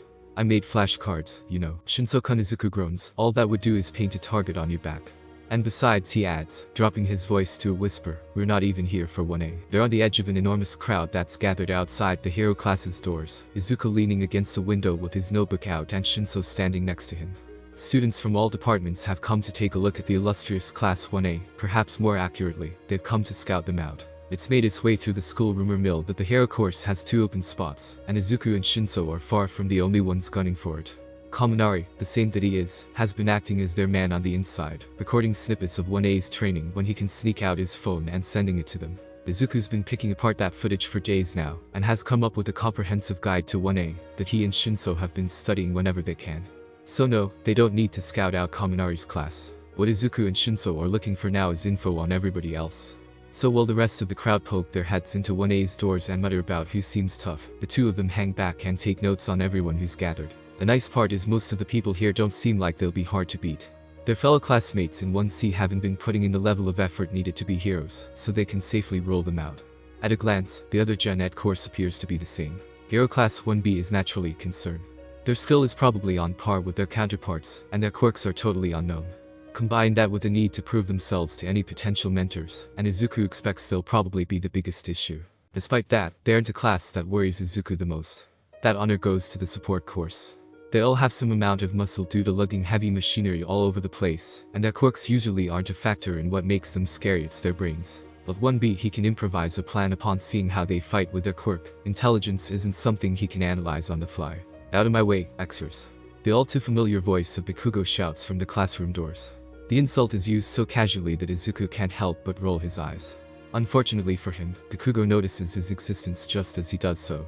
The explosive teen growls, and starts shoving people out of the way to make his way over. Before Bakugo can get to him, though, Shinso intercepts. Move it, I bags. Bakugo sneers, you're blocking me, move it. Shinso cocks his head to the side, feigning cluelessness, why should I? Ha! You deaf or something? You're in my way. To what? There's a window behind me. Did you plan on jumping out? Bakugo growls, hands sparking a few times in anger. Students nearby start to back away from the scene, but Shinso maintains his poker face. So now you're threatening me because you aren't getting your way. He taunts. Are all hero students so childish? Hey. A silver-haired student with shark teeth shouts, offended, we aren't like this in 1B. Don't bring us into this. The teen accentuates his point by smashing his fists together, and they both turn to metal when he does so. Izuku immediately jots it down on his 1B list. That little scribble on paper is all it takes to set Bakugo off. He roughly grabs Shinso, shoving the boy out of the way and lunging for Izuku. Izuku tenses, ready to dodge the first swing, but it never comes. A mummified figure emerges from the crowd and rests a hand firmly on the explosive teen's shoulder. Bakugo, the mummy says, voice devoid of emotion, I could hear your shouting from all the way down the hall. Care to explain what you were about to do? Let me go, Aizawa-sensei. Bakugo says. Deku and I need to have a talk. Deku? The teacher asks, who would that be? He means me, sir. Izuku interjects. The teacher's grip on Bakugo tightens. Deku, the man repeats. That means something, does it not? It's a play on my name, sensei. If you rearrange the kanji, you get Deku, which means, useless. Useless. Aizawa-sensei repeats. There's a hint of emotion in the man's dull voice as he says the word, and it throws Izuku for a loop when he hears it. It sounds like anger. Yeah. Bakugo confirms, not at all reading the room. Because he is. He's in Gen Ed, sensei. All of those extras are useless. Dead silence. Throughout the crowd, expressions range from offended to absolutely bewildered. A small group of Uneasy students who came to see what was going on look mortified. Is that what you think? Aizawa-sensei finally says, breaking the silence. His tone is different now. It's no longer the deep monotone from before, there's a lull to it, one that's far from comforting. There's something familiar about the way the man's voice rises and falls, and Izuku's breath hitches when he figures it out. It's the same almost sadistic quality that he's heard in his mentor's voice, usually right before she sends him to the ground in a spar. The voice of a hunter going for the kill. The man drags Bakugo over to the boy's fellow classmates before turning back to the crowd and raising his voice. A history lesson for you all. I was originally in general education. I won the sports festival, and was transferred to the hero course. It's happened before, and it can happen again. 36 students were admitted to the heroics course. 2 spaces have opened up since then. If anyone thinks that the gap between those initial 36 and the rest of the applicants was at all wide, they could not be more wrong. He turns to face Izuku. Midoriya, right. I remember you. Aizawa-sensei's casual mention of this causes Bakugo's head to whip around and stare at his teacher in disbelief. Izuku gulps. Yes, sir. Do you recall what your placement was? 37th place, sir. Almost immediately, members of the crowd start whispering to each other.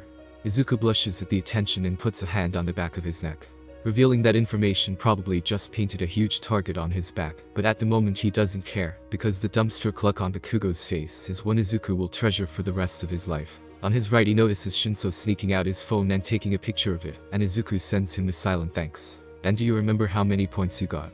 The teacher asks. Izuku wouldn't be surprised if the man was smirking underneath his bandages. 43, I think. The murmuring intensifies. Shinso lets out a low whistle next to him. Quite. Aizawa-sensei snaps. The volume lowers considerably. It's been a while since I've checked, but I believe that placement 36 was just barely higher than that. Had you been a little stronger, or he been a little weaker, perhaps, you would have been in one instead. The teacher turns back to Bakugo, looming over the teen. So you see, Bakugo, the people out here are far from useless. When the sports festival comes, I expect you to remember that. If you don't, you might just get swept off your feet. Bakugo growls, but doesn't deliver a retort. He shoves his way out of the crowd, leaving the hallway. The crowd disperses not long after that when Aizawa-sensei shoos them off. For the last 2 weeks before the sports festival, Izuku and Shinso kick it into high gear. They spend as much time as they can after school together sparring, training quirks, and total concentration, and studying Izuku's ever-expanding roster of students to watch out for. On the day of the sports festival, the duo put on their gym uniform, line up with their peers, and enter the massive arena. Give it up for this year's underdogs. Yamada-sensei booms from above. General education classes 1C, D&D. The applause that follows is lackluster, but Izuku doesn't care. He breathes, and looks up at the crowd with a determined smile. He's got this. The night before the sports festival, Shota and Hisashi, because the blonde refuses to leave Shota's side while he's injured, take a train to Hosu to attend an important gathering of the underground community. A Slayer Commission briefing. Meetings like this are rare, only taking place once in a blue moon. It's the only time normal underground heroes interact with the Slayer Commission in any real capacity, and attendance is mandatory for the newest hires after all. They have to be briefed on one of the world's best kept secrets. After that first meeting, however, attendance is optional, and Shota's rationale that there was no point to going again is coming back now to bite him in the ass. It seemed logical at the time. There's just no reason that every underground hero needs to go. Shota knows about demons, what to do if he encounters one, and how to contact a slayer to deal with it. He doesn't need a refresher every few months. Not to mention the enormous hole in security if every single underground hero was absent at the same time. Let the rookies go and have their existential crisis while Shota keeps a watch over the city. But all actions have consequences, and Shota blowing off briefings is not an exception to that rule. Netsu had asked him to gather information on the Slayer community to get a feel for whatever situation the rat's concerned about. Problem is, they're a tight-knit group, and Shota is practically an outsider. They didn't even bother sending him the meeting details this year. He had to ask one of his contacts about it. Which brings Shota to his current position, walking through the streets of a city he's never been to, and desperately searching with his friend for a sign of Hosu's nest. "Shu, why are we even here again?" Hisashi asks, one hand on Shota to make sure he doesn't fall, something he'd be more offended by if it hadn't almost happened several times already. "Job from Netsu. Secret." He grunts. "Right, I get that, but I mean, how time sensitive is it exactly?" "Very." The blonde hums, clearly dissatisfied with the answer. He goes to open his mouth again, probably to voice another objection, but Shota finally sees what he's been looking for through the crack in his bandages on. The side of a rundown orphanage is a graffitied black feather. He makes a beeline for it, and Hisashi runs to catch up. "So your important job is in here?" Hisashi asks, looking up at the building. "Looks like it. And you're sure you don't want me to come in?" "Yes." "Wait outside. I'll be fine." Shota breathes a sigh of relief when Hisashi actually listens and backs away from the entrance. He's a good friend, better than Shota deserves, but he's an utter failure at subtlety. The blonde is the absolute last thing this mission needs. The meeting is taking place in the lobby, so thankfully Shota doesn't have to try and find the room. He enters silently, opening and closing the door before anyone even realizes he's arrived. The white bandages he swaddled in make for terrible camouflage, but Shota's mastered the art of hiding in plain sight. They'll notice him on his terms, or not at all. He lurks by the door, surveying the room. There's an assortment of people in the crowd, all of which fall into one of three categories. First, there's the rookies. The new hires stick out like a sore thumb, mostly because Shota arrived late. One look at their shocked expressions, and Shota knows he's arrived at the tail end of the "we regret to inform you demons are real" speech. Veteran heroes and slayers are next. They're naturally more compassed, some even attempting to comfort their younger coworkers, or at least give them looks of sympathy. There's nobody he knows among them, but that's to be expected. Lastly, there's the suits. Supporting members of the Slayer Commission, including the crows in charge of Slayer Dispatch. They're the group Shota knows the least about, and he gets the feeling they like it that way. At the front of the room, a stony-faced suit clears her throat. "As some of you may know, we hold our annual final selection towards the end of May. This year, the event will be taking place here in Hosu. If anyone here wishes to sign up to aid in patrol efforts, please contact your jurisdiction's crow, and they will help you sort out the details." "What's final selection?" One of the new hires by Shota whispers to another hero. Shota tilts his head to eavesdrop. "Think of it like a license exam, except a little more hardcore." "What does that even?" "Dude, just don't ask. The less you know about this stuff, the better." Shota makes a mental note to ask Netsu about the topic before focusing his attention back on the woman. The briefing switches to more mundane topics, going over some of their stats regarding confirmed demon sightings and slings. It reiterates what Shota learned in the first meeting he attended. Demons are slowly becoming more prevalent, and they're no closer to learning the cause of it than they were a decade ago. The final revelation of the night, however, makes Shota's blood boil. The nomu of the SJ was a demon. The abomination that beat Shota within an inch of his life and almost massacred his students, had been a monster that craved human flesh, and All Might, the strongest hero there is, had used lethal force to bring it down. It's something All Might probably knows, something Netsu definitely knows, and it makes Shota irrationally angry that he was kept out of the loop that his class encountered a fucking demon. He stomps out of the building before the meeting formally concludes, trailed by worried-looking Hisashi. "I'm gonna kill that rat." Shota growls, fists clenched. "So is it a no on the announcer gig tomorrow?" Hisashi sheepishly asks. "So Racer, you're a fan of underdog stories. Anyone to look out for in the non-hero courses?" Izuku gulps and looks up at his two teachers in the announcer's box. It's high up in the air, but Izuku swears that the bandaged man is focusing on him when he replies. It's far too early to tell. If any of the other classes have potential, it will be made clear in the first 2 rounds. Such brutal realism. "That's an underground hero for you, folks." Shinso snorts on his right. That's not what he was saying 2 weeks ago. He probably doesn't want to appear biased. Izuku mutters. "Besides, he's right. We have to prove ourselves." "You say that like it'll be hard for you. Have some confidence, number 37. Shinso jokes, punching him in the shoulder. During their conversation, the top scorer of the hero exam is called to make the player's pledge. To the dismay of everyone, that top scorer is Bikugo Katsuki. "I pledge to be number 1. He says, walking off and ignoring the ensuing uproar from the rest of the students. Izuku has to resist the urge to fassip him. The crowd doesn't get much time to protest, however, because midnight immediately moves on to announcing the first round. An obstacle course. The classes all converge into a mob by the starting line and start to prepare. Shinso splits off from Izuku, and out of the corner of his eye, Izuku watches as the boy goes over to some business students, and talks them into literally carrying him through the course. It's a bit underhanded, but they are encouraged to use their quirks, so Izuku overlooks it. He takes his eyes off the spectacle to focus on his warm-up. He does some basic stretches, although he feels plenty limber already, and cycles his breath with total concentration. As the final countdown begins, Izuku gets into a sprinter's start and fixes his gaze on a certain red and white-haired boy. Todoroki Shadow. Quirk. Half cold, half hot. The boy can cause enormous collateral damage in the blink of an eye, and has no qualms about using excessive force to achieve victory. And as much as Izuku wishes it weren't the case, a sudden ice storm at the beginning of a race would be a very effective tactic. The moment the gates open and midnight yells start, Izuku launches off the ground, getting airborne just in time before Todoroki does exactly what he anticipated, unleashing a wave of frost that coats the entire starting area in a sheet of ice. It takes out half of the competition in an instant, rooting them in place. With the preliminary wave over with, Izuku hits the ground and cautiously works his way across the ice sheet, staying on pace with the main wave of students. It's a brief calm before the storm. Izuku uses the opportunity to observe who remains. Shinso, thankfully, is still in. The boy had also been prepared for Todoroki, so he was able to command his teammates to jump in time to avoid the blast.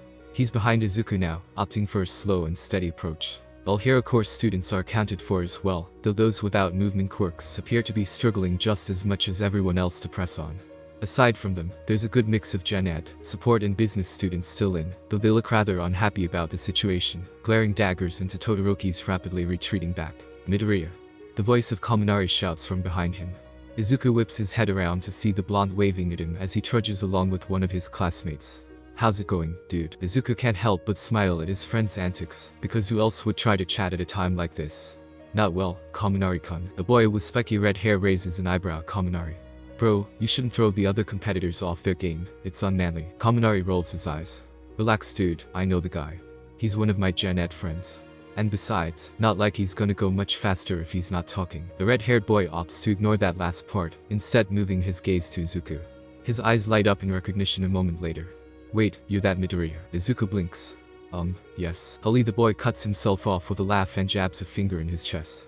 Kirishima Ijiro, nice to meet you. Dude, Kaminari won't stop complaining that you aren't in our class. Can't wait to see you in action. Under normal circumstances a compliment like that would cause Izuku to sputter and downplay himself, but they're almost at the end of the ice, so he just nods absent-mindedly and mentally prepares for what's next. The moment his foot meets ground instead of frost, he breaks into a sprint, racing to catch up to the front of the pack, which is when the next roadblock comes into play. A horde of zero-pointers from the entrance exam emerge, making Izuku freeze in his tracks. Even if he wanted to fight one of those titans, he's lacking a sword. His only alternative is to run past them, but he hesitates because it looks Todoroki's about to. Whoosh, oh, that's a lot of ice. The zero-pointers stand motionless, frozen solid. Todoroki runs between their legs just as the metal colossi begin to collapse under their own weight, leaving them all in the dust for the second time today. The race descends into chaos after that, as smaller exam robots emerge from the rubble. Izuku simply decides that they aren't his problem and hops across the wreckage of the zero-pointer, landing safely on the other side to a much more empty track. The second obstacle thankfully doesn't prove to be much trouble at all. He's been doing basic parkour with Hikari for months now, and while the ropes may look flimsy, they're actually quite resilient. Izuku only has to slow down a small amount to practically run across them, making it to the end, just as most of the main force is arriving. What's this? Yamada-sensei booms, hyping up the crowd in the stadium. It seems there's an unexpected contestant in third place. Midoriya Izuku, of my own class 1C. It takes Izuku a moment to fully process the message, but when he does he has to stop himself from tripping. He's in what position? He skids to a halt and actually counts how many students he can spot in front of him. Sure enough, the only two students that have made it farther than him are Todoroki, who he's been stuck chasing this entire race, and judging by the explosions, Bakugo. Maybe he can slow down a bit for this last part. And it's a good thing that he thinks that, because the last obstacle all but forces him to wait. It's a literal minefield. How is it even legal? Todoroki starts to skate just above the ground on his ice, and Bakugo can fly, so he doesn't have to worry about it at all. Izuku's still stuck at the starting line when more students start to arrive and wade their way through. He forces down the bile starting to rise in his throat and tries to think.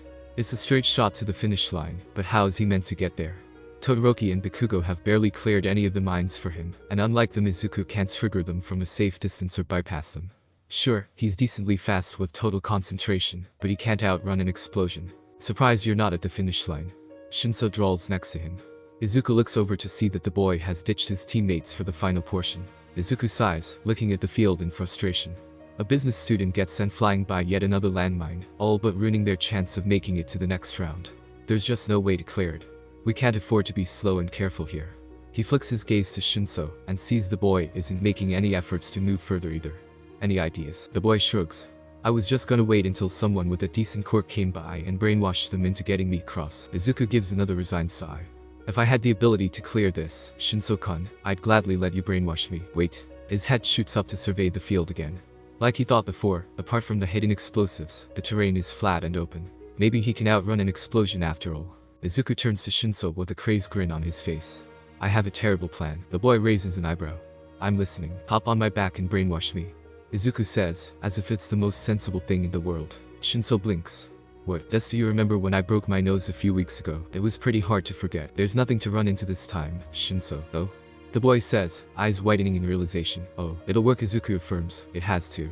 Please, Shinso, I need you to trust me on this. The boy is quiet for only a few seconds, but in that time dozens of students race past them. If this doesn't work, they'll be out of time. They need to risk it now, or not at all. Shinso takes a deep breath and nods. They move to the start of the obstacle, and Shinso clambers onto Izuku's back. I'll only cover a part of the distance with one, so you'll have to order me to do it multiple times. And my arms will move when I do it, so I can't support you. Izuku warns. You'll have to hold on to me. Wonderful. Ready, yes. The fog rolling over him is a familiar comfort at this point. He's been brainwashed so many times that the feeling's honestly starting to grow on him a bit. Use the first form.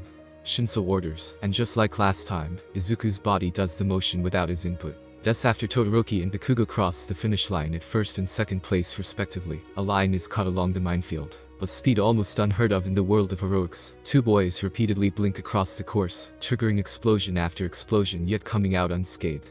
Students who witness it up close are left staring in open-mouthed shock at the duo, only for the pair to leave just as abruptly as they appeared. Shinso gets off the moment they materialize at the end of the minefield, drops his control, and rushes to a nearby bush to vomit. Izuku follows a second later. It feels like he's on fire.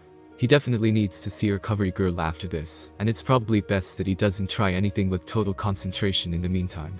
We're never doing that again, Shinso pants, before taking off for the finish line as fast as he can muster himself to go. Izuku takes a second to compose himself before jogging to the end. Wait. Yamada-sensei yells as they cross the finish line. Ladies and gentlemen, it appears we have our underdogs.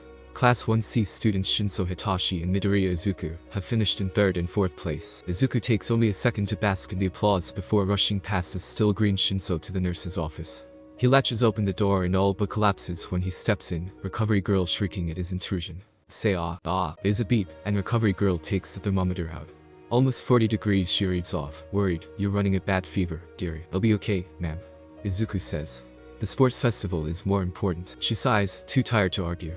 I beg to differ, but you kids don't listen to me anyway.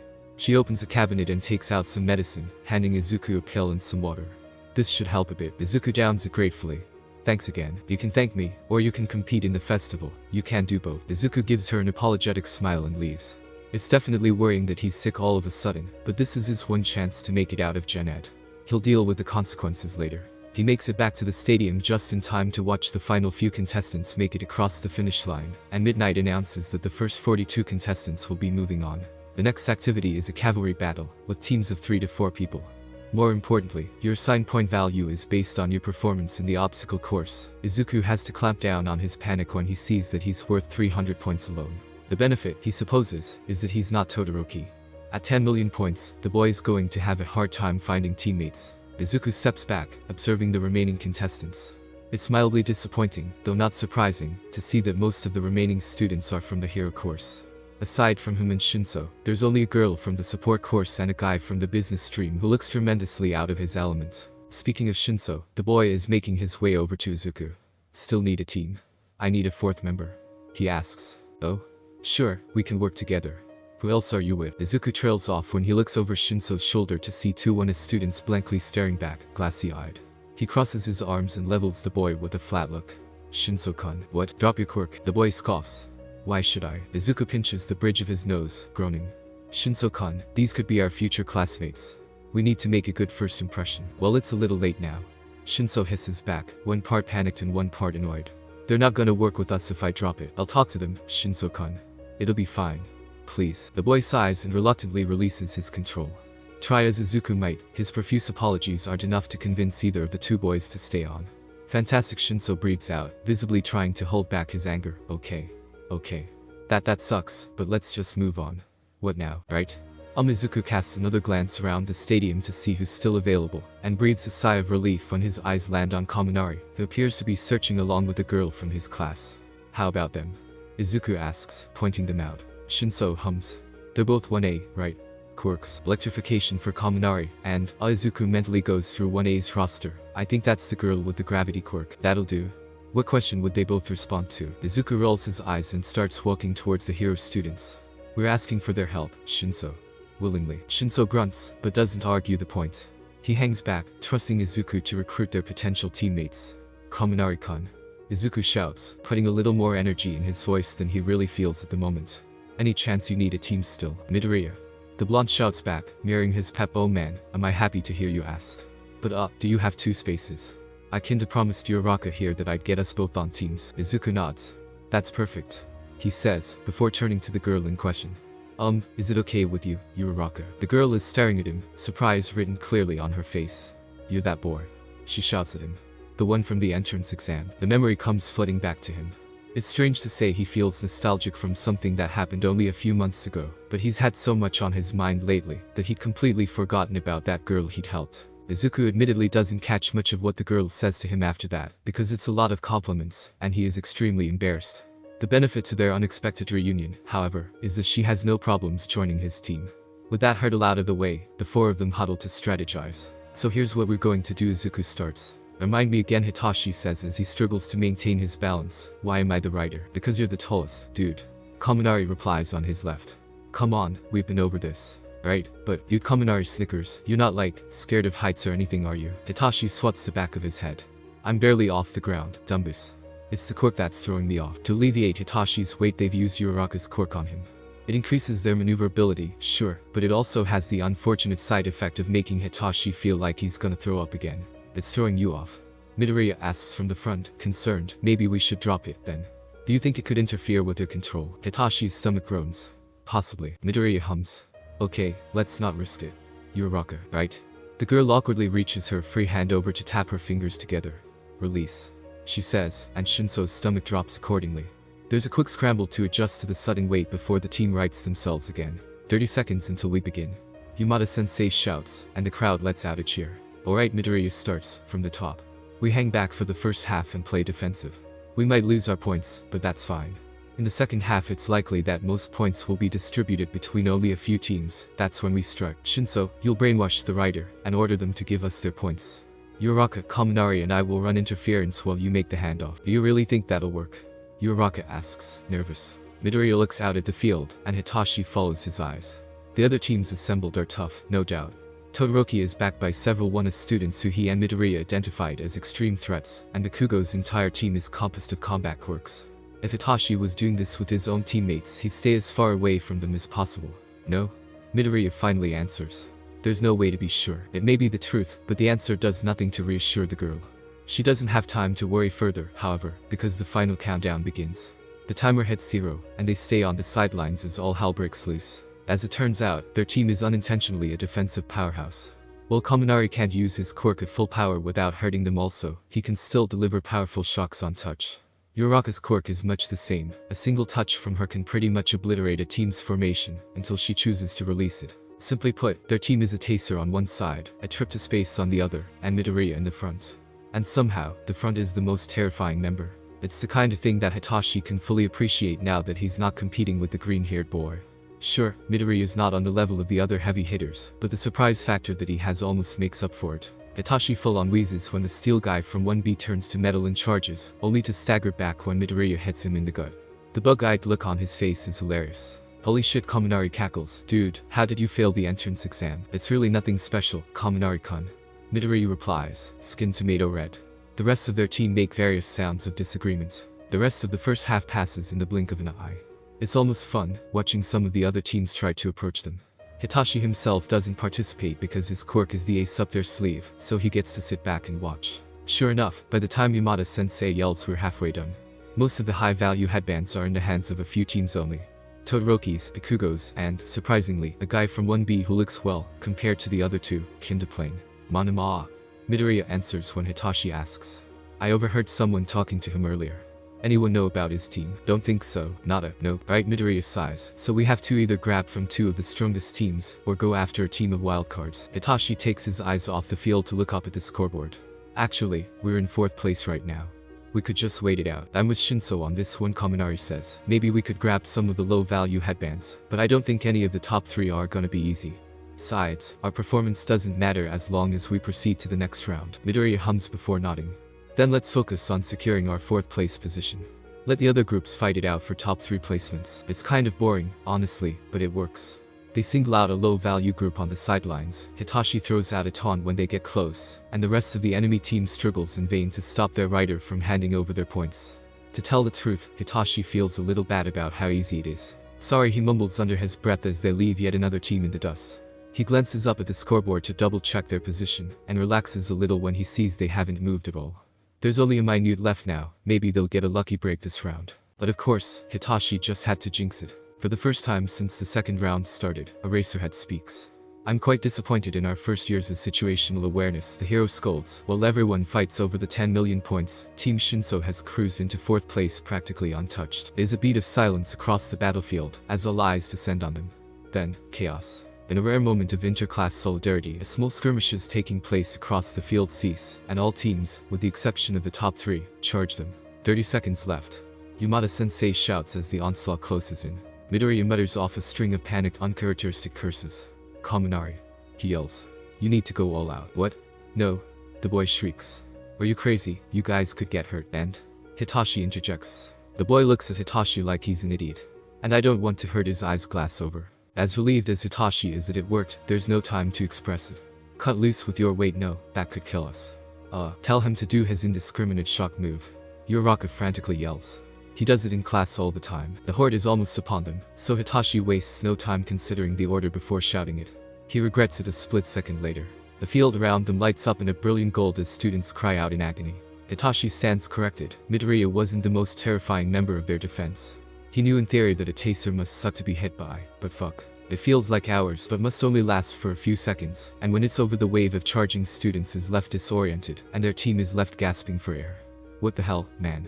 Kaminari whines, the only one left unscathed. This was exactly what I was trying to avoid. It was. Midoriya gulps down another lungful of air. Necessary, Kaminari.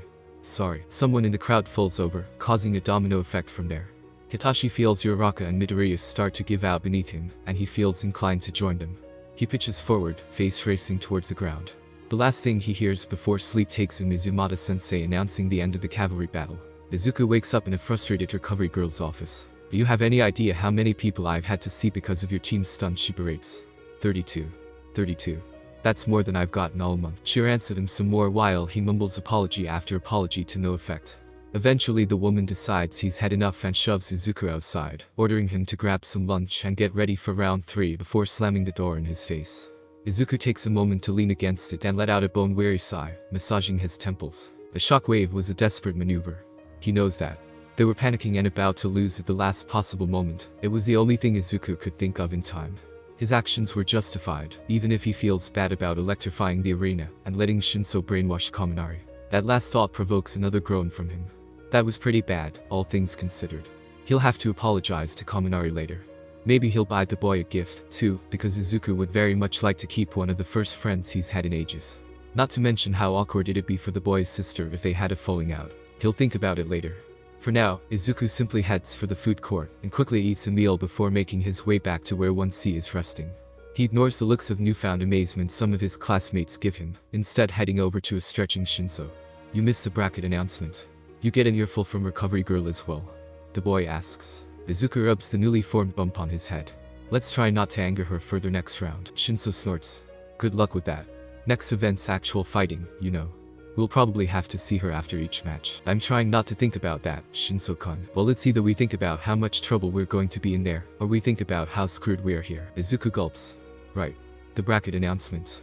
What did I miss? Shinso takes out his phone and begins swiping through it. I took a picture of it so I wouldn't forget, but it was pretty stacked against us. Here, take a look. He hands the phone over, and Izuku studies the information. Midoriya v Ida, Tokoyami v Yorozu, Bakugo v Uraraka, Tsubiraba v Kabar, Todoroki v Sero, Kirishima v Kurwaro, Kaminari v Ashido, Manama v Shinso. So we're on opposite brackets, then. Shinso grunts. Yeah. Wonder if it's intentional. Give both underdogs a chance to shine, kind deal. Izuku shrugs. The conversation lulls while both boys mentally prepare. Worried about Monoma, eh? Shinso waves his hand in a so-so motion. How about you? Which one's Iida, again? The engine quirk. Shinso lets out a low whistle. Worried about his speed, eh? Izuku jokes, trying his best to mimic the boy's earlier nonchalance and failing. His smile falls. It'll be quick, win or lose. And every fight after will only get harder. Shinso scratches the back of his neck. I'm, not exactly the best at pep talks. Good luck, he says, cringing at his own delivery. Izuku chuckles. Thanks. It's the thought that counts. The two boys make stilted small talk for the remainder of the break, trying their best to distract each other from the looming event. Eventually Izuku gets called down for the first match, and leaves for the entry tunnel with some final words of encouragement from Shinso. Is ready for the first match. Yamada-sensei shouts to a roaring crowd. Okay. First up. He's one of our 2 underdogs this year, from my own general studies class, Midoriya Izuku. Facing off against him is the hero course's own speedster. Give it up for Iida Tenya. The audience cheers as the two boys make their way to the stage. They face each other, bow, and turn to Midnight. Iida, are you ready? She asks. Yes ma'am, Midoriya. Izuku breathes, tuning out the crowd and into the rhythm of total concentration. His opponent is faster than him, but he also doesn't know what Izuku's capable of. Izuku will be on the defensive from the get-go, but so long as he can keep the boy wary. Midoriya. Midnight calls again. Sorry. I'm ready. Midnight nods. Alright, you two. Start. Iida suddenly puts a foot forward and Izuku ducks under the roundhouse kick aimed for his face. By the time he whips his head behind him to see where the boy landed, Iida's already circling him like a predator. I'm very sorry, his opponent shouts as he runs, but I cannot let you win. I had hoped to save this move for Todoroki, but if I lose here that won't matter.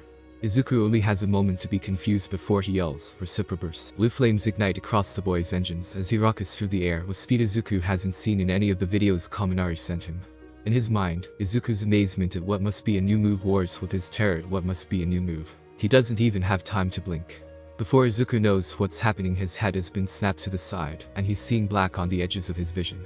He tries to back away, but the other boy doesn't let up, unleashing a flurry of kicks that keep Izuku boxed in. There's an urgency in each of Iida's attacks now. With each strike the boy's pacing gets more wild, until he's practically throwing caution to the wind a few seconds in. After yet another missed kick, Izuku sees his opportunity. Kaminari has frequently joked that his class president is a robot, and luckily for Izuku, that seems to extend to his fighting style as well.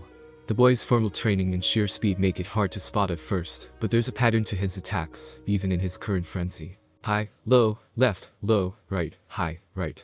Iida cycles through the motions, over and over again, but there's an extremely small gap between each loop. The moment it happens, Izuku makes his move. He breathes, kicking off the ground and maneuvering so that Iida is between him and the boundary line, and charges the boy. But Iida sees what he's doing, and in a horrifying moment, Izuku realizes he's underestimated the boy's reflexes. Iida shifts, rearing a leg back for one final kick that will for sure incapacitate Izuku, but when he goes to move, his engines stall. Iida freezes with a look of despair on his face, as Izuku tackles him and shoves him out of the arena. Iida is out of bounds. Midnight announces. The winner is Midoriya Izuku. The crowd cheers, but Izuku ignores them for now. This was only the first round, and he can't get cocky because he beat one hero student. On the ground below him, Iida slams a fist into the grass before loudly exhaling. He mumbles something under his breath, gets up, and bows once more to Izuku before heading in the direction of the nurse's office. Izuku follows. Sorry. Izuku apologizes automatically. Iida lifts his head to look at him in confusion. There's nothing to be sorry about. You were simply the better fighter. Izuku shakes his head. I wouldn't say that. You almost had me at the end. I just got lucky. The boy sighs. No, I should have known. Reciproburst only lets me move for 10 seconds afterwards. It was a risk I chose to take, and I paid the price for it. Izuku doesn't have a rebuttal for that, so the conversation stops there. The two boys get healed by a passive-aggressive recovery girl, and start to make their way back to their seating areas when Izuku pauses. Iida-kun, yes, you mentioned that you were saving your new move for Todoroki. Why did you use it on me? There's a flash of recognition in the boy's eyes. Ah. Do you remember the entrance exam? Izuku shakes his head. Not really. It's been a while. Indeed, Iida nods, but you left quite an impression. I saw you slice a three-pointer in two, and I'm sure that was only one of many. When I found out that you weren't in either heroics class, I was shocked. Izuku turns beet red. There's no need to exaggerate. I'm sure all the hero students are amazing. The other boy chuckles. They very much are. Or, well, he coughs, those still enrolled are. But we're getting off track. I used Reciproburst on you, Midoriya, because I knew I'd lose without it. The admission renders Izuku speechless. As Iida turns to leave, he looks over his shoulder once more. I wish you the best of luck in the rest of the tournament, Midoriya. And for what it's worth, if you do end up transferring, I look forward to learning alongside you. Hitachi stands in the entry tunnel, trying to calm down. Much as he tries to hide it, he can get just as nervous as Midoriya can about stuff like this. Right now, he wishes he had more time to work his thoughts out. It's not even his opponent that's got him so worked up, it's the other matches. Yorozu literally blinded everyone in the stadium the second the match started and forced Tokoyami to yield. Bakugo's an absolutely brutal fighter. Todoroki casually summoned a fucking glacier, and Kaminari won, which means if Hitachi does win, he's going to get taste again. That last point is half tempting him to surrender now, just so he can watch Monoma get a taste of it. He can't though, because this is his one chance. They've made it to the third round. Finally, all eyes will be on Hitachi. He's been carried by Midoriya in the first two events. It's time to show the faculty that he can pull his own weight. I hope you're ready, folks. It's time for our final match of the first round. Yamada-sensei booms. First up. He's kinda plain looking, but that doesn't make him any less flashy than his peers. From the hero course, Monomanito, facing off against is the other half of our pair of underdogs. With eye bags that rival Eraserhead, it's Shinso Hitachi. There's an audible slap through the speakers as Yamada-sensei finishes, and Hitachi snorts. The crowd has been noticeably quieter for both him and Midoriya, but if they both win, maybe that'll change. He walks across the field and sizes up the smug-looking blonde on the other side of Midnight. I must say, hats off to you for making it this far, Gened. Monoma taunts, though the words themselves come across as genuine. I would have liked to see you win a round or two, but that would mean I'd have to lose. I fail to see the problem. Hitachi taunts back. Oh ho ho. Nice to see I'm not the only one with a sharp tongue. Hitachi tries to hide his smirk at the reply. Boys. Save the trash talk for the fight. Midnight admonishes. Now, are we ready? Naturally, yes. Midnight nods. Good. Now, start. Monoma backs up a step before charging him, skin turning to metal as he does so. Hitachi's brow furrows, because what are the odds that 1B has two metal quirk users? Not likely, the Midoriya on his shoulder tells him. Monoma throws a wild punch and Shinso sidesteps it, kicking the boy's foot in the process to send him to the ground. The hero student easily rolls out of it, but he at least looks mildly impressed. A Gen Ed student who can fight. I knew I had a good feeling about you. Nah, Hitachi spits. I suck at this. What does that say about you, though? The boy's eye twitches in irritation. Ah, Hitachi thinks, a kindred spirit. I don't think you give yourself enough credit. Monoma shouts back. Internally, Hitachi breathes a sigh of relief, because that refreshes his control. While he could end the fight right away, it's not what he wants. Midoriya figured out his activation requirements because Hitachi took control immediately after asking a question. Throwing people off is a skill that he desperately needs to work on, and it's one he's started to put into practice recently. He'll take control in an emergency, like in the cavalry battle, but for now he can draw it out a bit. It's good trash talk practice, at least. Really, it's pretty lucky that Hitachi got the most talkative person in the hero course as his first match. The boy throws insults as much as he does fists, and while the crowd may be slightly bored as the fight continues, it means Hitachi is getting valuable screen time.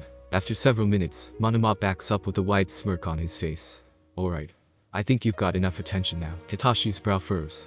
What? I told you I wanted you to get a chance to shine, didn't I? Monoma says, spreading his arms wide. Well, I did. Excellent brawling skills, by the way. But now, it's time for this fight to come to a close. Monoma's hands grow, quadrupling in size as the boy sprints at him. The hero student closes the gap faster than Hitachi can react, but he stops when he brushes Hitachi's arm. You know, I never did take a look at your quirk. The boy stops talking, eyes widening until they're comically large. He looks at Hitachi with fear in his eyes. You kidding me? Hitachi smirks, shaking his head. Monoma makes a frantic move to shove him out of the arena, but his body goes limp before he gets the chance. Walk out of the arena. Hitachi orders. And that's that. Midoriya v Yorozu, Bakugo v Kabar, Todoroki v Kirishima, Kaminari v Shinso. Looks like we get to piss off Recovery Girl at least one more time. Shinso snarks next to him. Izuku huffs a laugh. I think that's the least of our concerns. Do you have a plan for Kaminari? He might have figured out your activation requirements. Ugh, don't remind me. Shinso whines, wiping his hands over his face. Plan A is to use my quirk, Plan B is to lose. There's really no other way this can play out. You could fight. He's a walking taser, Midoriya. Shinso changes the subject. How about our extreme threat? Any plans to beat her? Now it's Izuku's turn to groan. He flips to another page in the mad scrawlings he calls a notebook, titled Yorozu Momo. There's too many possibilities to plan around. According to Kaminari, she can create anything she knows how to make, and she knows a lot. I'll have to play it by ear. Shinso hums.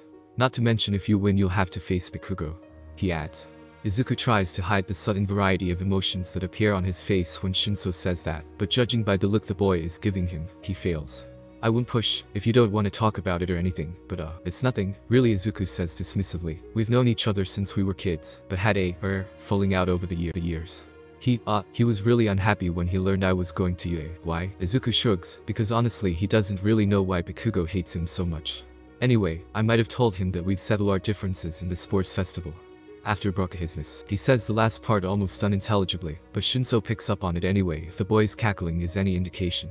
By the time Izuku gets called down to the tunnel, his friend still hasn't stopped laughing. He's ready to get this second round started. The crowd rallies. Alright. First up. He's got a hidden strength to him that shined through in his last match. Give it up for General Studies Midoriya Izuku. The cheering that greets him is much louder than last round, and Izuku can't help the smile that makes its way to his face. Facing off against him. The resident genius of the hero course, who blinded us with her stunning performance last round. Yoirozu Momo. They bow and Izuku takes a deep breath. You know the drill. Are both participants ready? Midnight asks. Both of them nod. Start. Izuku lunges forward with sudden ferocity that catches the girl off guard. Unlike his last fight, he's now the one on the offensive while she desperately tries to block. Unfortunately, she's much better at it than he was. Almost immediately she creates a shield in one arm, deflecting the kick he sends her way with it. Unarmed total concentration may be strong, but only Yoirozu knows for certain if her shield can withstand it. It's yet another unknown to add to the pile, so Izuku backs up to think. He realizes his mistake when she forms a palm in her other hand, and assumes a stance Izuku knows is a sign of formal weapons training. He grits his teeth in frustration. Looks like this match will be far slower than the last one. Shota, embarrassingly, starts to browse his phone about 10 minutes into the war of attrition occurring on the field. There, others still going. Hisashi struggles to commentate next to him. Audience members better keep their eyes peeled. You never know which of these attacks could spell the end. Shota slips his phone back into his pocket and forces himself to pay attention. The issue is both students are far too wary of the other. It's not without good reason both of them have far more formal training than the other knows, and both of them demonstrate a terrifying intellect. The logical thing to do is wait for an opportunity to arise, and capitalize on it to achieve victory. But neither of them are experienced enough to force that opportunity. It's something that students learn during second-year work studies, not in the first 2 months. Hence the stalemate. They're both waiting for the other to slip up. 5 minutes later, it happens. They're exchanging attacks as per usual. Yoirozu is sending another round of defensive pokes to test Midoriya, who weaves through them and counters with some conservative jabs of his own. There's the slightest opening in his defenses, however, and the girl spots it. From her stomach she forms a close-ranged weapon, and tosses the palm aside to draw it. And it's here where Shota's student makes her mistake, because the weapon Yoirozu chooses to create is a katana. She swings, but Midoriya stops it, grabbing her wrist and twisting. She drops the blade with a cry of pain, and Midoriya kicks it away from both of them before shoving her back, disengaging to grab it. Yoirozu scrambles to retrieve her palm, and the two of them once more get into proper stances. The audience's boredom evaporates, because what follows is an intense display of blade work that has them on the edge of their seat. It's apparent that Midoriya outclasses Yoirozu when it comes to swordsmanship, but each time he tries to get close and finish the fight, she spawns something new to drive him back. Flashbangs, smoke bombs, at least one capture net, they've seen plenty. But it's a battle of endurance, and slayers are notorious for their inhuman stamina. It takes another 10 minutes for Yoirozu to hit her limit, but finally, Midoriya closes the gap and knocks the exhausted girl out. Yoirozu is incapacitated. Midnight yells. The winner is Midoriya Izuku. The crowd erupts into cheers. Next to him, Hisashi double-checks the mic is off before slumping back into his seat. Holy shit. He mutters. MHM. He beat a recommendation student, Shu. That he did. Hisashi downs the rest of his coffee. Think it's fair to say our underdogs have potential this year. There's certainly some. The rest of the matches after that are considerably more predictable in how they play out.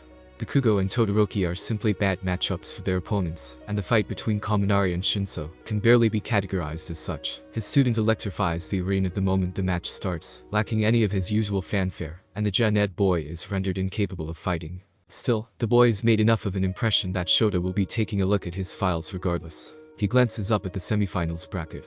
Todoroki vs Kaminari will probably be another easy win for the recommendation student, but Shota expects the other match will be far more intriguing. Midoriya and Bakugo. There's an unpleasant history between those two, something they desperately need to sort out in their time at UA. When heroes don't work together, people die. That point is even more pertinent for Midoriya, given the boy's career path.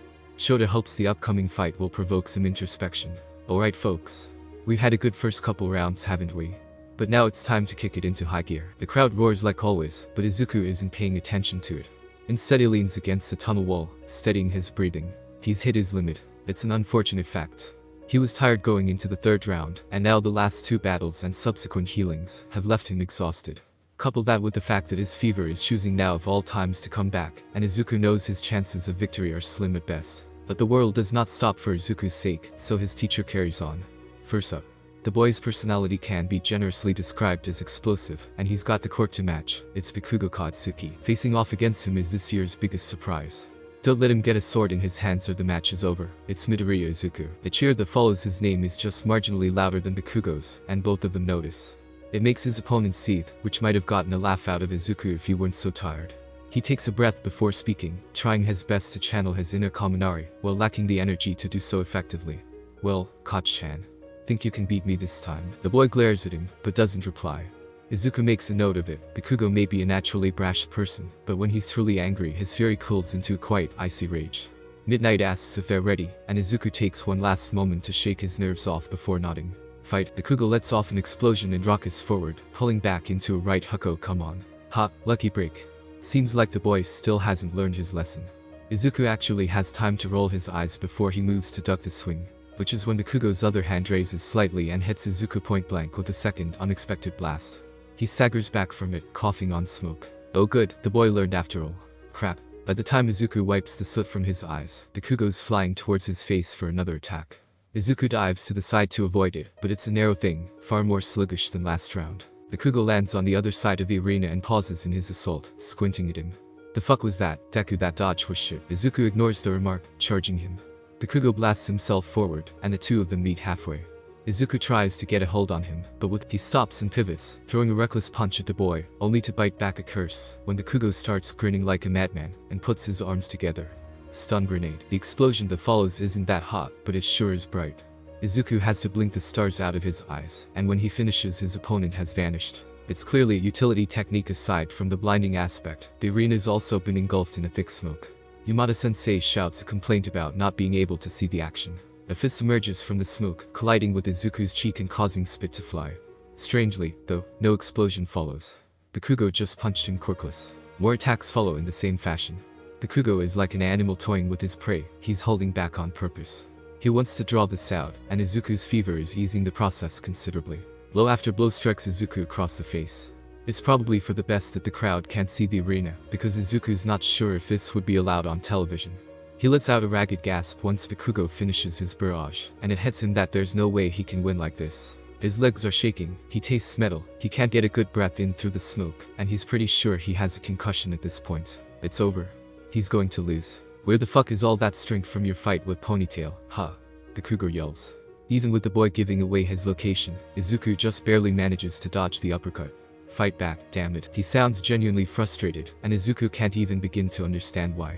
The boy's getting a free pass to beat up Izuku in front of the entire country, shouldn't he be thrilled? The smoke is starting to dissipate now, enough for Izuku to see the figure walking towards him, as he struggles to stay upright. Bikugo throws a deliberately slow punch that hits Izuku in the gut anyway, and he pulls his fist back in disgust. You're pathetic. He sneers. I'm sick, Bikugo. Izuku rasps out. The boy is taken aback by the lack of nickname for a moment, before seeming to remember he's angry. He scoffs, clenching and unclenching his fists. Fucking forget it, then. He lazily raises a palm to Izuku's face, sweat sparking. Get the fuck out of my way, Deku. He's going to lose. He's going to lose, and it's not even going to be from a strong attack. He's going to lose, and prove Bikugo right about him. He can't let that happen. Izuku doesn't even try to block. He takes one last breath of total concentration, sucking in as much of the smoke-filled air as he can, and launches a final, desperate attack at the boy's head with all the strength he has left. And it connects. His body gives out, falling into Bikugo's waiting palm. There's a brilliant flash of orange, and Izuku's world goes black. When the smoke clears, the crowd is silent. The first thing Izuku senses when he wakes up is the cold metal object curled in his palm. He jolts up, bleary-eyed, and tries to make sense of his surroundings. The memories come flooding back. The fight with Bikugo. He must be in the nurse's office now. He looks down at his hand, brow furrowing at the bronze medal that sits in it. Did he win, then? It was a tie. A voice in the corner of the room corrects, sensing his confusion. Izuku startles at the sound, head shooting up to see a tired Aizawa-sensei blending into the corner. Your last punch knocked Bikugo out. Midnight ruled both of you were incapacitated. Izuku tries his best to absorb the information, but he's still pretty out of it. So I'm in third, along with Bikugo, yes. So, who won? Aizawa-sensei blinks slowly. Todoroki won by default, and Kaminari was pushed up to second. Izuku nods. There's a cup of water that's been left out for him, and he grabs it just so his hands have something to do. I'm sorry to ask, sir, but is there a reason you're here? You fought several taxing battles. While worryingly sick, the man deadpans. Someone had to make sure you were okay, and I had nothing better to do. The teacher's words may be blunt, but there's a slight heat in his tone that makes Izuku feel shame. I'm sorry, you should be. Aizawa-sensei scolds. Pushing your limits like that could get you killed in the field. Izuku sighs, hanging his head. I'm really sorry, sir. It won't happen again. I wait. He looks up again. Did you just say in the field? Aizawa-sensei rolls his eyes. The hero course is conveniently missing 2 students, and you and Shinso certainly left an impression. Yamada says you're a smart kid, do the math. With that, the man leaves the room. Izuku stares off into space for the next several minutes, trying to process everything. Do the math, the teacher said. 2 gen ed students. 2 spaces to fill. Really, a toddler could figure it out. He lies down in his cot, trying to fight back against the tears of joy threatening to spill out. It's the only loss today that he's not upset by. Like every other time, Izuku has had a burning question regarding total concentration breathing. He calls his mentor immediately. She picks up halfway through the first ring, despite the fact that it's 3 AM, and Izuku blurts out his question.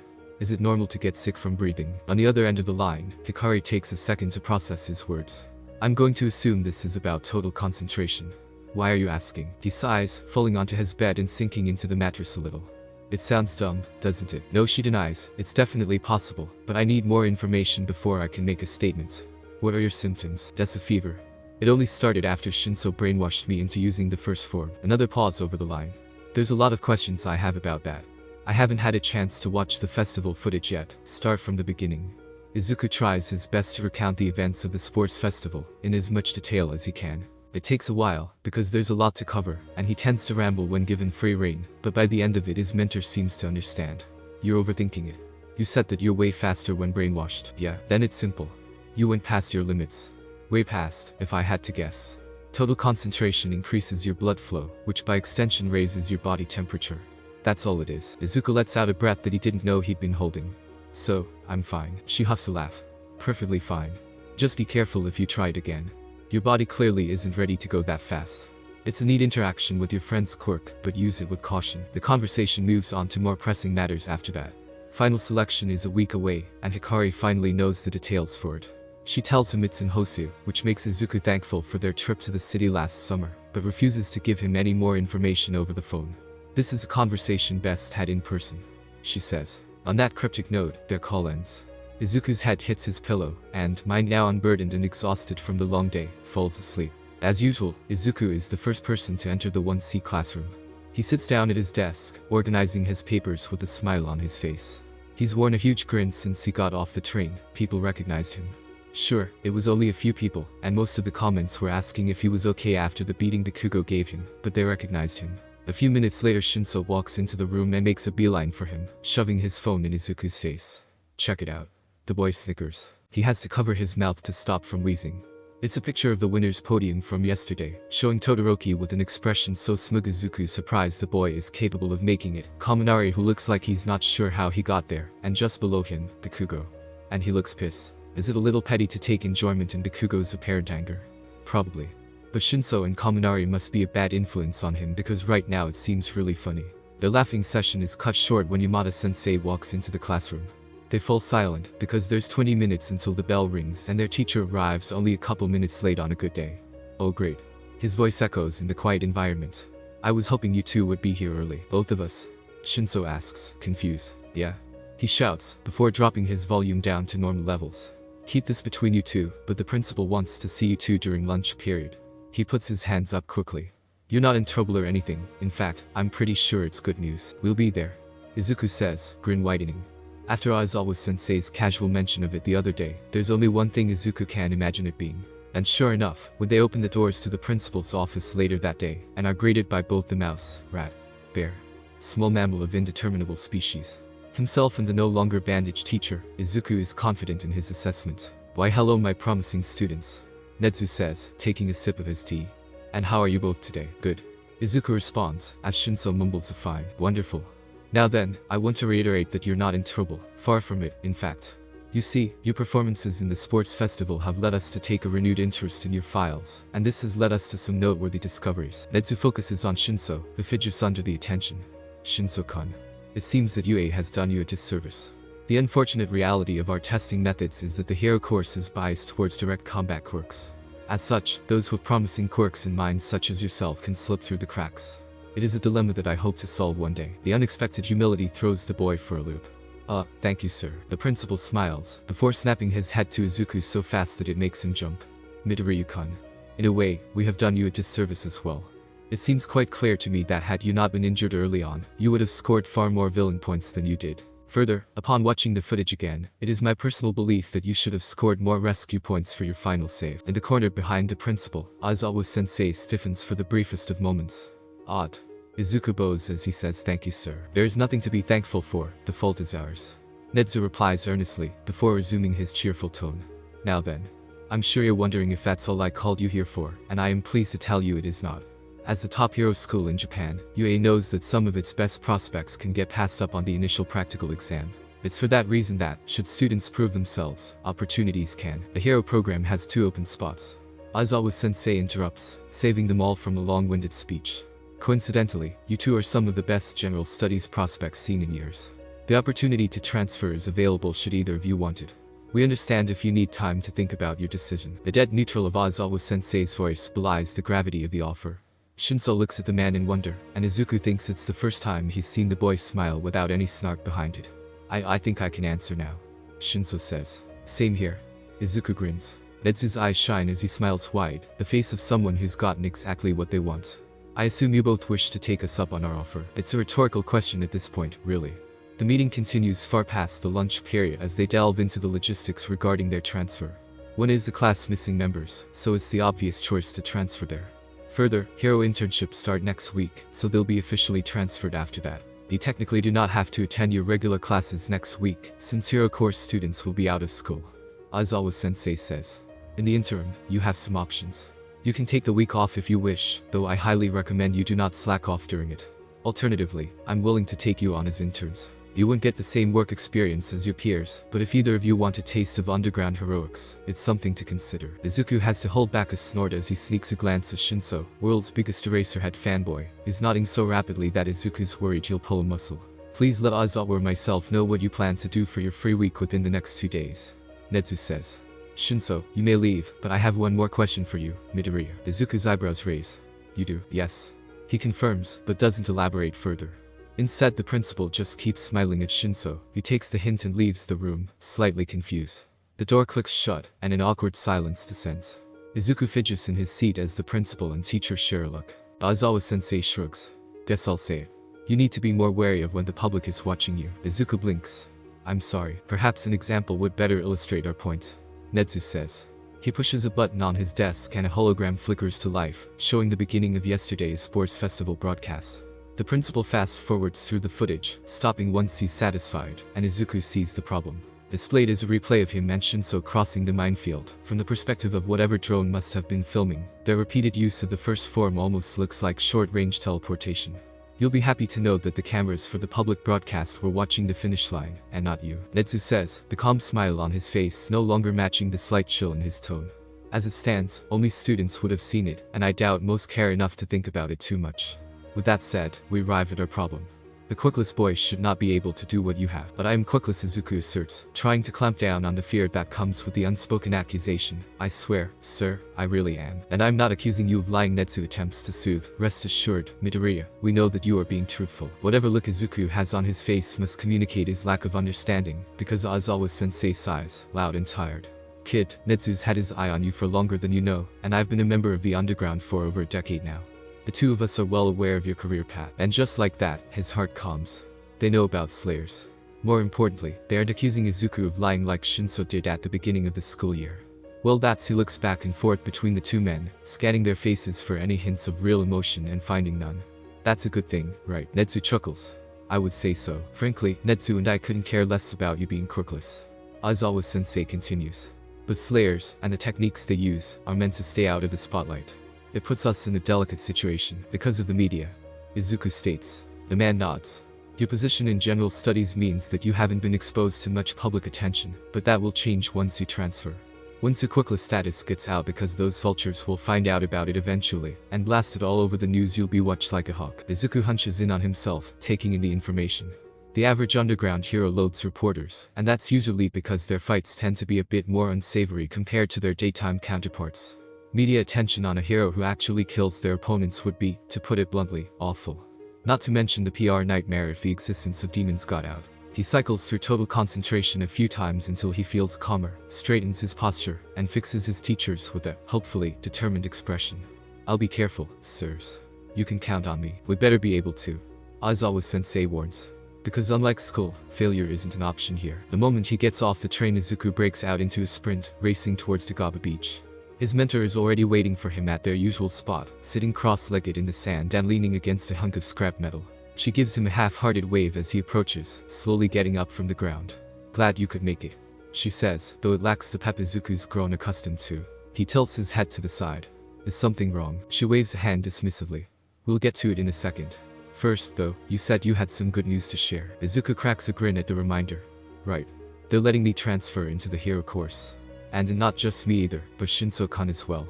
I can't even begin to describe how wonderful it is. Hikari-san, I know I've said this before, but just thank you so much. She cracks a smile, but it's a bittersweet thing. There's no need to thank me anymore, kid. You trained your butt off to get in. I just gave you the opportunity.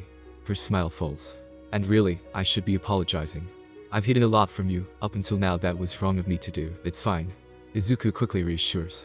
I understand why you didn't mention the Tsukuko thing. I'm not talking about that. She interrupts, pinching the bridge of her nose. I'm talking about final selection, and what it entails. Oh? Izuku quietly says. He wishes he had his sword on him right now, if only so he had something to do with his hands. Instead, he simply shoves them into his pockets and shrugs. Well, I'm listening now, Hikari-san. She nods, absent-mindedly tugging at a strand of her hair and trying to gather her thoughts. Have I ever mentioned any of my friends from the orphanage? No? Let's start there then. She pauses, chewing on her words. When Denki and I got put in there, I wasn't in the best state of mind. I'm sure you can imagine why. But there was another girl my age, Rin, who kept trying to cheer me up. And I mean, it took a while, but it worked. We were practically attached at the hip after that. You've never mentioned her before.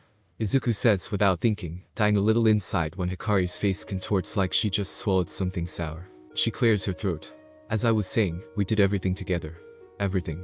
When she found out about my Slayer training, she insisted on becoming one herself. To keep me safe, she'd said. Izuku hums. She sounds like a good friend. She was. Oh. She died far too young. I'm sorry for your loss. So am I. Hikari mumbles.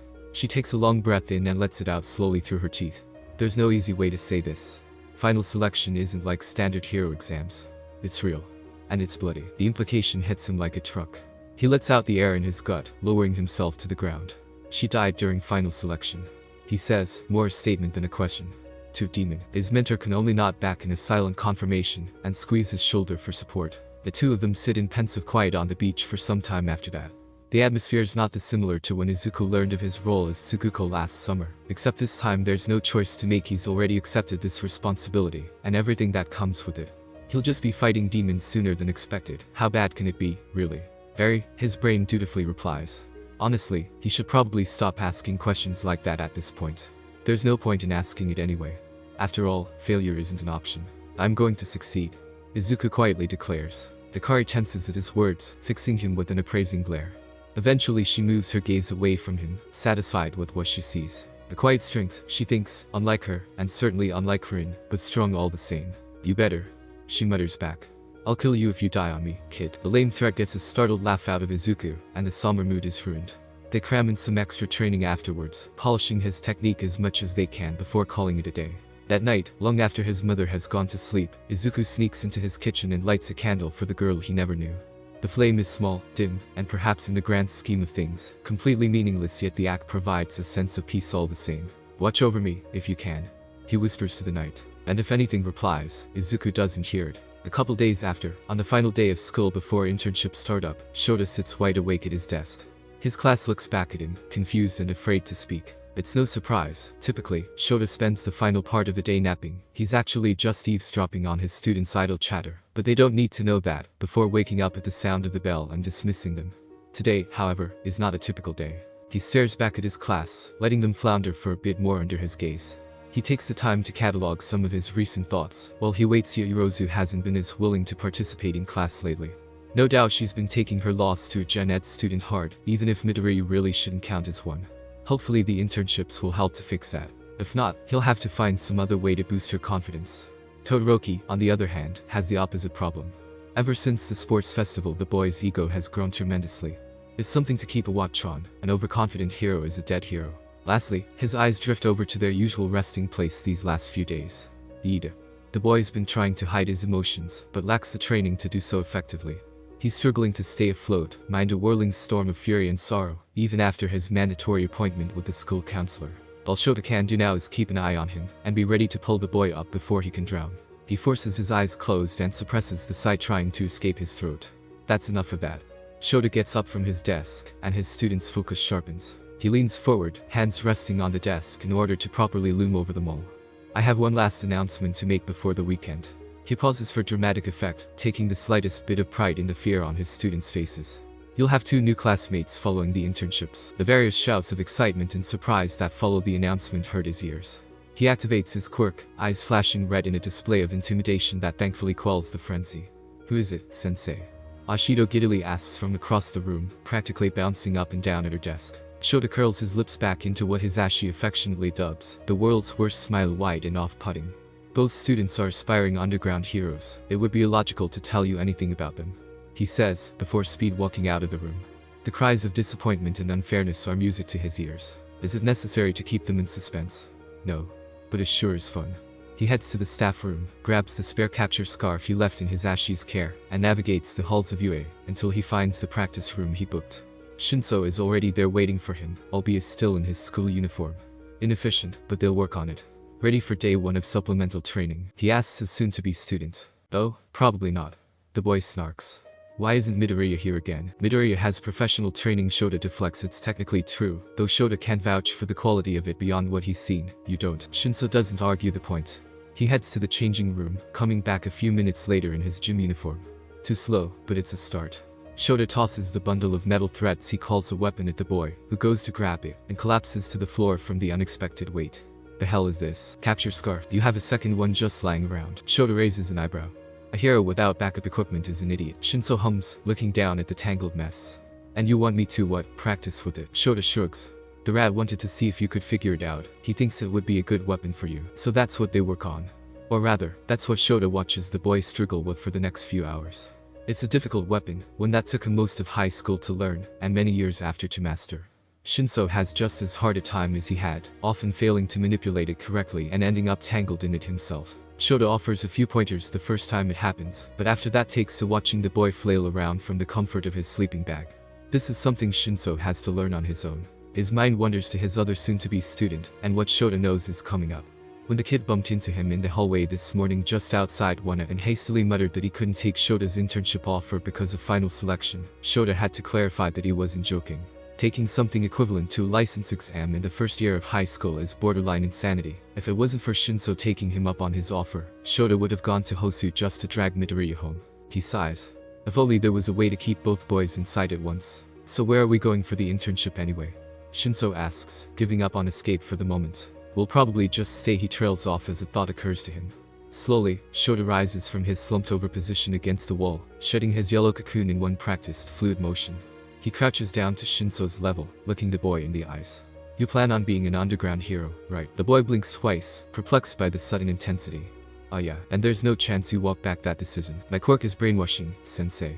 Underground's kinda the only way to go. Shota nods, Mureso to acknowledge the response, then indicate he agrees with the sentiment. He looks up to the ceiling and racks his tired brain for everything it knows about the Slayer community. There's no rules against this, are there? His mind turns up blank. Plausible deniability established. His head snaps back down to Shinso. You and Midoriya were together for most of the sports festival, he states. Shinso nods back, still unsure where Shota's going with this. Do you recall the minefield obstacle? Shinso's eyes widen for a fraction of a second before he schools his face into a blank expression. I can't say I remember anything about it. It was pretty boring, honest. We have the footage, kid. A beat. I can explain. Shota snorts. You don't have to. That's not why I asked. He grabs an end of the capture scarf and pulls, unwrapping Shinso in the blink of an eye. The boy gets up and dusts himself off, while Shota rises to his full height. Do you believe that Midoriya is quirkless? Shinso shrugs. You said you watched the footage, right? That should be answer enough. I'm sure he has his reasons to hide it, sensei, but there's no way he doesn't have one. Wrong. How? Shota rolls his eyes at the outburst, but considers his words carefully. The underground isn't for the faint of heart, he explains. Lurking in the shadows are some of the most vile, reprehensible criminals in Japan, and news of their captures will never see the light of day. But its biggest secret is far worse. And Midoriya is right in the middle of it. Shinso's brow furrows, taken aback by the direction of the conversation. When he takes a step back, Shota takes one forward, keeping the distance between them the same. Some conversations are meant to be uncomfortable. Shota tilts his head to the side, inquisitive. This is something usually learned after graduation. Do you wish to learn early? No? The boy says far too quickly. The instinctual response. Some would end the conversation here, but Shota can see the gears turning in his head. He'll have to learn at some point, and right now, Midoriya needs the support of someone else who knows. Shota isn't blind. The sheer relief on the kid's face when he realized he didn't have to hide anything from him and Etsu was plain to see. Midoriya's career path is bleak in even the best cases. He needs more people he can rely on. Shinso bites the inside of his cheek, a nervous tick to make note of. So let's say, hypothetically, that I did want to learn early. What would I have to do? Shota's lips quirk up, just a bit. Then I'd have to sign us up for an upcoming event and swear you to secrecy. Hypothetically, right? The boy paces back and forth in deep thought, hands on his head like the thing will fall off if he doesn't support it. Okay. Sure. Why not? Let's learn. Shota huffs something akin to a laugh, lips pulling back into his intentionally awful grin for the second time that day. Then we'll be taking the train to Hosu next week. Your friend's got one of the most important tests of his life coming up. Sweetheart. Izuku lifts his head up from the noodles he's mindlessly chewing on, strands still hanging out of his mouth.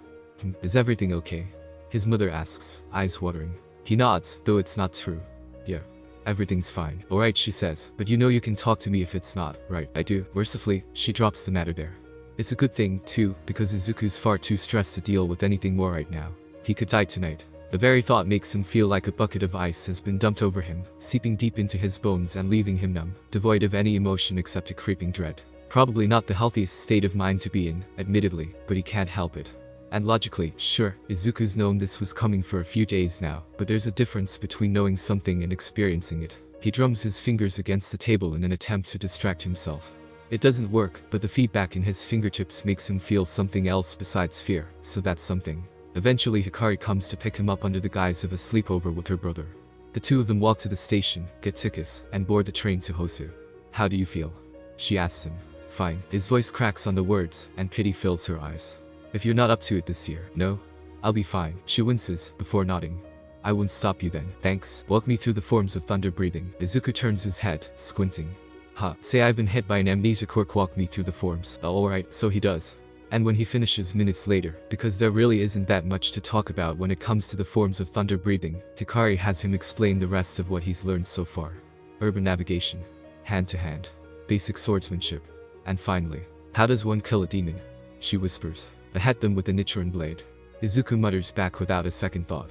All demons have heads even if they don't look like they do, correct? And if you can't get to the head, find a way to. She shrugs. Sure, but if you can't, that's not something they've talked about before. Izuku takes a second to work out an appropriate answer. Demons can regenerate, but it's not instantaneous, right? Nowadays no, but back in the past some of them were apparently on that level. She corrects. Izuku files that information away for another time. Then hit them wherever else you can to disable them. Severing the limbs would be a good idea. Very good answer. She praises, smiling. Feel any better? He considers lying for a moment, but decides against it. Not exactly. Her smile falls and she sighs, slumping back into her seat. Yeah. Not my best attempt, not really. But he grimaces, shaking his head. I don't think I want to go into this happy anyway. It wouldn't feel right to be excited for this, would it? Probably not. She acquiesces. The conversation lulls. Izuku falls back on the familiar comfort of total concentration, fidgeting with the strings of the baggy all-might hoodie he's wearing. At the very least, he's not paralyzed by the fear anymore. It's faded, just a bit. Enough that he'll still be mildly paranoid and jumpy all night, but not crippled. He's been training for over a year for this. He's practiced and practiced and practiced, soaking up everything Hikari's taught him like a sponge. His role as Tsukuko is something he hasn't really given much thought to, but it's not something he can just ignore forever. It's time to prove his worth. I think I'll be okay, Izuku finally says. And this time, he means it. When their train arrives in Hosu, it's almost 9 p.m. Final selection starts at 10, which leaves them just enough time to get to Hosu's nest and get him prepared. What will you be doing during the test? Izuku asks before they walk into the orphanage, his mentor's hand on the door. Perimeter watch. Am I allowed to know what that means? Hikari shrugs. You'll figure it out, she says, turning the handle before Izuku can reply. His eyes widen in shock at what he sees. The main room is a mess. What must be dozens of heroes move about, all of whom must be underground, because Izuku doesn't recognize a single one. They talk amongst themselves and other members of the Slayer Commission, in preparation for the night's events. So many heroes. He mutters. It's a necessity for an event like this. His mentor says. Do you remember Sato, the crow that I met over the summer? She nods. Talk to him, he'll get you set up. She moves to leave, but stops in her tracks, cursing. Almost forgot. She shoves a wrap box into his hands. What's this? Izuku asks, lifting it up and inspecting it. Whatever's in it must be really light, because there's hardly any weight to it. It's tradition for cultivators in this case to give their students an accessory of final selection. She explains. Consider it a good luck charm. Izuku beams at her. She mumbles something under her breath that he doesn't quite catch, something like too bright. Whatever, and walks off, presumably to get ready for whatever perimeter watches. Izuku takes a moment to calm himself now that he's on his own, and slowly makes his way through the crowd. It's not that hard to spot who he's looking for. The man's leaning over the orphanage's front desk, observing the gathered heroes. His gaze flicks down to Izuku at his approach. Midoriya. He grunts. Sato-san. Izuku greets just as flatly. The man makes a show of how he rises from his relaxed position, as if the task of properly standing requires monumental effort. Here for guidance? He asks, stretching. I think so. You think or you know? The man challenges. Izuku doesn't dignify the question with a response. Fine, fine. I'll get you gear, hold on. He steps back and heads into the darkness of the staff-only room behind him, and a couple seconds later a duffel bag goes flying out and into Izuku's waiting arms. There's a bathroom just down the hall and to the right. The crow says, hand emerging from the void to point. Change in there, then find the stairs and head to the roof. That's where you'll wait to begin. Izuku thanks him and walks off, following the directions. Once he gets in the bathroom he locks the door, takes off his clothes, and rummages through the bag and wrapped box he got from his mentor. The bag contains two important items. First is what Izuku's come to recognize as the standard issue Demon Slayer uniform, sleek, black, and unassuming, if one were to ignore the kanji for destroy on the back, at least. The material is tougher than expected, but it makes sense. Demonic strength is nothing to scoff at. Once he slips it on, Izuku notes with satisfaction that it doesn't seem to inhibit his range of motion at all. The second item is something Izuku's been waiting to get his hands on for a year now, Nichirin blade. A real one. It's slightly lighter than what he's used to, but he adjusts easy enough after a few practice swings. While the bag provides the necessities, however, his mentor's gift is what actually helps Izuku breathe a little easier. It's nothing super fancy, a neatly folded Hiyori his size, a zigzagging green as opposed to her flat purple shawl, and a small lightning bolt charm that hangs from a simple necklace. The accessories are nice, but they aren't what helps. It's the letter that comes with them. We both know that you'd rather die than upset the people you're close to, it reads, so I just want to let you know the Denki, and I'll be extremely upset if you die. And you don't want that to happen, now, do you? The attempted guilt trip forces a startled laugh from his throat, and the tension he's been feeling all day bleeds out just a bit more. Well, he chuckles to himself, she's not wrong. After spending a few more minutes putting himself together, Izuku wanders the building until he finds the stairwell up. He exits to the rooftop and notes the amount of candidates present. It's more than he expects, somewhere close to 20. Darkly, he wonders how many will be left by the end. He shakes the thought off before awkwardly inserting himself into the group. He's the youngest one there by at least a few years. It's not surprising a government organization can't ethically allow teenagers to go out and hunt monsters, so most would-be demon slayers usually wait until they're 18 to attempt final selection. Doing it now is a little odd, but there's nothing stopping him. And most importantly, Izuku wants to. The group of candidates spent a few minutes in tense silence, all of them on edge for what's to come. At exactly 10 p.m., which Izuku only knows because he keeps reflexively checking his phone, the door to the stairwell opens, and a suited woman walks out. All of them stand at attention. The woman smiles at this, just barely. It is said that long ago, final selection was carried out over the course of 7 days, on a mountain infested with demons.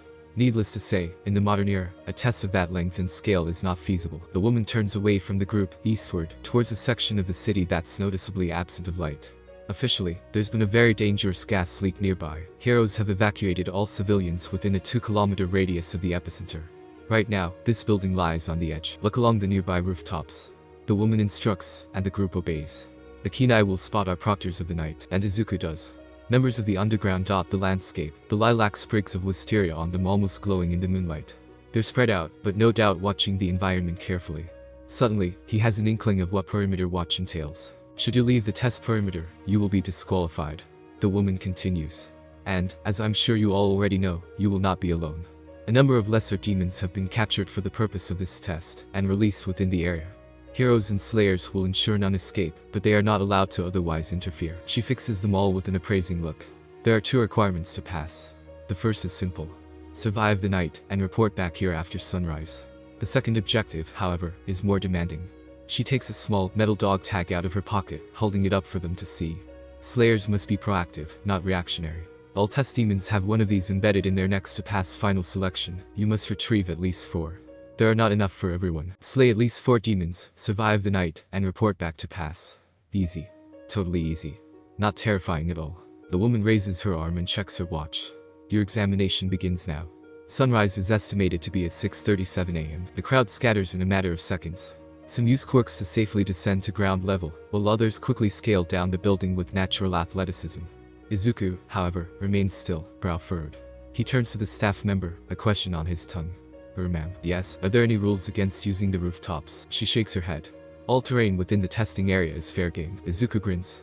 Taking a deep breath, he leaps to the building across from him and hits the ground running. Wisteria is repulsive to demons. That means most of them will be further in, closer to the center to avoid the proctors. The trip further in serves as a calm before the storm. Izuku jumps from rooftop to rooftop, keeping a bird's eye view on the ground below. Occasionally he catches a glimpse of another candidate running around, but there's no obvious signs of demons that he can see. Perhaps the others had the right idea searching on ground level. It's a theory worth testing. He scales down a fire escape, coming out of an alleyway to a small park in the middle of a residential neighborhood. Try as Izuku might, he has no idea where they could be. He sighs. It's a shame there's no way to easily find weight. The air around him thrums. Why? He's not actively using thunder breathing right now. And the only other times it's done something similar in the past was when Izuku's breath hitches. On instinct he dives, just in time to avoid his first target's ambush, claws sinking into the asphalt where he'd been standing.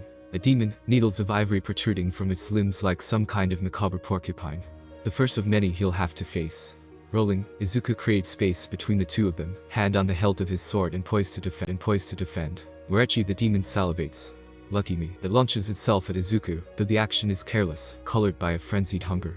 Izuku stays on the defensive, parrying the creature's slashes just as desperately and slowly backing up as he does so.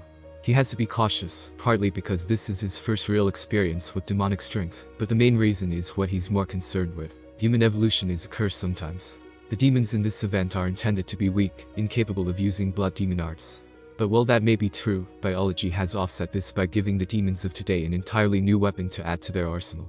One that isn't based on the number of humans consumed, but on a combination of genetics and luck. In the blink of an eye the demon's spines eject from its body, and it's only because of his reflex training that Izuku's able to back up and adjust his stance in time to counter.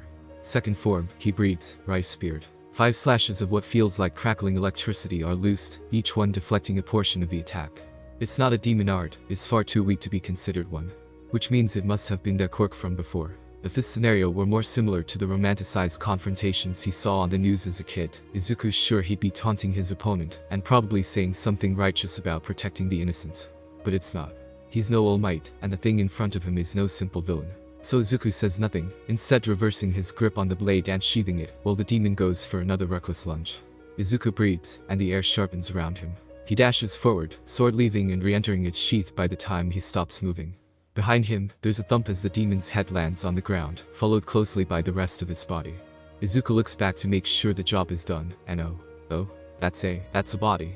What has he done? What has he? Calm down. He braces against the wall, slowly sliding down it until he's in a sitting position. His mind reels, torn between the logical side that tries to soothe and the emotional side that wails in anguish at what has happened. The whole time, his eyes never leave the man's demon's corpse. Over the course of a few minutes it burns to ash and is swept up by the wind, until there's nothing left except a glinting metal tag where it once was. It was a demon. They were already dead. He's not a murderer. All 3 of those statements are indisputable facts, yet his heart pounds in his ears all the same. Slowly, Izuku crawls over to the tag, not trusting himself to stand. The metal is featureless, lacking any identifying engravings beyond his Slayer Commission insignia, but perhaps it's better that way. He pockets the tag and lets out a long breath. Finally, his nerves begin to settle as reality sets in. No atrocities have been committed. He's okay. Izuku stands upright, condensing the last of his panic attack into a tiny ball in his mind, and pushing it aside for the moment. He can finish it later. Right now, he needs to focus. He was on the verge of an idea before the ambush. He needed a way to find demons, right? But the testing area is too large to do a thorough search, and his bird's eye method hadn't worked either. Not to mention that, if the other candidates are on a similar pace as him, then he really needs to take down 3 more as quickly as possible.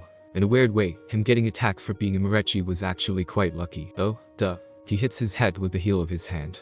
His blood's a literal demon lure, how had he forgotten about that? Carefully, Izuku takes his blade to the palm of his hand and cuts. He's delicate enough that the wound's practically a really long paper cut, no real damage caused aside from the fact that it stings like hell. Regardless, it works as intended. He puts pressure on the wound and blood trickles out from it, which Izuku then smears along the back of his neck like some kind of disgusting cologne. Satisfied, he backtracks to the fire escape he came down and takes to the rooftops once more, ready to resume his hunt. Not even 5 minutes later he notices a demon attempting to follow his path, and not even trying to be subtle about it. Are demons that desperate for Morechi blood? Izuku supposes they must be, to act like this. Then again it could just be because these ones are likely starving. It's probably the second one, actually. Either way it works in his favor. He stops in his tracks, letting it catch up to him. The demon leaps high into the air in a clear attempt to dive bomb, and Izuku braces himself for a hopefully quick kill this time, which is immediately ruined when the demon gets intercepted halfway down by a second one, tackling it off the building and to the ground below. What the hell? The first one screeches as it claws at the other. I call dibs. What the fuck do you mean dibs? I saw him first. Fuck you. Above, Izuku watches the fight in slack-jawed confusion, mouth hanging open. Perhaps he underestimated how strong of a lure he is. Hitashi's starting to think that this whole thing might not be an elaborate prank. And he knows that sounds bad, that he's been assuming it was this whole time, but come on. Demons. Like, man-eating monsters that burn up in sunlight and sound like they come right off the pages of some old shonen manga. Respectfully, Hitachi calls bullshit. But that doesn't explain the non-disclosure agreement he had to sign. It doesn't explain why they took the train all the way here, to Hosu.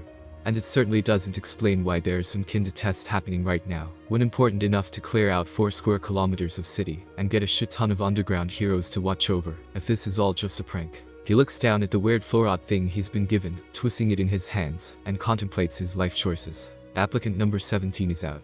As always sensei, Eraserhead when on the clock, Hitachi reminds himself, sighs next to him, finger resting on his earpiece. Guy just ran out. There's chatter on the other end of the line, but Hitachi can't make it out. He gets up from where they're sitting, stretching his legs. As weird as this whole thing is, it doesn't make it any less boring. What are they supposed to do, just watch an empty city for 8 hours straight? Ideally. Eraserhead grunts when Hitachi asks. Lame. He shakes the soreness out of his limbs for a few more minutes before sitting back down and making himself comfortable. Easier said than done, given that they're on the edge of a roof, but Hitachi makes do, propping his head up with one of his hands. He looks out to the dark and barren cityscape below them, casting a glance to what he thinks is the center. It's entirely possible it's not, but at the very least it's the only spot showing any signs of life. Little flashes of light sometimes appear, and Hitashi's pretty sure he's heard a scream once or twice. That last part's kinda concerning actually, especially if there really are demons here, which there aren't. Still, it's the only spot of interest, so he watches it intently along with Eraserhead. Time passes like that for a while, both of them silently scanning the area. After almost an hour, something changes. The silhouette of a man hops from building to building with surprising speed, headed in their direction. Eraserhead's brow furrows as it approaches. Slowly, he puts a finger up to his earpiece. Crow the hero says, "Are there any applicants near my position?" Whatever answer Eraserhead receives must be bad, because he inhales sharply, quickly standing up and uncoiling his capture scarf like a snake. "Shinso," he orders. "Behind me." Now, Hitachi dutifully complies, because he's not an idiot. He watches from behind his teacher's frame as the figure gets closer and closer. Some primal part of him tells him to flee, but Hitachi doesn't listen. Can't, because he finds himself rooted in place. Though whether it's out of anticipation or fear, he's not sure. But it never makes it over. It lands on the building across from them, getting ready to leap one more time, when someone appears out of nowhere and kicks it halfway across the roof. The demon the person, come on Hitachi, skids to a stop by the edge, and charges at them. The interceptor merely steps to the side, raising his sword and weight. Hitachi staggers back in alarm before he can bear witness to the brutality, falling on his ass. Distantly, he recognizes he's hyperventilating. Eraserhead whips his head around, wide-eyed. "Shit," he hisses, taking in Hitashi's panic state. The man comes close, crouching down until he's just above eye level. "Kid, you have to calm down." And it's not like Hitachi doesn't want to, but he just witnessed a fucking murder. How the hell is his teacher staying so level-headed about this? He must have said that thought out loud, because Eraserhead squeezes his shoulder to ground him. Hitachi the teacher calls, "Listen to me. That was a demon. No humans have died. Everything is fine." It doesn't work. As much as Hitachi wishes it weren't the case right now, his childhood idol is terrible at comforting people. Thankfully, the man's also aware of this flaw. He grabs Hitachi by the shoulders, roughly sitting him up and planting him so that he's facing the aftermath. "Watch the body."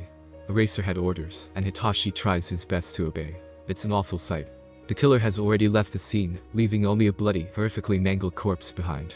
Hitachi's stomach churns just looking at it, and it must show on his face because his teacher puts a hand on his back in silent encouragement. He really doesn't want to look at it, but for his idol, he perseveres. And as time goes on, his brain kicks in, and Hitachi starts to understand. Because human corpses do not burn after being killed by a sword. Because they don't spasm while this happens either, like an insect clinging onto life after being squashed.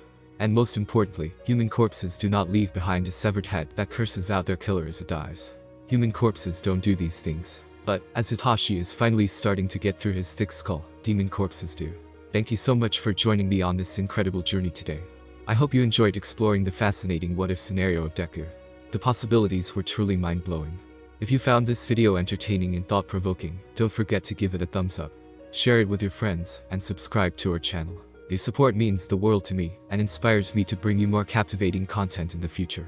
Stay tuned for more exciting what-ifs coming your way. Until next time, take care, stay curious, and keep embracing the power of imagination. Goodbye everyone.